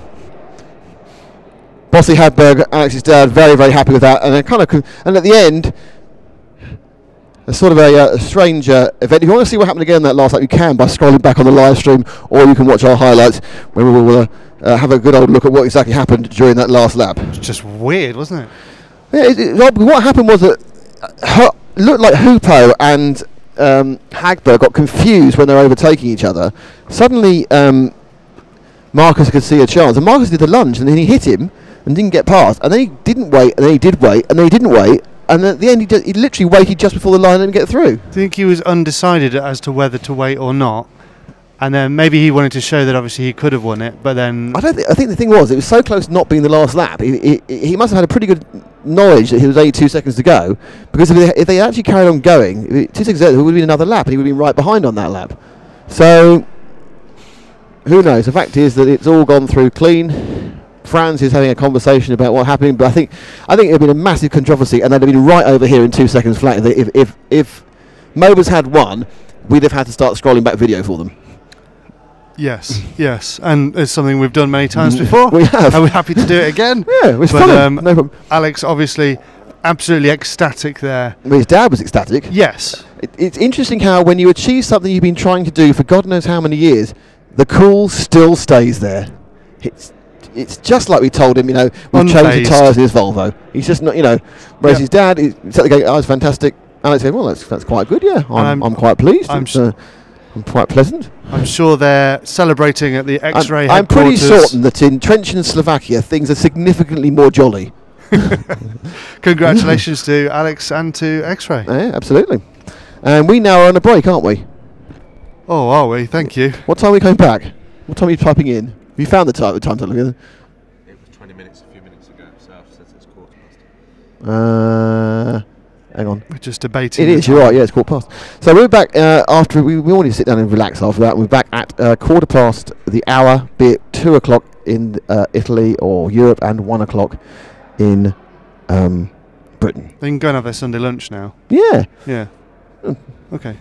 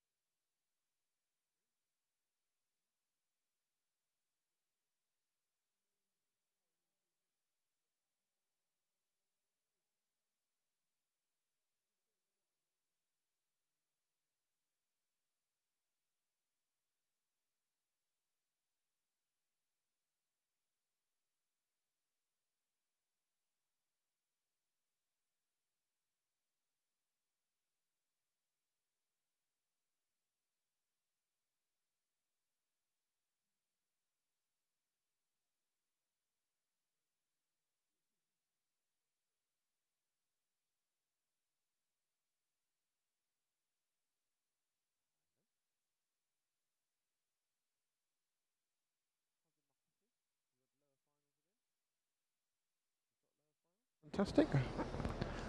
Hello. We are back, and we are round for the final round of finals from here in Italy for the 112th European Championships, brought to you, of course, by EFRA, the European Federation of Radio Automobiles. We are supported very strongly by Protoform and Zen Racing. And, of course, any second now, there'll be some graphics which are helped innumerably, and they, well, basically, RC timing are fantastic. We love them. Especially Felix and Javier. So we're about to see well, at some point we'll actually look at some cars. There's only one car left, it looks like. Oh, there are two cars. There are two cars for the third running of the D final stock. It's like a relaxing way to ease ourselves in. Had a little bit of a break after the excitement of the A final. Alex Hagberg, we think, is the European champion. And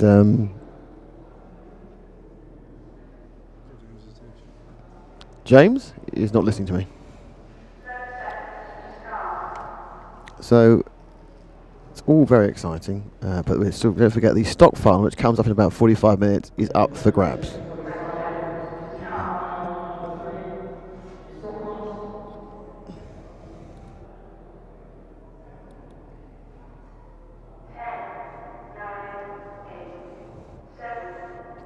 Right, this is the old-fashioned way.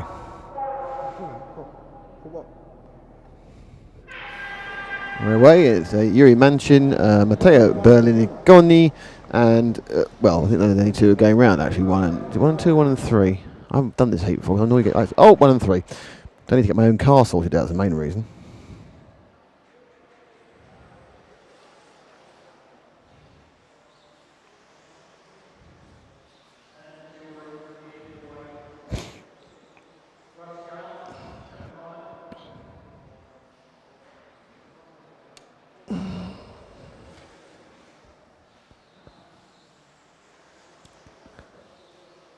So 2 laps down. I'm going to pass the microphone in some because I have to go get my car sorted out. I know you're eating, but I've said hello to everyone. I've mentioned the sponsors, and I now have to go and chew faster.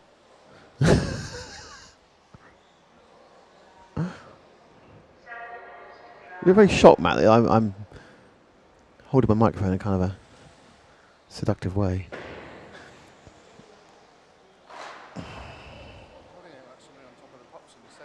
I am a bit like Alvin Stardust, I think. Not who I was thinking of. Who were you thinking of then? Okay. Oh, is it Jimmy Savile? You have to mention him. Oh, that's right. So, and there are only 2 cars on the track, and they've managed to crash, and now they're waiting for each other. You know, a combination of ineptitude and sportsmanship.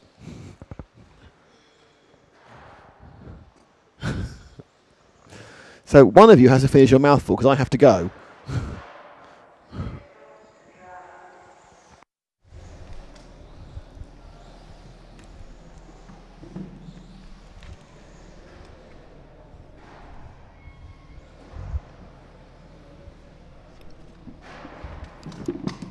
I feel like these guys are old friends.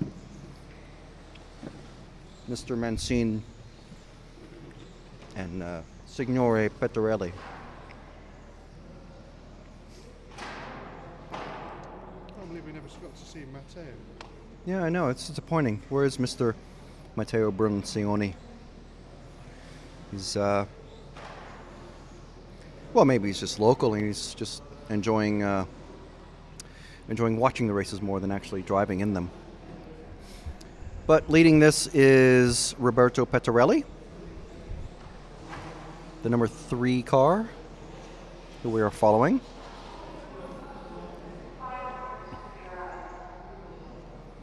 Urin Mancini is in the orange car.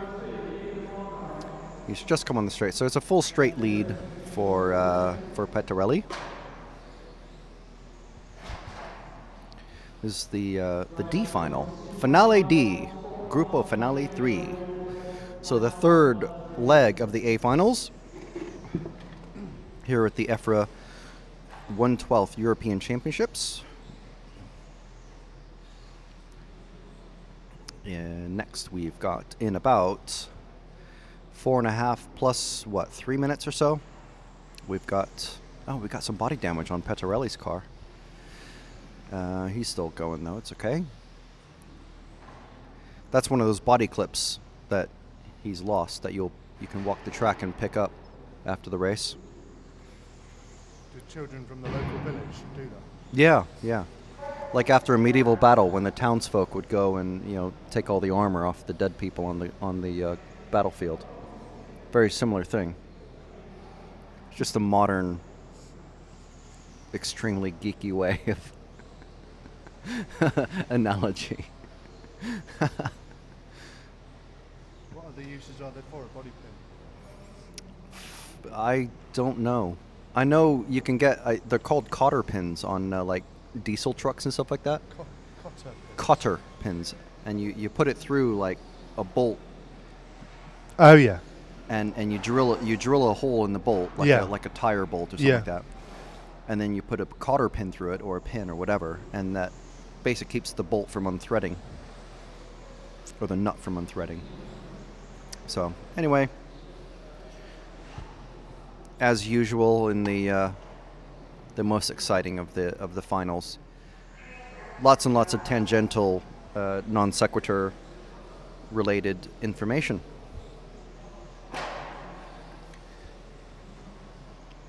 So now we've got them both on screen.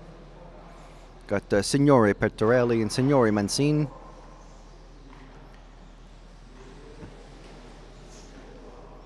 I haven't mentioned the Facebook group at all. I've mentioned the sponsors, Protoform and Zen Racing. I've mentioned RC Timey. I've mentioned EFRA several times.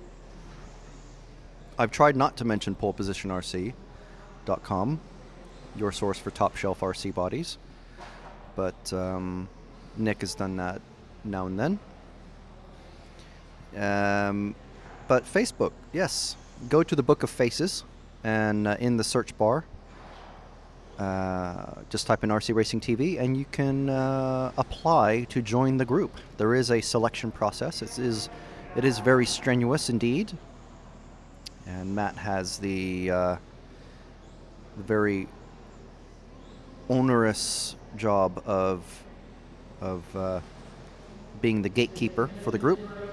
It's like a protected, secluded village, isn't it? I come out and say, I give you a riddle. If you want to join the group, I give you a riddle. And then I do a riddle thing. Right. A riddle, and then you have to get the riddle. If you don't get the riddle, then you can't join the group. Do you do that also in the Yoda voice? Yes. Yes, I do. Yeah.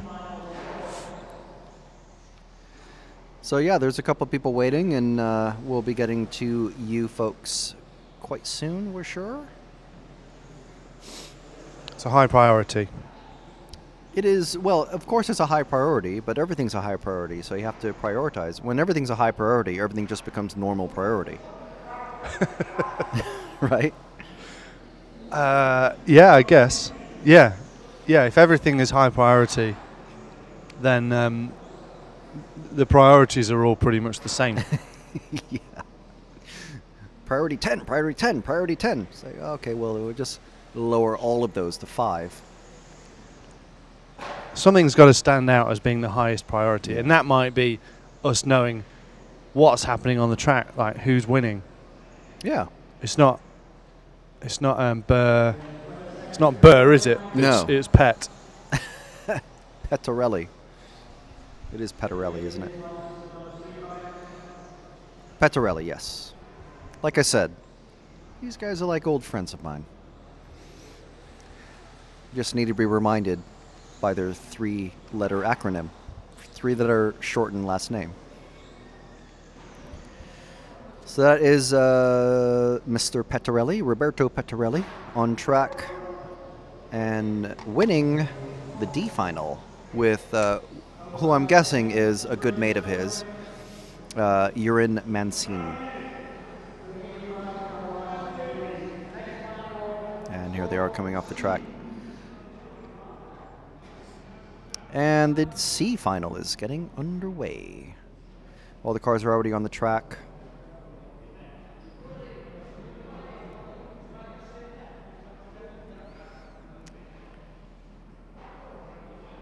And here we are. Number 1 is going to be Oliver Hellman. He's in a yellow car. Matthias Herntrick is in the green and white car. Alberto Montecchi is in the, or Montecchi is in the, what did I say? The retro vintage McLaren colors. And if you're a fan of the old IndyCar racing, I believe it was Danny Sullivan's car. So feel free to correct me in the feed if you like. I'm pretty sure it was Danny Sullivan. I actually, that was sort of my era. Nick Damon in number 4. In the first race, Nick didn't do so well because he had a spring come off on his side pod. And then he got that all fixed up, and he finished in 4th, bettering his finishing position of 7th in the first run. And in the second final, he finished 4th, which is good. If you can't finish better than where you started, generally in RC racing, you at least want to finish where you started. And he finished 4th, so it's good. Paolo Bazzani, starting in 5th. Michael Kupka, and then Riccardo Manzani, Mattia Bianchetto, Giorgio Favoretto, and Craig Fisher. So let me see if I can. I haven't actually done anything with these graphics. Do you? What do I press? Clear? I'm not. This one. Clear. Yes. Yes. There we are. Now where's the rest of the graphics? That one. Yeah, sorry, that one. Ah, okay. There we are. Wow. That is pretty easy. Thank you, James.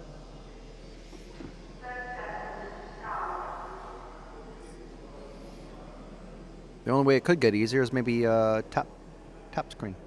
Tap screen. I drank some of your Coke, but I poured some of my Coke into your Coke. That's why there's a bit of Coke on top of your Coke. It's fine. It's okay.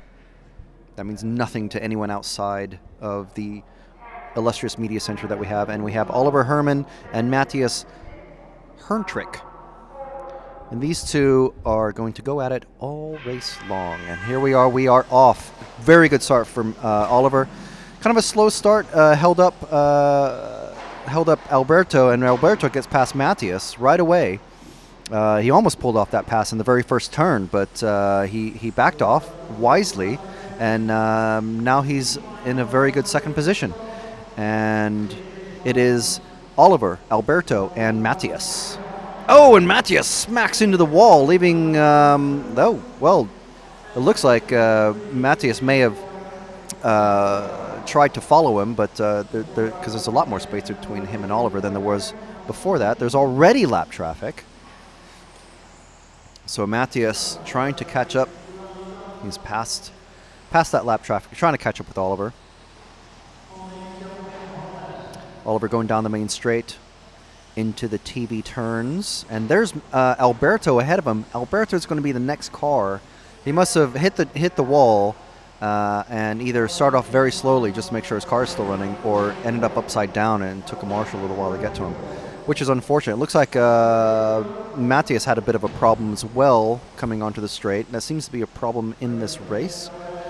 As my very first race director used to say, monkey see, monkey do.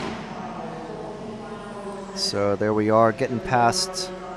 That actually may not be Matthias. Matthias is a couple of cars ahead of Oliver, I think.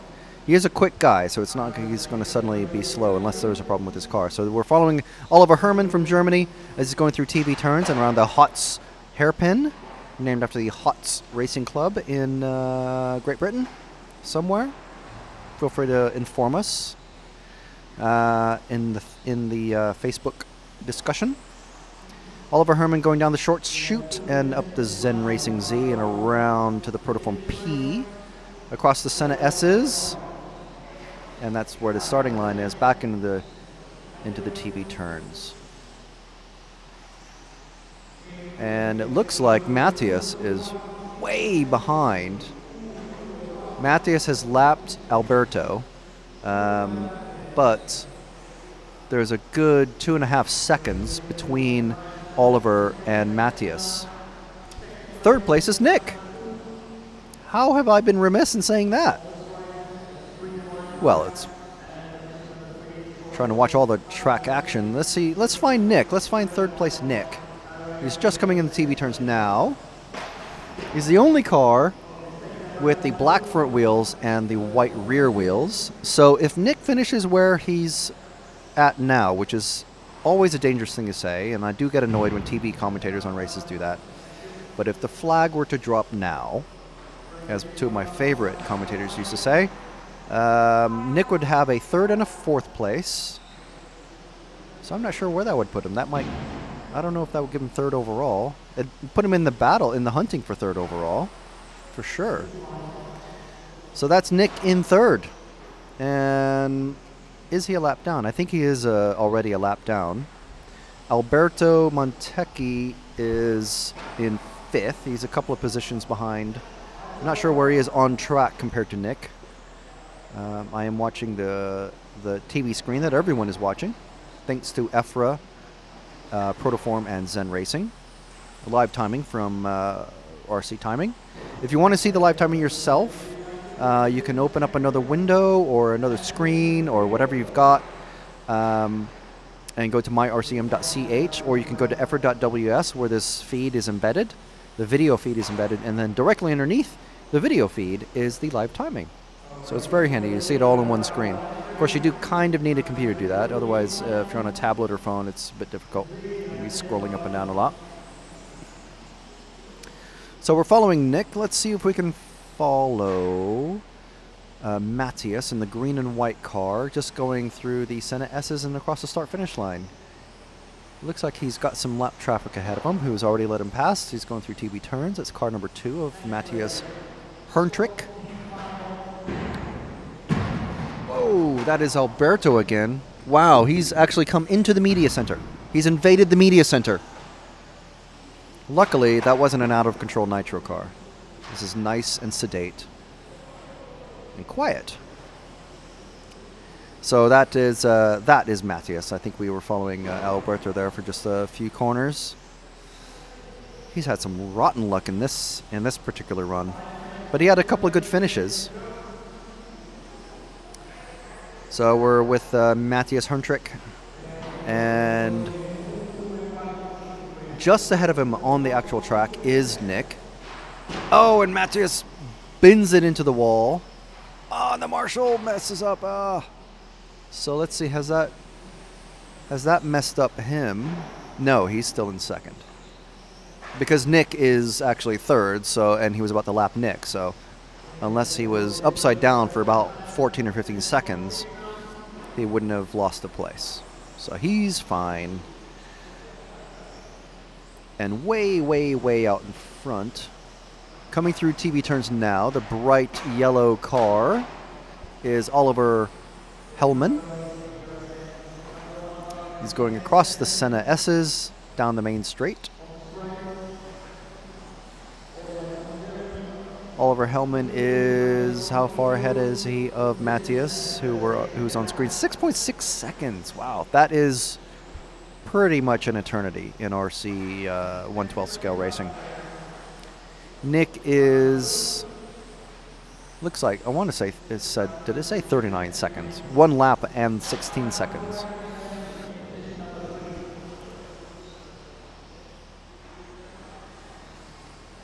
These top 2 guys doing a pretty good job of shifting people out of the way when they need to. And Alberto is definitely has lost all semblance of, what would you call it, normality, sanity, something. And he just keeps crashing and flipping upside down. Let's find Oliver out on the track. He's the number 1 car, just going through the short chute now and up the Zen Racing. Z, the bright yellow car, there he is. He's about to put a lap down on somebody. I can't see the numbers when they're coming straight at me. That's car number 6 of Michael Kupka in 9th place. So he hasn't had a good race either. He's gone back a few places. Oliver is working his way through the pink car pileup. And absolutely no banging of crashing of cars there at all. So a nice easy pass. And of course, when they get together behind him, they get a little bit bunched up.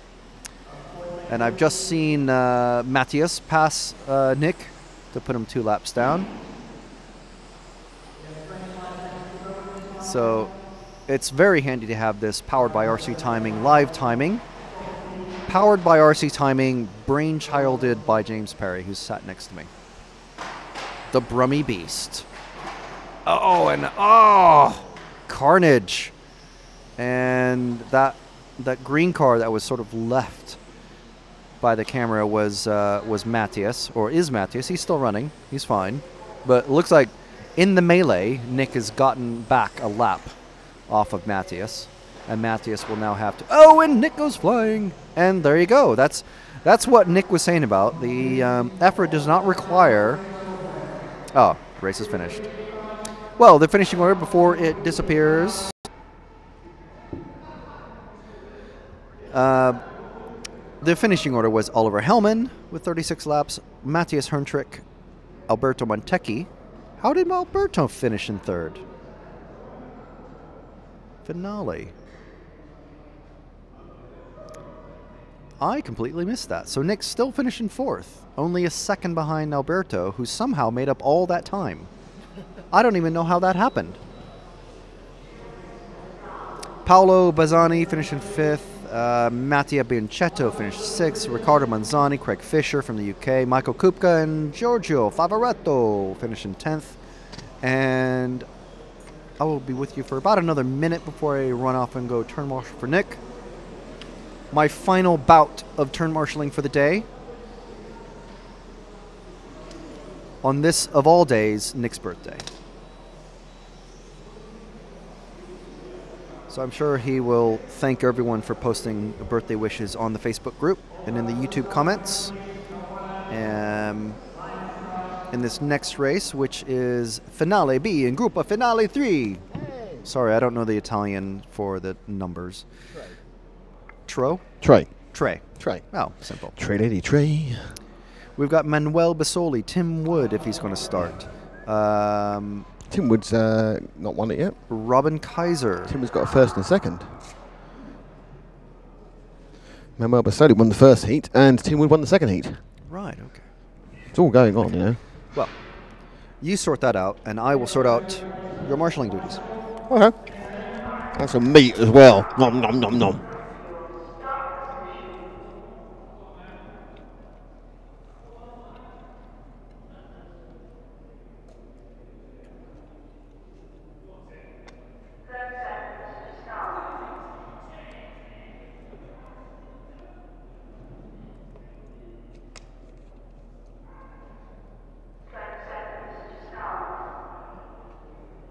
So half a minute to go in this, the B final for stock. On pole, it is Manuel Basoli, Tim Wood second, and those two both have one win each after the first of the first two legs of the final. And away they go. Tim Wood under pressure immediately from Robin Kaiser, but it is the leader, Basoli, from Wood. And this is where the destiny of the stock B final is being decided. Basoli making a good start. Basoli was very, very swift in the first race, in the first leg. In the second leg, he was very, very swift again, and then just stopped for a couple of laps, which is slightly surprising.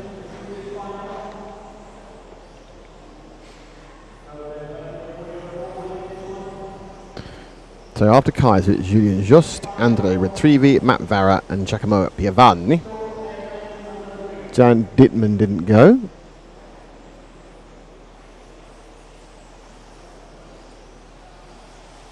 Matt Vara chasing around. So with second place man Tim Wood and Biscotti sort of in the same shot at the moment.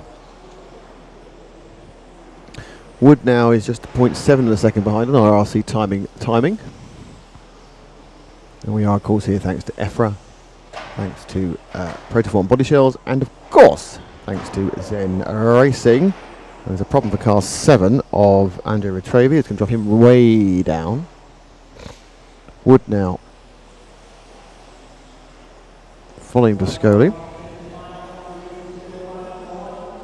Dropped over 4/10 in that last lap, so let Kaiser come back towards him. So the movement now is Wood and Kaiser getting close. So go through the start finish again, another lap clicked up. Not quite 2 minutes down, we're not quite a quarter of the way there.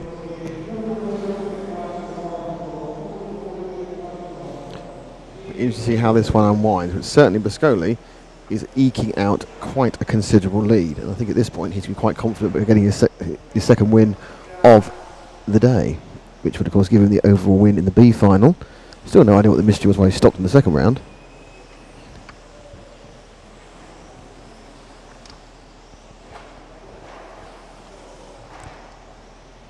So Wood now is trying to ease himself away from Kaiser. As we go round, Wood's 1.8 seconds behind Boscoli. Kaiser is another 0.9 behind. Matt Vara in fourth is 3 seconds further back.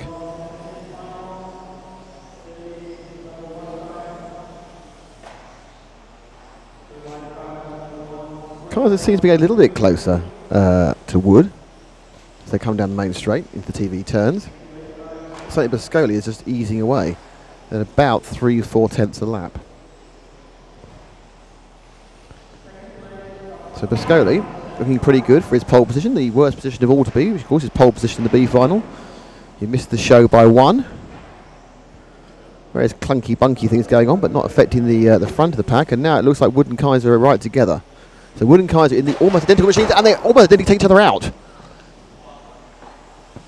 No, actually, it was 7. It was 7 away. It was Wood, Kaiser, and the Andrea retriever machine, which all look exactly the same. And for some reason, white with the orange tail is the thing to have. But at the end of it, the white and orange machines hit each other as 2 and 7. They kind of came out, and still it was 2 and 3. So Wood is Kaiser's very close to Wood.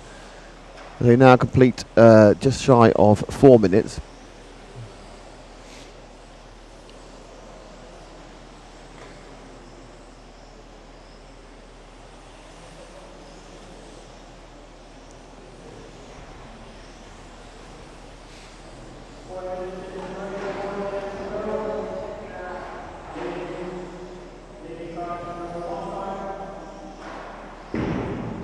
And 2 accidents happened on the main straight, none of which involved the leaders.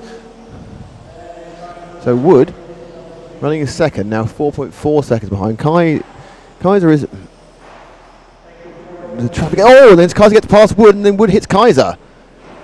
All caused by a bit of confusion around some lapping. I think lappery of the 0 car of Sascha Freitag, but the end result was that for a very short period of time, Kaiser was ahead. Wood then clunked him, and Kaiser got fenced quite badly, which means that Kaiser is going to be a long way back. Yeah, 3 and a bit seconds. After Matt Vara has come into third now, and Kaiser had a 15-second lap after Wood's previous problem. So that has meant, and Matt Vara makes mistakes. So the battle now is third and fourth. Matt, it's coming now through the hot hairpin, and around into the that's the leader. So the battle is third and fourth, almost a lap ahead. We're about to go to the main straight. It's Vara and Kaiser as they come round the TV turn. Wood's a long way ahead, and more importantly, Boscoli can lap these boys in a minute after the various smash and crash. But Vara, and that's the end of Kaiser's major trip. So we've now, again, we separated all the 4 cars around. Vara's 10 seconds behind.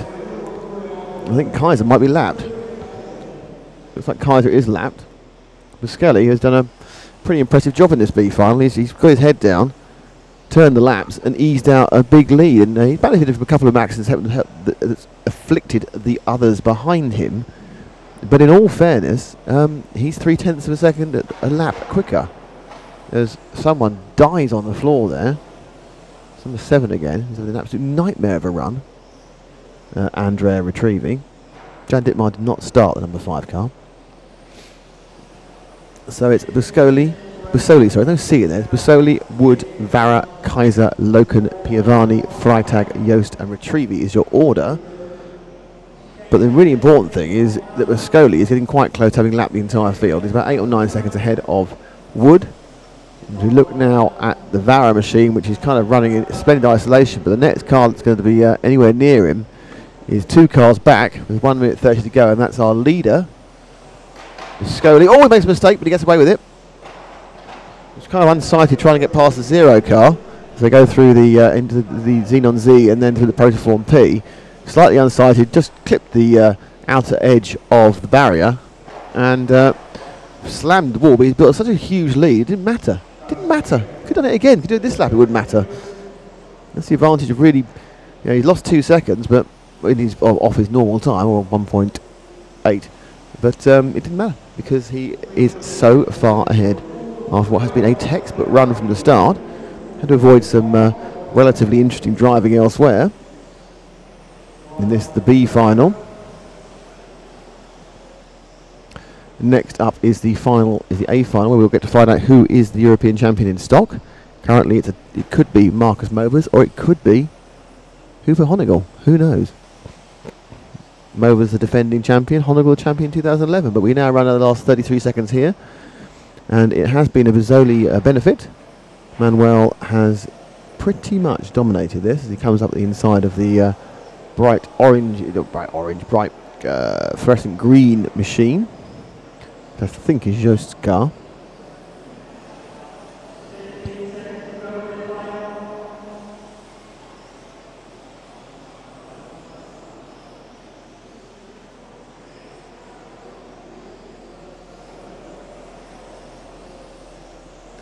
So the time is up, and Manuel Buscoli takes his second of 3 wins and becomes the overall winner of the B final. In second place is Wood, who becomes second overall, and third is Varro, who I think will end up being third overall. So that's the 1, 2, 3.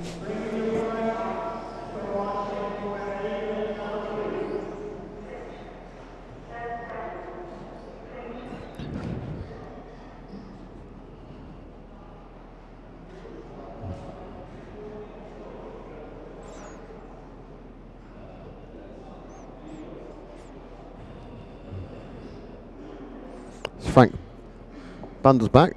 It's the A final, Frank, so you need to be on the camera. So Matt wakes up to the fact what's going on. He needs to turn cameras on. We've lost James entirely.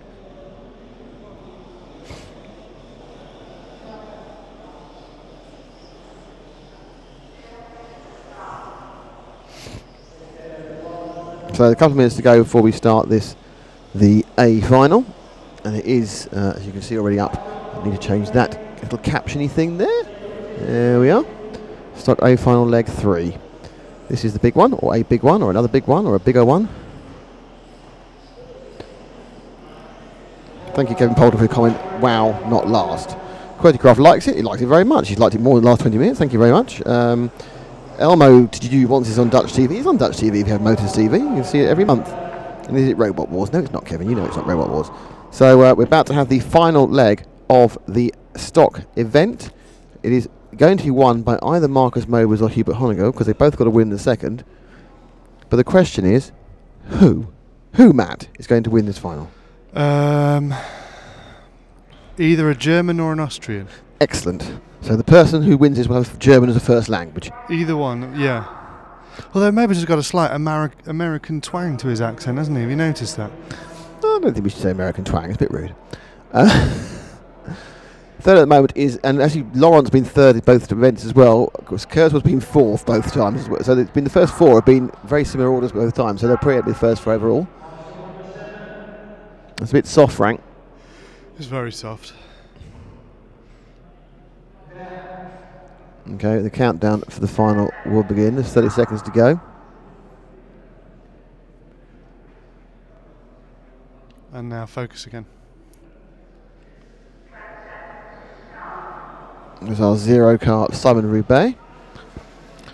He's not been bothering with his modified run, but has qualified 10th there. Right round the corner in front of me, I can see the solid yellow mob gun wheels, a Ryan-powered on-point machine of Marcus Movers. And behind him, I can see the slightly tatty-bodied CRC of Hooper Honigel. And they're off. The Honigel quite slow away. He wants to make sure he doesn't get nibbled by Laurent, but they're off 1 and 2. And it is Movers leading from Honigel. Honigel has a dodgy moment there coming through the second part of the Protoform P, and he's got a trouble. He doesn't want to get himself eaten up by Laurent. He's not too bad to make a small mistake at the beginning. He's got 7 minutes and 50 seconds to put it right. If he drops back behind Laurent, then that's going to absolutely scupper his chance of doing anything. Movers gets away, and now it's down to Honigel to try and drag back to him. Francesco Martini is running in 4th. He had a problem in the first one. It looks like car 8 of Helge Johansson has just broken down. He's hit the side and it's stopped working. Mobers now, a lead at 1.4 seconds. Not that caused by he was ahead to begin with, and secondly, there's a kind of a squidgy bit in the first lap and Martini makes a mistake, and flies off the track, but no mistakes from our leader, who has now eked out his lead to 1.6. So a very confident, a very powerful start from Marcus Mobers. Marcus, who of course was involved in what looked like controversy at the end of the A final in modified, when he had a coming together with Alexander Hagberg on the last lap, and then kind of sort of let him go, didn't let it go, then let it go. He said, I didn't want to win. And he just said to me, I didn't want to win it that way. He was a bit confused, and he didn't want to win it that way, so he let Hagberg go through. And I think he wasn't totally convinced that the accident was entirely his fault, but did the sporting thing. And we have a new champion from Sweden in the modified class. Hagberg now, Honegel now, is just trying. He's managed to stabilise the gap at the second and a half. He's managed to throw off the attentions of Alexander Laurent. Let's go back to Honegel, one car. This is our chasing man. You can see that's a second and a half on the track. It looks like a long way, but these cars are pretty quick and they cover large distances. And you can lose that quite quickly with a couple of clips. But at the moment, it looks like Mobers is doing a pretty solid up job, though I think he has actually dropped a tiny bit over the last couple of corners. At 1.55. I think this time round we're going to see it's closer. Though, of course, it is deceptive because Hupo is much, much quicker going into TV turns, whereas Mobers is much quicker when he runs into the middle, into the Zen Z and the Predaform P. It was, you see, the actual distance was exactly the same. It just looked shorter at this part of the track. So they're lapping in almost exactly the same time. 12.432 for Mobers and 12.248 for Honegel. So Honegel picked up a couple of tenths there. Squabbling in the background are Kurzweil, Styles and Martini, but we're looking at the chase from Mobers to try and get up to... So the chase from Honegel to try and get up to Mobers. And, oh, no, slight error there from Honegel. It's cost him a few tenths. He came in the second part of the Z and he lost 6 tenths in that one run. Though he has got a bit of ground speed advantage. He's run 2 or 3 very fast laps and he's absolutely pushing everything he can. He's as tight as he can possibly be and pushing as hard as he can just to make up a few tenths. And he gained 1 that time. He lost 6 the previous lap with a little clip. It's a high-risk strategy. What else can you do? You just got to go for it. So we now move back forward to our leader again, to Mobers as he comes around the TV turns, because he's got some traffic to deal with. This could be a key point as he gets through the traffic. Normally the first person to reach traffic tends to have more trouble with them than the people who come afterwards. And we are now 4.45 to go. It's 3.15 down. And Mobers has a 1.7 second lead, but it can... there's always slight confusion there with Vesely, but I think he got away with that one without losing too much time. So Vaser let him through. I think he was trying to let him through and confused him because he wouldn't let him through so badly. 10th of a second disappeared at that point. Following now the yellow machine, I think that's of Roubaix, I think that was, he's now gone past. And the lead goes down to 1.3 as he goes past more traffic. Now, of course, Honegel is going to go on this traffic as well, and Honegel is now currently behind Vaser, who lets him through. Down the straight goes Mobers. Mobers gets inside Jorg Michael Tiet there, the green and orange car. Next on his victims to be lapped will be Mark Styles with his traditional white and red body. Number 6 car. Doing what he can do.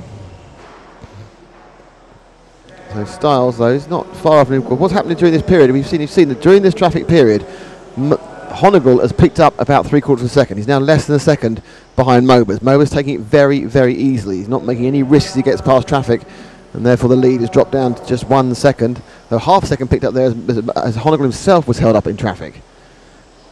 Now there's 2 more cars for Mobers to navigate. The first one is Francesco Martini. The second one is Chris Kurzweil.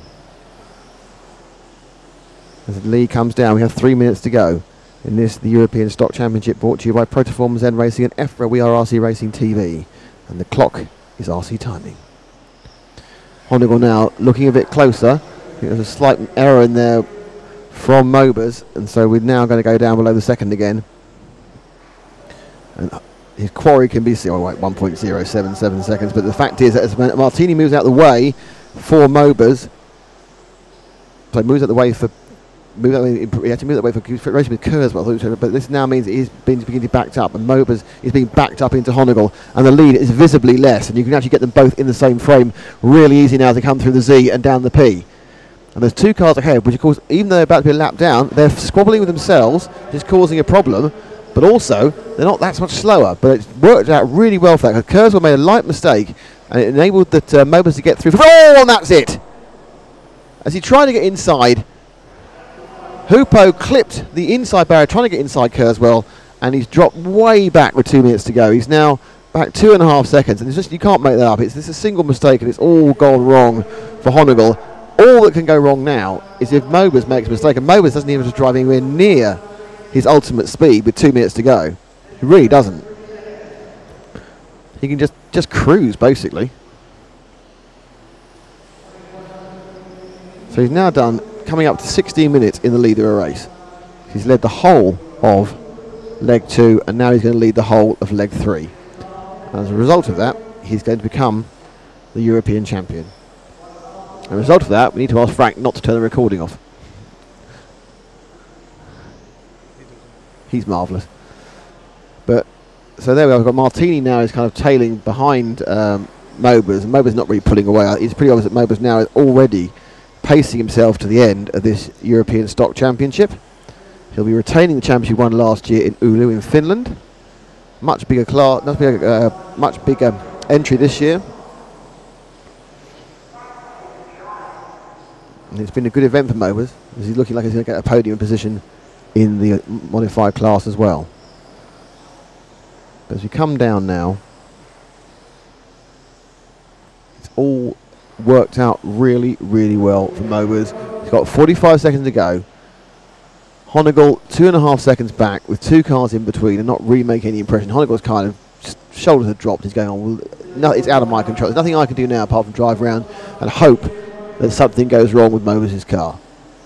But as it stands, with 25 seconds to go, we're going to see the German take the European Championship. Given the fact how quickly he got a lap ahead of Francesco Martin, the fact he's not actually pulled anything out in the last 7 laps, to give you an idea of how much within himself Mobus is driving at the moment. Sometimes a risky strategy, sometimes it's risky not to be pushing, but I think Mobus is experienced enough to be able to run at 97%, which is still 100% faster than I can run, not make a mistake, keep the pace up. You can see, you'll be able to see in his peripheral vision where Honegel is, and Honegel pulls a little bit. I think Honegel's drifting back, so even though he's well within himself, he's moving forwards. Honegel's spirits are broken, it's all over, and the winner is Marcus Mobus. He is European champion again.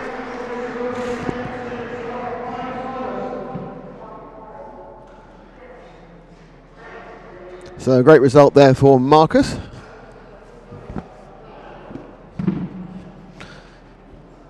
Hope he's not going to run it. No, running away, Marcus. Marcus, congratulations. You've retained your European Championship. Yes, yeah, I'm happy. It was kind of hard with Hoopo. He was pressuring me a lot, you know, but when he made some small mistakes, I could have stressed down, you know, and take it easy, so. But I'm happy.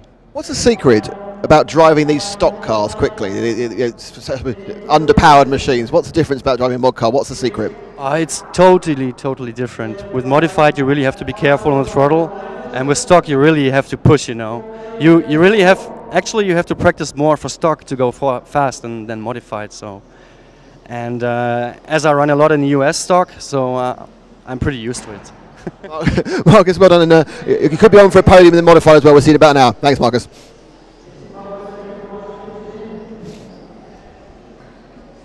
So very happy, Marcus, and an answer to Matt's question, why Marcus sounds like he's got a bit of an American accent, is because he runs in America a lot. There you are, you see. Suddenly we find out the answer you've not even asked the question of. Fantastic. I know. Informative. And you can say sexy. Sexy. It's not true, obviously. And vocal. Yes. Where's Tippy Tappy Timing Man gone? Who, sorry? Where's Tippy Tappy Timing Man gone? He's doing what's known in the industry as GVs. Oh, really? Yes. You found some girls then? Oh, that's gone a bit weird. That's gone all green. That's unfortunate. Is that the light? Anyway, Tim Wood, Lee Palmer, David Ferg. Tim Wood's not taking part. Oh. Anyway, it's Wolverine, David Ferengi, and Mar Palmer. Okay. Is that actually? Oh, Why am I excited when these graphics are still coming off the scene for 3 days? Why do RC Timing and James Parry's super graphics still excite me, Joe? Just because RC Timing is the ultimate timing system And within the RC industry. And James Parry is the ultimate tippy-tappy coder. I'm sure that's what he loves being called. Yeah, well, you know, I'm prepared to big him up. Tippy Tappy. Are you saying he doesn't want to be called tippy-tappy? Well, he's not tippy tappy when he's walking around, is he? Let's face it. He's a bit more. Minnie Dyson has just come in and said, "Happy birthday, Nick. Did you get a new chassis? And are the boys being nice to you?" Yes, in Fez, everyone's been nice to you. I even got a card from the boys, which was very exciting. Yeah. Which was very lovely. What was on the card? Happy birthday, Uncle Nick. Well, no, obviously, but what was the picture on the card? I can't remember. What was it? Well, there you go. Obviously meant a lot, didn't it? It was the inscriptions that meant a lot. Right, well, next time we'll just get a piece of paper and write inscribe something on it. the inside. What was it a picture of? Well, if you don't know, stop pulling the modem off. It was an animal. It was an animal, wasn't it? What? It was an animal, wasn't it? 90% of birthday cards are an animal, aren't they? If you know what's on my birthday card picture, please could you write to I know what's on Nick's birthday, care of the BBC, Wood Lane, W88QT. I'm now incredibly hurt. What? I was so excited to get it. I opened it to read the inscriptions from the three of you. I'm just lost for words, I'm afraid. Oh, and no, I didn't get a new chassis. No one has come present with a new car. In fairness, my car was the best it's been all weekend in the last race, which is so useful. How did that go, by the way? Fine, went as it could go. Did you finish third? No, it was a huge coming together with 7 cars at the 3 corners from the end. Yeah. And I just arrived as all these cars crashed, and I just went and then by the time I came out, I was back and forth again. Because sometimes when that happens, you can actually profit and climb up loads of positions, but not this time. At the start of races, you start at the national. If you can start like 7th or 8th, you nearly always go up something. But you didn't go up anything. My best is going from 8. There was one national where I started 8th, and in the first 2 laps, I'd been in every position from last to first, and I was about 4th at the end of 2 laps. Really? Yeah. So, what was your final position? 4th overall. Just missed that podium. Well, missed it by about a lap and a half each race. In fairness. Really? Yeah, there were 3 guys who were a bit quicker than the rest of us, and I was the fastest of the next bunch. I was kind of in no man's land really with my speed. Yeah, but you were car number 4 and you finished in 4th. So I kept the par, as they say. Yeah, and we're all very proud of you. Can I just say that Wolverine, Luca Ujidu, is doing a fantastic job. He's his first time he's ever run 12th, and he's just driving like a dream at the moment. He's got a lead of 4 seconds from Lee Palmer, and he was way behind. He's the last qualifier. He was way behind the first heat. He won the second one, and now look at it. The confidence is exuding from him. Is his car being controlled by him? I hope so. Well, do you think he's done one of those hustle things? Because it is completely different. It's a completely different car. He's wearing a T-shirt advertising A-Paint, which is fine because his car actually looks like it may have been painted by someone. The more amusing thing is there's somebody in the pits who's got a pure sort of light blue body shell, single colour, which has got an advert for A-Paint, and I'm thinking, I don't think that's been painted by anybody. It's got a paint on it. Huh? Yeah. I forgot about that. You've kind of caught me out on that one. Absolutely. Yeah. So maybe he's had it. Maybe what he's done is. Can you tell me what was on the car? Because I'm feeling bad now.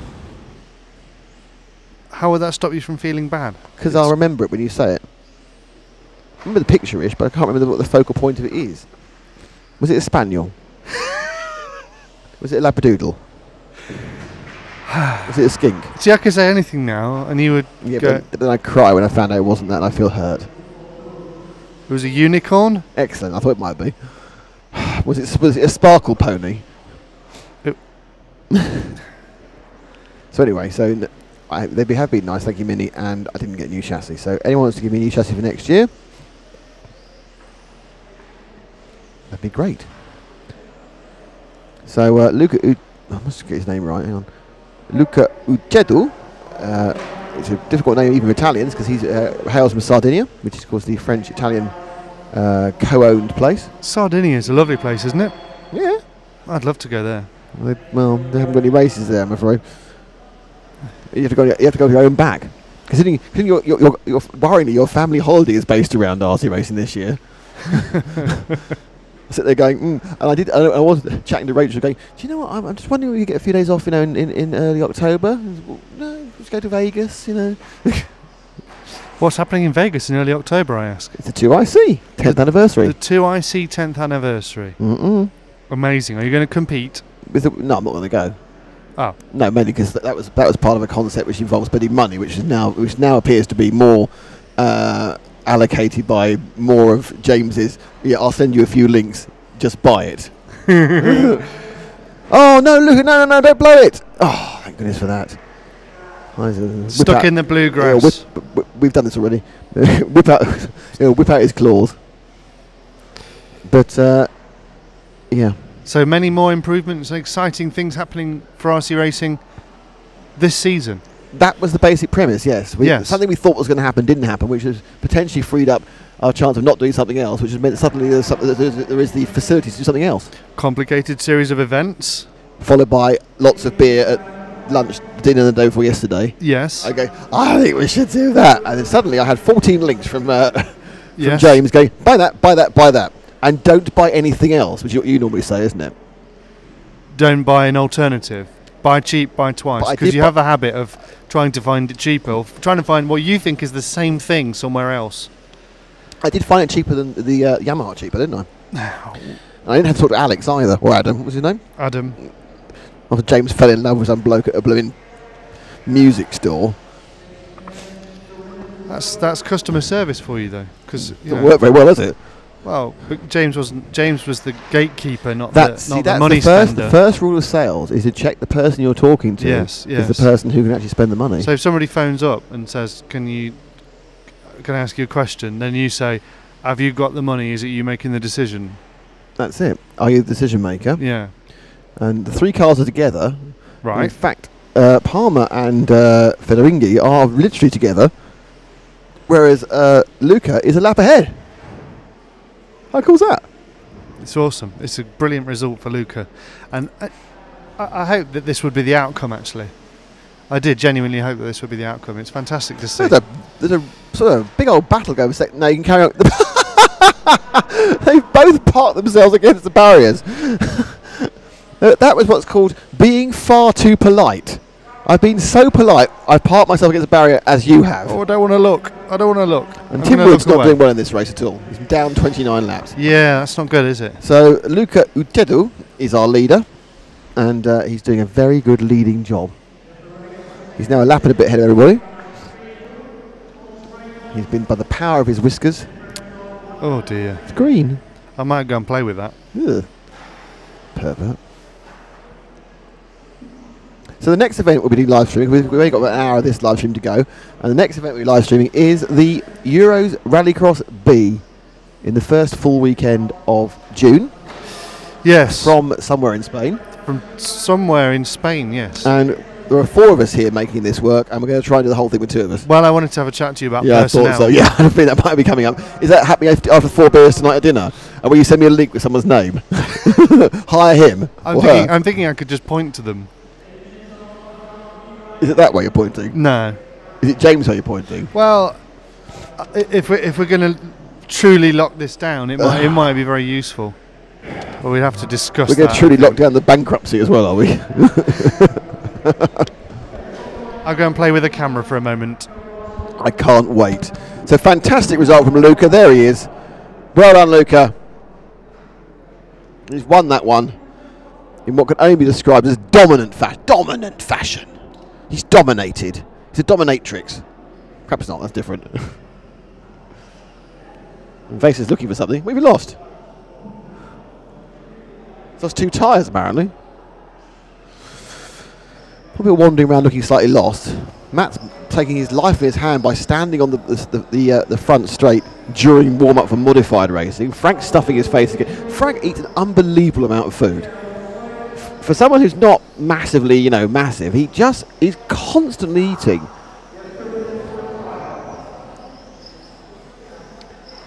I find it shocking and also quite fascinating.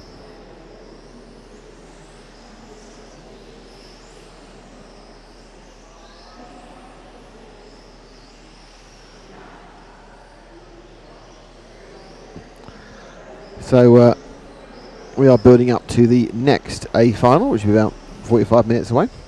The last A final.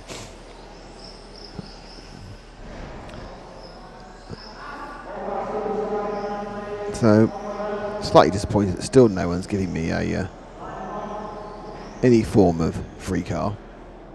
That just looks dark in there. Why does it look so dark when actually the sun's out? It's shutting the iris down. Even though I put it into manual. This is looking a bit dark as well, actually. Dark. The main camera's looking dark. When are you going to bring in the people that are waiting at the door, at the gate? Oh, yes, come in, Martin Bollenbacher. Who actually know Martin Bollenbacher. Martin took that picture that I'm using as my background. Really? Yes, Martin he works for Red Bull, I think. He said he's a German guy, and I think he works for Red Bull. Awesome. Wings of Europe. He's a very talented photographer as well, I guess. And he's got a lovely doggy. Oh, that is a nice mutt. Language. So it's he's in. Martin's Welcome, in. Martin. You're in. There's 30 seconds to go. So Ashley Cox is. Ashley with an L-E-Y. Is in. Hello, Ashley. I know she races with us in the 12th. Ooh. She's got kind of a word. Oh no, I don't want to read that. It's really. I can read it. I don't want to read it. I can read it. It seems really funny. But Ashley, you're in. But that's that kind of fuzzy thing on your. Whew. So I tell you what it says. Yeah. It says I can't sleep. Right. Okay. Now Tom Nom and Matthew Varra haven't taken the start of this one apparently, according to the tickety. Have you checked it or not? And that's a major blow for our favourite cameraman over there because he loves Tom Nom. And Nom is indeed dropping down. He's now behind ours. I've just realised something incredibly stupid. What's that? I've been adjusting the other camera. Oh dear. We are professionals, aren't we? I'm going to sack myself at some stage. Oh, don't, because I want to do it. You want to do it. So Marco Mazzini's leading. Second is Christian Hovden. Third is Ollie Payne. Ollie Payne ran the first round. And in this one, it is indeed Christian Hovden who has the most points at the moment. He's got a first and a third. Marco Mazzini is a second and a fourth. And Ollie Payne is a first and nowhere. So really, Mazzini can win it, Payne can win it, and Hovden can win it. Chris O'Donoghue's in second. He can't win it. Sorry, Chris. It's just not going to happen. I want to rain in your parade, but you're not going to win. So Mazzini from Hovden, according to this. Where are we at? I'm trying to find where the cars are. So it's car 1 of Marco Mazzini there, and then car 7 of being lapped already. And then we have, so the battle actually is for second place, and it's a second place battle. I want to see. He's going now up to the Z Racing Z, and down the Protoform P. That is second and third. That's Hovden and O'Donoghue. Ollie Payne was there, appears to have dropped out. I don't know where he's gone. Oh, sorry, I tell you, it's not O'Donoghue, it's Payne. It's actually Hovden and Payne there in second and third. So Donoghue's dropped back a bit in fourth. So, and that was a bit of a swipe at the side of Hovden. It didn't really seem to affect him too much. Payne got going as well. Between them, probably both lost about a second. They're kind of over-optimistic, but suddenly he's right up with him again. He caught up so quickly, Ollie. And Hovden makes a mistake on that corner as well. Payne gets through into second place. And O'Donoghue's in third. Hovden's a little hoppy-dumpy over the thing, and he goes into fourth. To fifth, so it's now still Marco Mazzini with Hugh, but Marco has a much bigger lead. Marco's probably got a 6-second lead. Yeah, it's 7-second lead nearly from Ollie Payne. So with 3.5 minutes gone, looking quite good for Mr. Payne. Mr. O'Donoghue on the other side is looking to pick up third.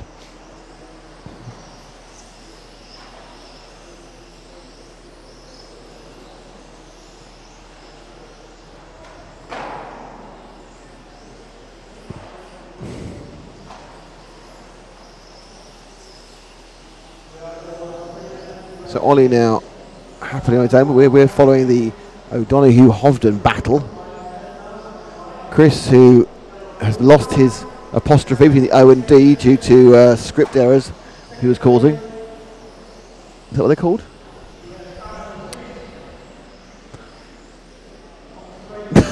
Problematic characters within his name, yes. Yes. We're not saying it's a problematic character. He's very nice, Chris. And Hovden's been a massive dear. mistake. Oh dear. By going back up the road. I did that once. It was very embarrassing. When the car turns too sharp, you go back the way you've come rather than around the corner. It can happen at any moment. These cars are a bit on a knife edge, and sometimes you just get the handling wrong. You just suddenly turn around rather than going like 90 degrees or 100, 150, you go about 210, you're facing the wrong way, and you've already put the throttle on, and you go back the way you've come. Bye. Massively embarrassing. I hope no one saw that. I've been quite worried actually, because I was worried during qualifying. I'm sure you're following me, but I think to take it to the finals, you were following the people actually doing well. Yeah, we didn't see much of you in the finals, I'm Excellent, afraid. that's fine. We didn't see the last race. The car wasn't appalling, it was just poor. We saw most of you in the last race Oh, good. because you were third at some points Up until the last half lap, when it all fell apart. but there was a big smashy crash. Is that a technical term? It might be. So Chris O'Donoghue has made the most of Payne having a mistake. It's now Chris O'Donoghue in second and Payne in third, whereas Marco Mazzani is just literally trolling along. In fairness, O'Donoghue is quite quick. He pulled 6/10 of the man on the camera now, our leader. I like the fact that Frank's doing his own direction. It's fantastic. So back with the leader. Yeah, he should do his own commentary as well while he's doing it. We could just send him everywhere. Yeah, you could do actually. Quite a good idea. But he gets overly excited with people who start 10th and up second. He what? He got very excited in one of the finals when someone started 10th and then 2 laps was in second. It was a bit. Oh, they didn't finish second. It was just like, it was a bit like he'd found out that not only was Santa was real, but so was the Easter Bunny and the Tooth Fairy, and they'd all come to a tea party for him. Well, they are all real, aren't they? Does anybody believe the Tooth Fairy? Yes. Really? Yeah. Do your children, your lad, believe in the Tooth Fairy? Or are they hooing you for the £2? They both believe in the Tooth Fairy. Yeah, They both get the £2. And if one of them has a tooth that falls out, the other one also gets money because they look after their teeth. So they. That's an interesting financial dental arrangement you have with the Tooth Fairy. Yeah, well, fortunately, in the UK, dental work is free for children under the age of 18. Is it? Yes. So it's free. So the dental costs aren't. So is the dentist giving you the money then? Is the Tooth Fairy funded by the NHS? Well, the Tooth Fairy is subsidised in that when they do go to the dentist, it's free. But I'm a big fan of a bit of home dentistry. Now it's getting quite exciting actually because Mazzani, who's looked like he's got no challenge at all with 2 minutes to go, is dropping about. We finished that conversation then. Well, I wanted to go back to the good plan. The racing. I'll come back to it. I haven't forgotten teeth altogether, but I was just excited for a second. I thought Chris O'Donoghue was going to catch Mazzani up, but it's kind of gone a bit away again. He was catching him up, and then it all went wrong. Because Ollie Payne's got past O'Donoghue in second. That's not what I mean. Is that O'Donoghue's charge stopped obviously by an accident, and now they're together. So that second and third is what's all happening. Not where you're at the moment, Frank. It's all happening behind them. O'Donoghue in second, and car 6 now going round the Hots hairpin into the Zen Z, and then Ollie Payne behind him. That's where the excitement is for this final. And I think that if Ollie, I think actually Mazzini's going to win, and if Ollie comes second, I think he'll come second. It's all very complicated to work out the overalls, but luckily I haven't got to because RC Timing will work it out for me in the blink of an eye and the flash of a hat. Have you flashed your hat recently? I don't own that many hats to flash, to be honest. It's odd for a man who owns so many trend-based clothing ranges. Yeah, and none of my hats are for trend. They're all for branding. Do you have one of those sad flat bill caps which all the youngsters like? And have you left the sticker on it? Ouch. And have you left the sticker on it? Like a grandad hipster. Oh, no, a flat build cap. Yeah. Like a Stu Noble hat. Yes. No, I don't do that. I thought you meant a flat cap. You said a flat cap, didn't you? No, I said a flat. I did mean a flat build cap, and I did probably say flat cap in my mind. I was thinking about because that's what like a grandad hat. Yeah, that would be a flat cap. That's right. But that is also very cool if you're a hipster. Is it? To wear a grandad cap? Is a tweed suit very cool? Yes, in certain circles. Okay. Yes. Good to know. So Frank wears one. Frank wears a flat cap. Does he? Yeah. He has a persona that he puts on. Is Frank basically an extra from Last Summer Wine? Yes. He dresses as a Yorkshireman. Even though he's from Texas. Even though he's from Texas, but I think he sees Yorkshire as the Texas of America. No, the Texas of the UK. What, because it's the biggest county? Partly due to that, and partly due to the and they're awkward. Farming, the distinctive accent, the casual racism, those things. Yeah, there are many common factors between Texas and Yorkshire. Like all the oil. Like all the oil. And the American football teams. Yes. I thought so. And tea, cream teas. Cream tea. There's nothing like a cream tea from Dallas.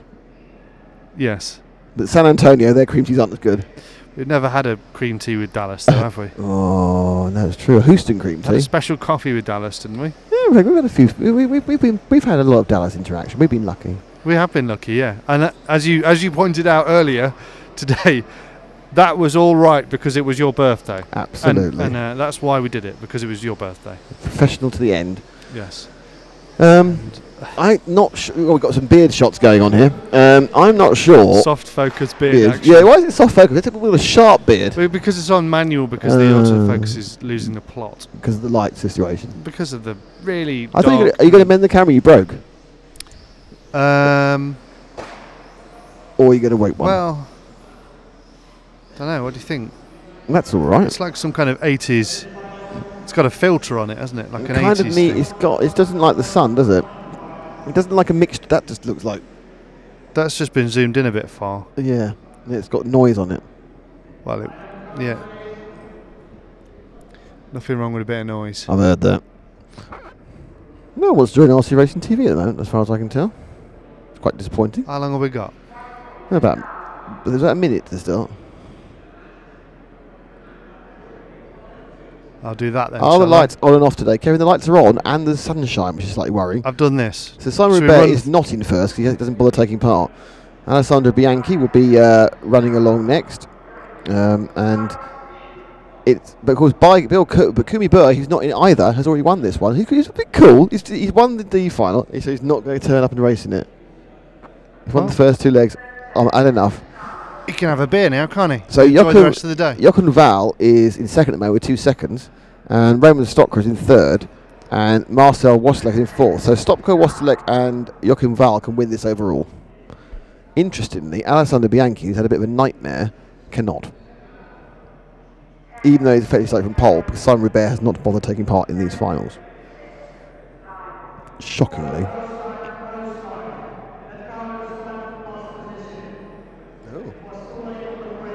What's going on? No. What's happened is we've had a late arrival to the modified ball, and Alessandro Bianchi was too late to the grid slot to get pole. So pole now goes to the third. I've not seen we've lost the first two before. So in pole, it's car 3, which is Joachim Val with the orange and white. Ooh, is that a Serpent? No, Yokomo. Orange and white Yokomo. Car screeches round, quite in control. Just goes to show when how calm that all was, and everyone's gone through quite nicely. And so they go through in order, which is going to be 3, 4, 5, 3, 4, 6 actually. Oh, cool, because Queenboy hasn't entered, so it is 3, 4, 6. So the guy in 6th was net 3rd because of withdrawals and late arrivals. It's quite good, isn't it? Getting 3 places for free. Yeah, it's just profiting from the situation, isn't it? Not reviewing the situation. That is too dark. That's dark. You might need to do your white balancing thing again. But it is Jochen Val who leads by 0.2 of a second on the RC time, powered by RC Timing, RCTV timing screen. We are here thanks to EFRA, and we're also well fed thanks to EFRA. Oh my lord, that went up in the air. And with Protoform, who make the best 1/12 bodies. I should know. I use them, and Frank of Pole Position RC paints them. And of course with Zen Racing. And then Zen Racing make very good cars. And if they wanted to give me one, in fact, I'll take one at cost now. I'm now moving from free to discount. Right. Okay. I'm selling my. I've just decided perhaps I set my sights too high with my stunning 4th place in the C final, and perhaps I should just go for a discount. Actually, free could be asking for too much. What do they get from you in return? What do they actually get? Tell me what they get, because what we've had so far is you slagging your car off all the time. Exactly, but I would get. So do they get that? No, they might not want that. I'd have a much better car, and I wouldn't be slagging it off. I'd be going, this car is fantastic. Well, the grass is always greener, isn't it? You might not get on with it, despite the fact that it's a good car, and then you might slag it off. No, because what the problem is, you see, is that I haven't really got time to sort this car out, because it's an old car, and so no one else is running it, so I can't go, what do you set it up? If I was running a car that was current, I'd just go and say, excuse me, can you tell me what settings you're using, as I'm part of your team, and I copy them. Oh, you just want David Spashett, Yes. the RC legend, Yes. to be your personal Yes. pit slave. Yes. Not going to happen. Yes. No. But what I like is you know me well enough to go with exactly the right person at exactly the right name for exactly what I want. I do want Dave Spashett as my personal pit bitch. Absolutely. No, I can't see it happening. Well, how about You know, I he's get now. how about I get 10 minutes of his time every now and again? You know, he's. Would it be alright on FaceTime, or does this have to be in the flesh? No, he's actually at meetings. I'm not going to. I'm not. I think Captain Timmy Tat's back. No, I'm not actually saying. I'm not going to ask him to leave his home and his family to come and see me for a 10 minute. No, I'll do it at meetings. I just want to be able to sit by his table and go, David, I've come to the Oracle. You'll go and sit in his kitchen. No. At a race. Right. Okay. I'm not going to start offending him in his house, or bothering his children, or bothering his dog. Does he have a dog? Do you know what? I don't know. If you know if David Spashett has a dog, could you write to RC Racing TV, care of BBC TV, Wood Lane, W8. Why is it always that address? Because it's super swap shop and I can remember it. You do realise that we won't get any of the correspondence if you keep giving out that address. But who writes letters these days? Be an email or a thing on Facebook, won't it? Well, yeah, it will. Now, Roman Stopper's got in the lead of this race, and he has a 2.87 second lead of this race, as Jochen Wahl from Norway is in second and Marcel Vosselek is in third. So it's 4 from 2. So he's lapping Alessandro Bianchi. So where is there actually a battle on the track? And my belief is that is the battle for third between Wozniak and... Oh no, Nicola Garley's retired! No, Nicola, don't retire! So Wozniak and... Oh, no, Mark Payne's quite close. So Wozniak and Payne. Payne's the white car. Wozniak is the pink and green car going down the straight now. That's it. We're waiting for the right one. The pink and green, the white car. It's Mark Payne and Wozniak. Pick up Mark. Good old Mark.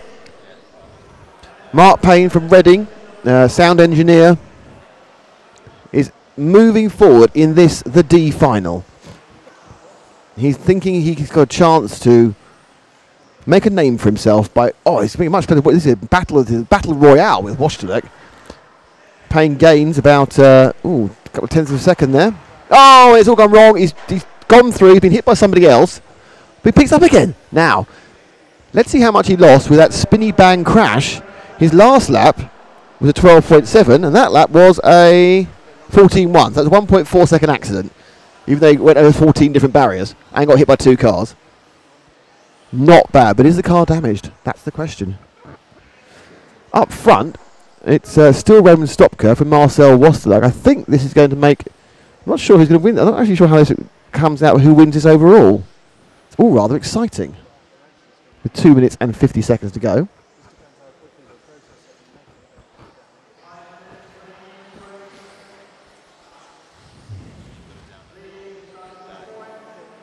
So after this we have the C final, then the B final, and then the final race of the day, which is the third leg of the A final. We already know who the winner is, but it's the rest of the podium to decide. And these races tend to be quite fun because people kind of throw caution to the wind.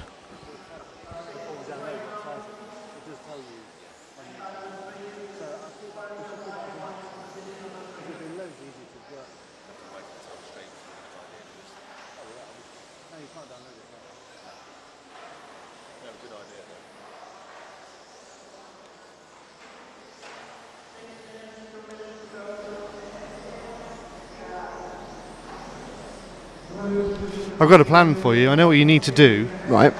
You need to enlist the services of an RC agent. What, like Ollie Meggett? Somebody like Ollie Meggett, yeah. But Ollie Meggett only has RC agents for Durango, and Durango don't make... Whilst Durango make fantastic cars, they don't make a 12th car. No, there would be absolutely no point in him being an RC agent for Durango.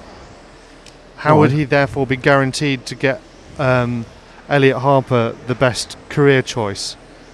If he worked for Durango. Okay, fair enough. Good point. He works for the driver, not for the right. Not for the manufacturer, because that wouldn't really work. So what do I have to pay Ollie then? I think it's somewhere in the region of 10 to 15%. Of what? Of the savings, as there won't be any wages involved. Oh, goodness sake. Oh, Frank wants to know. Frank wants to cover a car. Oh, I want to cover it. Number 4. Number 4. Oh, number 4. It's a minute to go. Oh, man.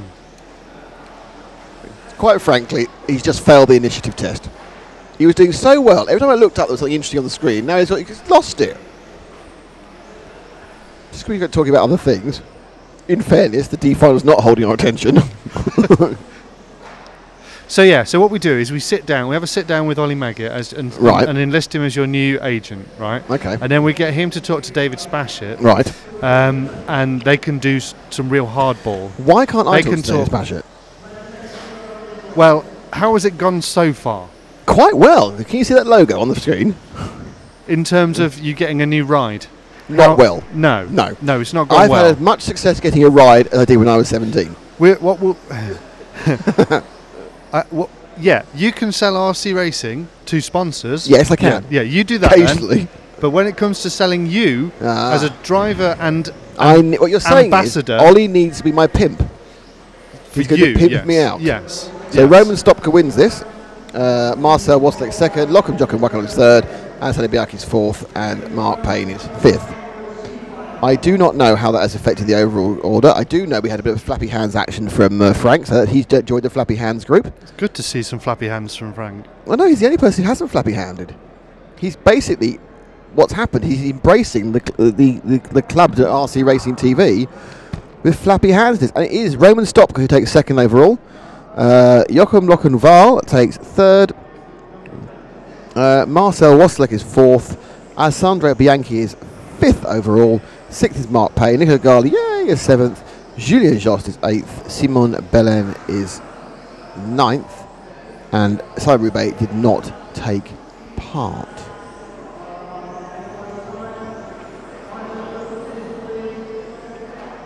So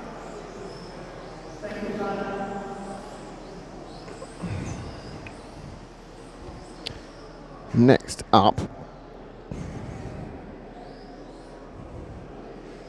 is the C final with Helge Johansson, Mark Stiles, Alan Walker Catchpole. Well, Alan Walker Catchpole? Who's Alan Walker Catchpole?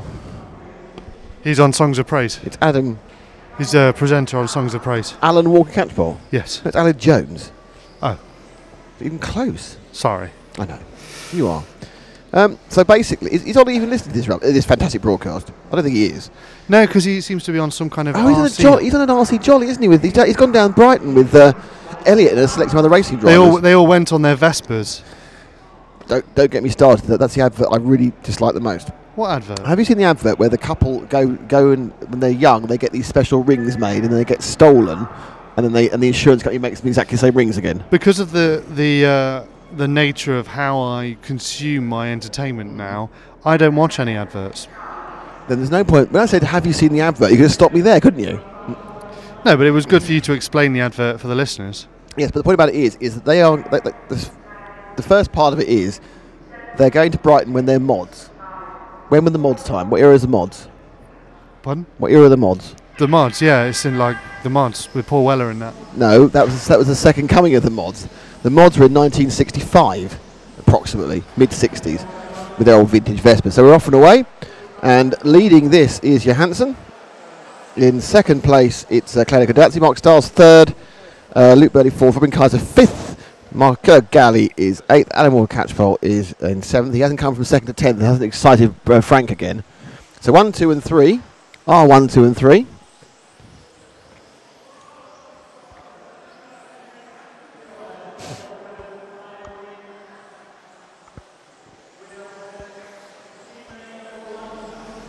We've been chastised by Frank. I think we should probably focus a bit more on the racing. Okay. So 1, 2 and 3, 1, 2 and 3. There we go. And it is as they swim through, Etty Johansson is. I was just trying to work something out. Johansson is running a couple of seconds ahead, 1.6 seconds ahead, thanks to RC timing. And it Stars now in second and Burley in third. So it's a British benefit in second and third. Stars with his practice body or his non-standard, non-properly painted shell in orange. And he is second and third where the interest is at the moment. Johansson getting away in this C final in modified, the third leg. Stars won the legs.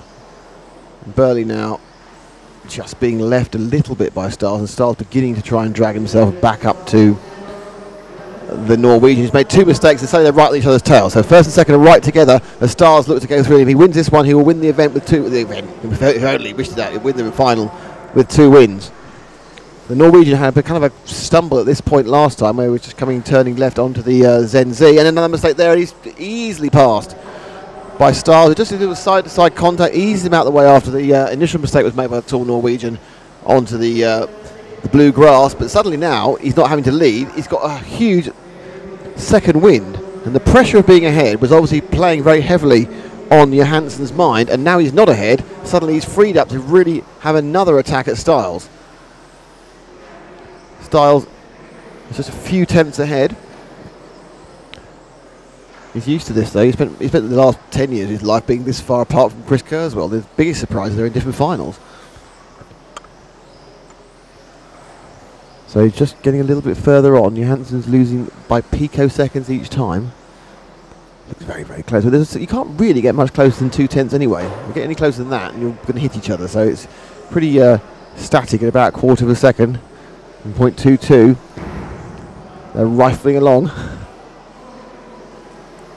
Burley being dropped. So the pace of the front 2 is dropping Burley. And it's all about this lead for the C final.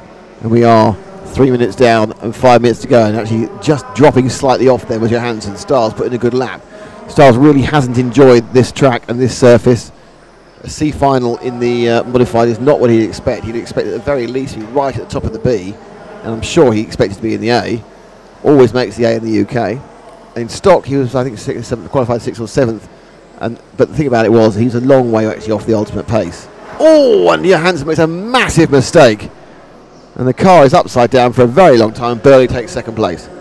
So Styles now carries on his merry way after a little bit clip there from Johansson, who's pushing as hard as he could on the short shoot. Just hit the grass, flipped the car, slammed the wall, had to be rescued by a marshal. It does beg the question though, why is it only the British drivers on the whole who have a rollover aerial? Because you don't actually land on your roof. Wherever you are, you end up back on your feet again. They just don't look as cool though, do they, dude? Right, man. Yeah, dude. They're mandatory in the UK. Yeah, well, and they have to be a mandatory length as well. Yeah. Well, or minimum length. They can be longer. In Europe, it's more mandatory to be cool, dude. That's true. Yeah. Hence the fantastic beards we've seen. Yes. No real fantastic beards in this heat. There is a beard, but it's just pretty normal beard, isn't there? Normal beard? There is no... I don't have a concept of a normal beard. Well, driver in position number 1 there. What's the normal beard? The driver in position number 1 on the left there has a normal beard. That's not a normal beard. That's it's not super bushy like the Frenchman's beard, or super manicured like the It's a number 2 or a number 3 neck beard. Okay. Was neckbeard a not particularly dangerous criminal? I've been assaulted by neckbeard. So Johansson now has managed to get past. I know, yeah, has managed to get past. And Burley makes a massive error and goes too wide at a huge speed and rolls his car into a tiny ball. Manages to keep going. I think he actually kept going in 3rd. But that sort of mistake. Oh, that's something else in the air, and car 1 slowed. There's all sorts of things. And now Johansson's got a problem in the middle of the field. I think he's hit things as well. There's been a lot of slamming of stuff. And all of this has left a massive lead for Styles of 10.5 seconds. And it's actually now Robin Kaiser back in 3rd place. I say, Robin, well done.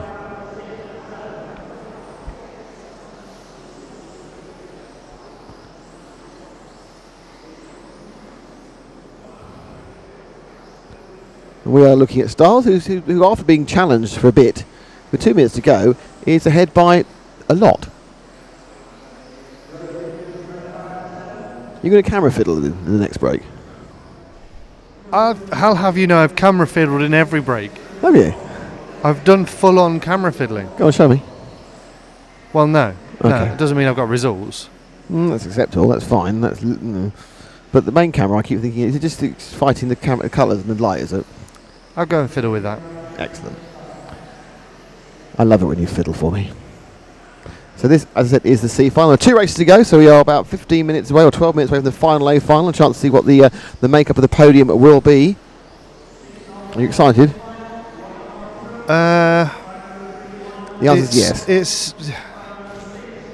It's been decided, hasn't it? It's one of Yes. those things where, you know, I obviously wouldn't have wanted Hagberg to have been robbed of the championship that he probably was on course to get.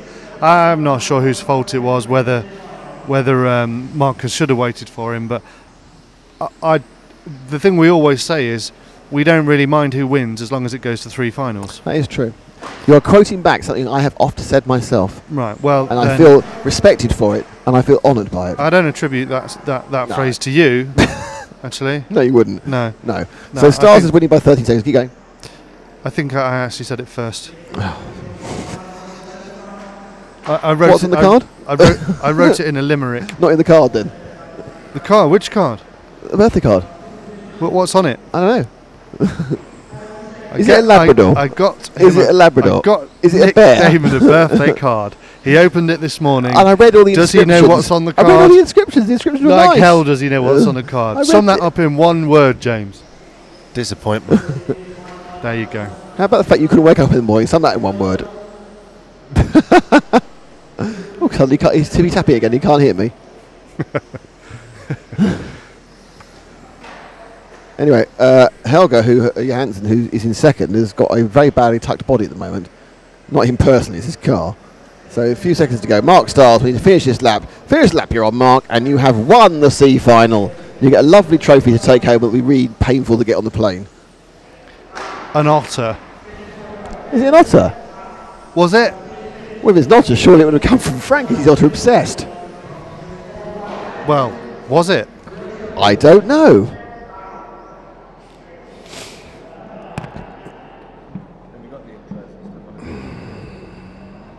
So that was the C final. Right, I need to go. And here's the result. It was. No, I've got the. Why has that happened?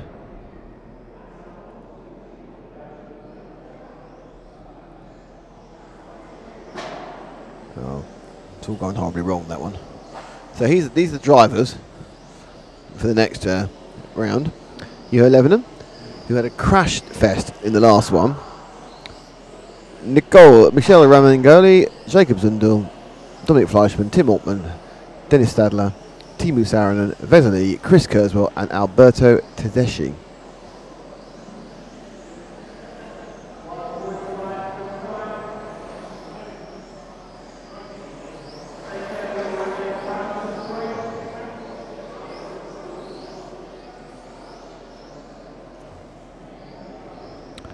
So, this B final, currently the order in the B final is Jacob Zundel is leading.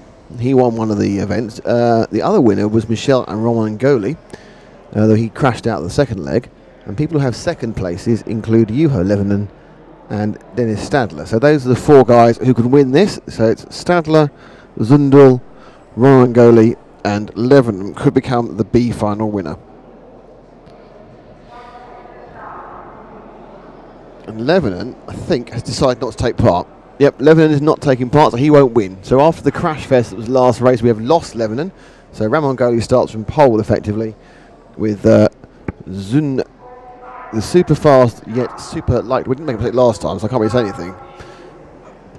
Ramon Goli and then Jacob Zundel, Dominic Fleischmann, Tim Altman, Dennis Stadler, Saarinen, Vesely, Chris Kurzweil starting 9, and Alberto Tedeschi.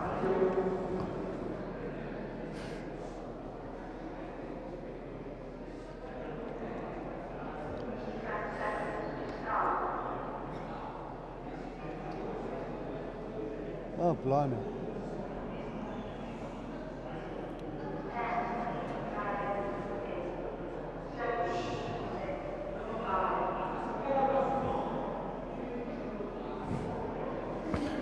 And they're off, and a bit of a slow start for Roman Goli, and there comes Zundel.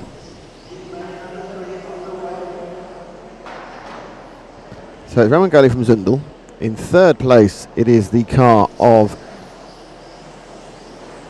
Dominic Fleischmann, but already the battle is first and second. As Roman Goli and Zundel, the winners each of one of the first 2 legs. sprint away, and there's the B final. Sometimes Ramangoli and Zundel back inside. He gets the nasty little kiss in the back, and Ramangoli goes side by side, and Zundel backed out of that one. That was discretion being the better part of valour for Zundel there, deciding not to give it some, as Ramangoli get back up the inside of Ramangoli again. So it's an interesting one, this one. Zundel's got a lot of pace in certain places that Ramangoli hasn't got it, but it's a case of he's trying to get through clean. I'm pretty certain if he gets through, he's going to be able to absolutely pull away really quickly, but then suddenly Ramangoli gets a hurry up. Just gets himself a little bit back in his groove again. And puts an 11.688, a massively faster lap than we've seen from anybody. Picks up 4/10 in that one lap by just getting his head in gear, perhaps the additive settling to a more pleasant feel. As one of the cars goes 8 foot in the air after being stopped dead, and it's out. And that, my guess, is Teemu Saarinen really finishing what has been a very disappointing weekend for him with another big crash. He's not enjoyed the circuit at all. So up front, Zundel's been overtaken by Fleischmann. So Fleischmann in second, Zundel in third. In fourth place it's car 6 of Dennis Stadler. But getting away is Ramangoli, and he wins this, he wins the B final. And what happens now is that Fleischmann has got the attentions of Zundel, and Zundel is desperate to get past. He needs to, and instead, he's looking to line it up, but Stadler now is biting at the heels of the Austrian. So it's Germany, Austria, Germany. And Fleischmann, obviously very much better known for his 12th driving, for his touring car driving, is making a good go at this 12th racing as another mistake by Zundel, which is what we come to expect, speed and a mistake, drops in 2 further positions to 5th. Ramangoli leads still, as there's a big accident involving our erstwhile Zundel. He'd be able to drop back, so I think that's probably it for him. And the question really now is, there's Fleischmann and Stadler are battling hard. So Dennis Stadler, who has a second place, and if he can win this, would take the B final, but didn't really seem to show anything, while showing good racecraft, didn't seem to show particular pace in the 6 machine. Ramangoli now with 3 minutes down, 5 to go, has not really stamped his authority on the event. He's got a lead of a second and a half, but it's not been going up, and Fleischmann now has got into a bit of a groove and seems much happier in this final than he did when he was running in qualifying. Though he's now got Stadler on his tail. Now this is interesting, because I would think it's going to start to slow him down, his desire not to let Stadler through.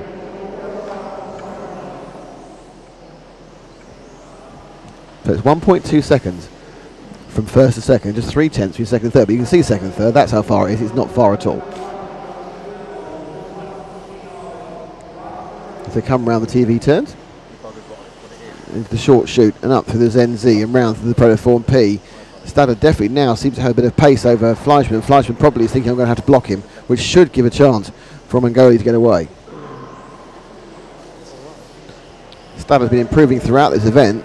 He's been an impressive performance in for the young man. I'm looking at him now, I'd say he's probably about, 16. He's very tall, but quite lanky. They're only quite young, aren't they? They're annoying teenage lads who don't put any weight on until about 26. Unless it's Mark Stiles, of course. Ouch. You know he loves us, really. So Zundel now is trying to get back through the pack, but it's a bit late, really. So Ramangoli still leads, and his lead is now 1.6 seconds. But having Stadler's got past Fleischmann. As soon as I start looking at some timing screens, something happens. Luckily, it was on the telly, so people sort of go, he's gone past, he's gone past. I know now, I've looked up. And Fleischmann now is chasing. But can Stadler actually begin to get down Ramangoli? They've got 3 minutes and 20 seconds to go or so. The 23 laps down with IC timing. And Protoform, Zen Racing, the aggregation of marginal gains, and of course, our friends at EFRA.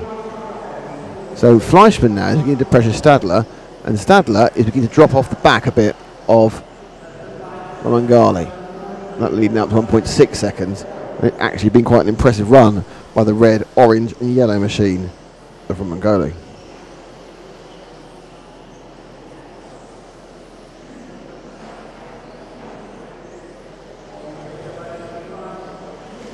So Stadler beginning to pull away from Fleischmann as well. So we've got kind of a bit of a static period now. We're about 2.5 minutes left, 5.5 down.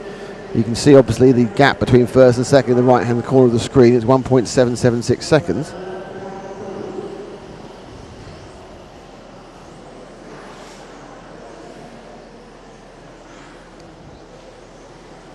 Goes up by a tenth. It's Ramangoli. Completes another lap, turns one more. He's coming up now to 6 minutes down, 2 minutes to go. Behind him it's Fleischmann in third, Chris Kurzweil in fourth, Vesely in fifth, Tim Mortman in sixth, Jacob Zundel in seventh. They've just swapped over Alberto Teresci in eighth. Saarinen and Levanen, the two Finns, two of the three Finns this race, sorry, are no longer running. They're saying, oh, a mistake there, and suddenly that one mistake by Ramangoli, and he's got Stadler over his backside. I mean, 1 and 2 are right together as we move into the last minute and a half. So Stadler now has a chance to win. Whoever wins out of this will win the final. I think. I might be wrong. And Stadler looks at the inside. Ramangoli quite well there, and got a much better run through the short chute. But Stadler now, as Zundel rolls out of the way spectacularly as he hits something else. And diving left, right, Stadler out the inside. There's a beautiful passing move by Stadler there. And oh, that's not on. That is not on. That is... He's got to get called for that, but Fleischmann goes into second temporarily as he just took Stadler out. Ramangoli, it is true that some of the Europeans are a little bit, what's the word for it, harder. He's been stopped for the go, and he's gone back down to third place. It was just, and he's also had an accident. So Ramangoli did get called by Franz Heinsberg, and really that was a pretty easy call. Stadler has moved himself back past Fleischmann to second. So the young man looks like he's going to win this one with about a minute to go, 40 seconds or so. Ramangoli probably feeling a little bit aggrieved. I'm not sure if he can do, because he really was very aggressive into that corner. So with Stadler, who's now taken over the lead. And we'll have a first and a second. I think that should be enough to take the overall B final win, which I'm sure is pretty much beyond the top level of his expectations when he arrived here on Thursday.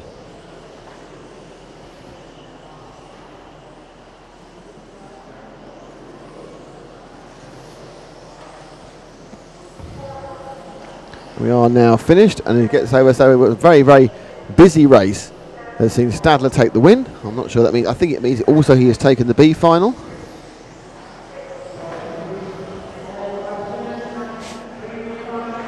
See if we can find out. Would it be updated? No, wrong one, sorry. And indeed, it is Dennis Stadler who wins it. Second overall, that is, not this is the individual race. Second overall is Michel Ramangoli. Third is Jacob Zundel. Tim Mortman's fifth. Chris Kurzweil is fifth. Juho Levanen is sixth. Vesely is seventh. Dominic Fleischmann, despite a really good run in the last heat, is back down to 8th, Timo Saarinen 9th, and Alberto Tedeschi is 10th. So now we reach the last race of this 1/12 European Championship. So I'd like to take a chance. It's the final round of the A final, third leg of the A final of the Modified Championship. We do not have Alexander Hagberg in this race. There's no poleman. Ollie Jeffrey will sit on pole. We're wanting to try and get something out of his car. Currently he's down in 8th overall, and we need to turn various things on. And Frank needs to stand up as Matt runs down to turn the cameras on.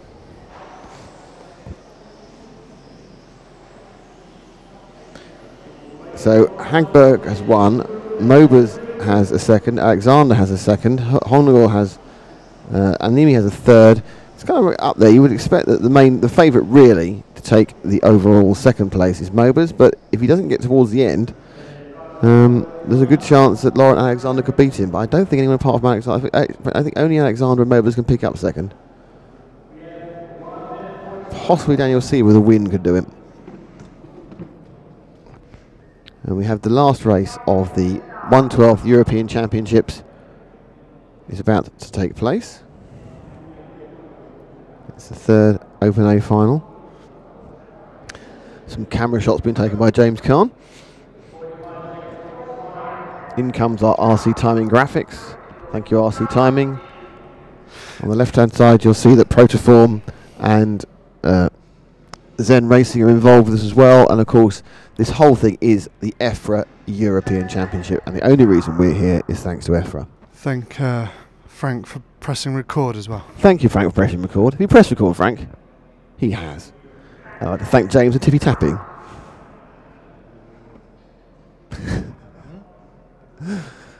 There we go. It's like having a friendly Labrador, isn't it? Ooh, ooh. 5 seconds to go. Jeffrey's on pole effectively. Mobers, Laurent, Sieber, and Animi. And they're off. And can Ollie get a car that works this time? If he can, he probably might get to the podium, but no better, as out rolls already Ananimi. So it's been a bad start for Ananimi. He's dropped way back. But Jeffries is going, Mobers and Laurent, so this is the battle for second overall. Ollie's car looking a little bit better, but still not great. As they move round. With 2 laps in. Jeffries is the lead of half a second from Mobers. Mobers didn't take the switch back pretty well then. And they go back past onto the main straight, in through the TV turns. It must be a very calm start. Moving through the field nicely is car 7 of Arnaud Lampier. But he has had some problems in previous heats. So it goes round. It's Jeffries, Mobers, and the 2 Frenchmen, Laurent and Lampier.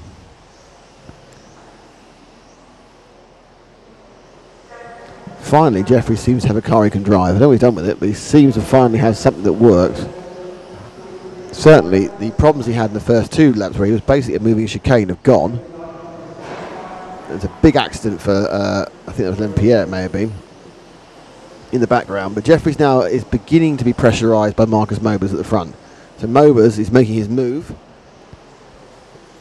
Though I'm almost certain that second will probably be enough to keep him in second overall, if it's Jeffries who wins.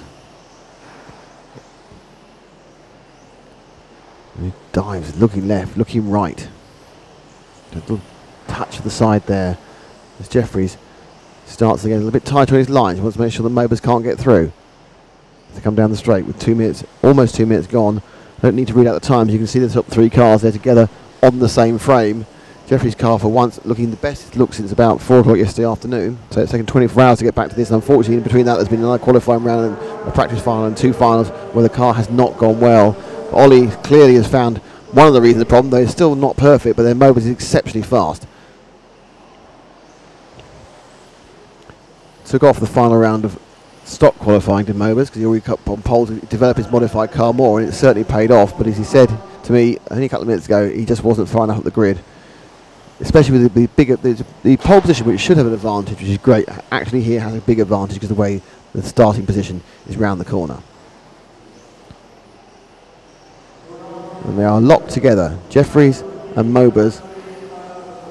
The distance is not getting up, it's not going down, it's staying at that kind of minimum distance, about 2/10 to 3/10 of a second. Laurent himself is actually now closing the gap up, and in fact, in that lap, it's slightly edged and flowed a bit, and Laurent is closer to Mobers, and Mobers is to Jeffries. And perhaps Jeffries now can start relaxing and enjoying driving his car for the first time. Very tight there in the TV turns. Just lost a little bit of momentum as he took too much blue grass. And Mobers continues to hunt him down.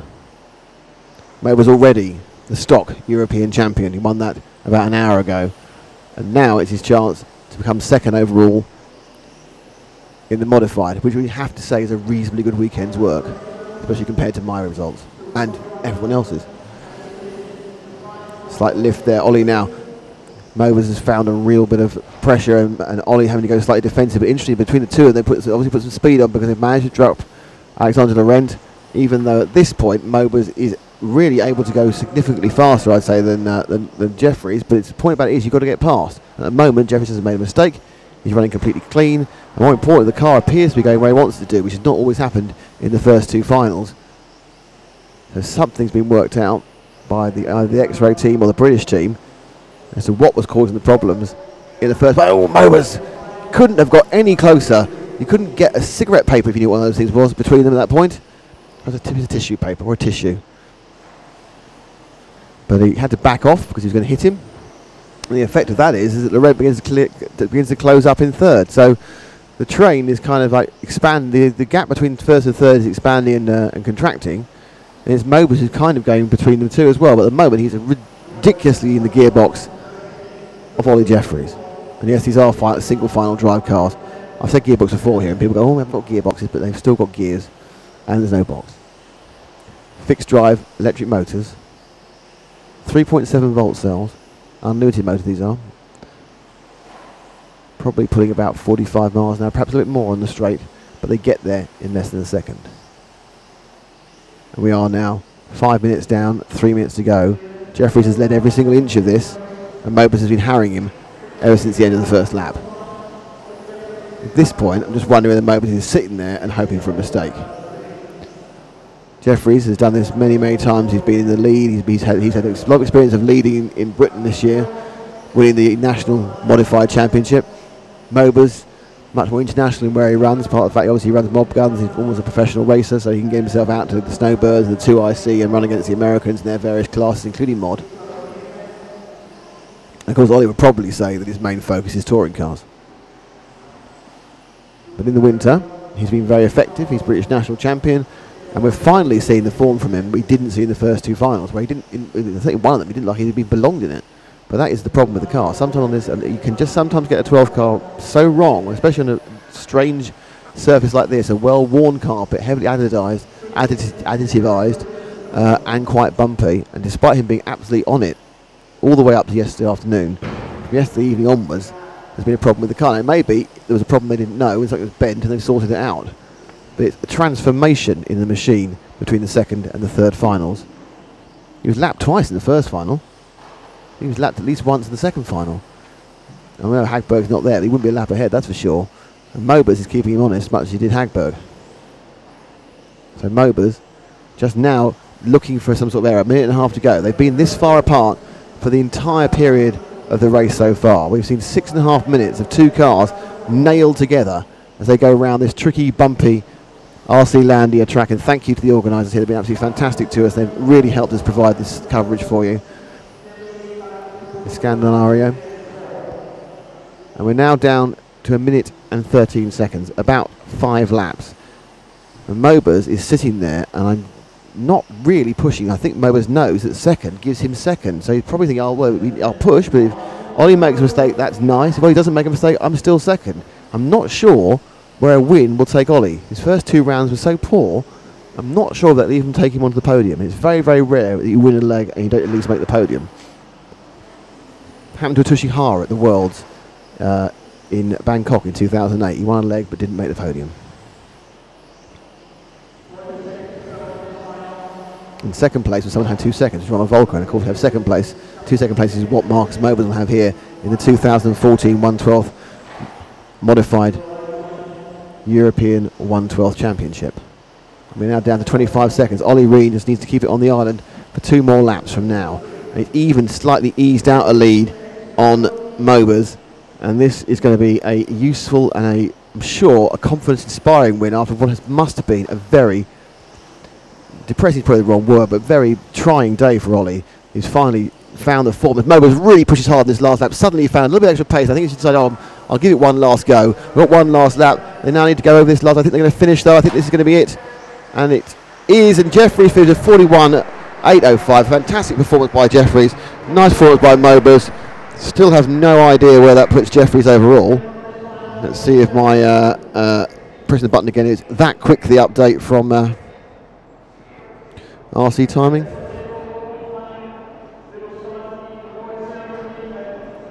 Not up yet. So wait to see what happens. See if we can go and have a quick word with Mr. Jeffries. He's not going to run away. So it's a school of hard knocks around here. But we'll grab a word with our winner of the third leg, Ollie Jeffries. Ollie, can I just interrupt you for a second? And this is a very simple question. What did you do in the last 2 hours that transformed it from an axe-wielding maniac to a car that can win an A final quite easily? I mean, from yesterday, it's basically a different car.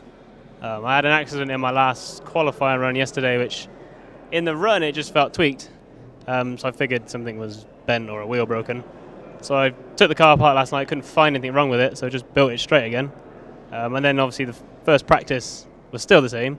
So for the first final, I put a whole new front end on. Still same problem. So the second final, I just built a new car. But then the second final, it didn't handle quite like it did yesterday.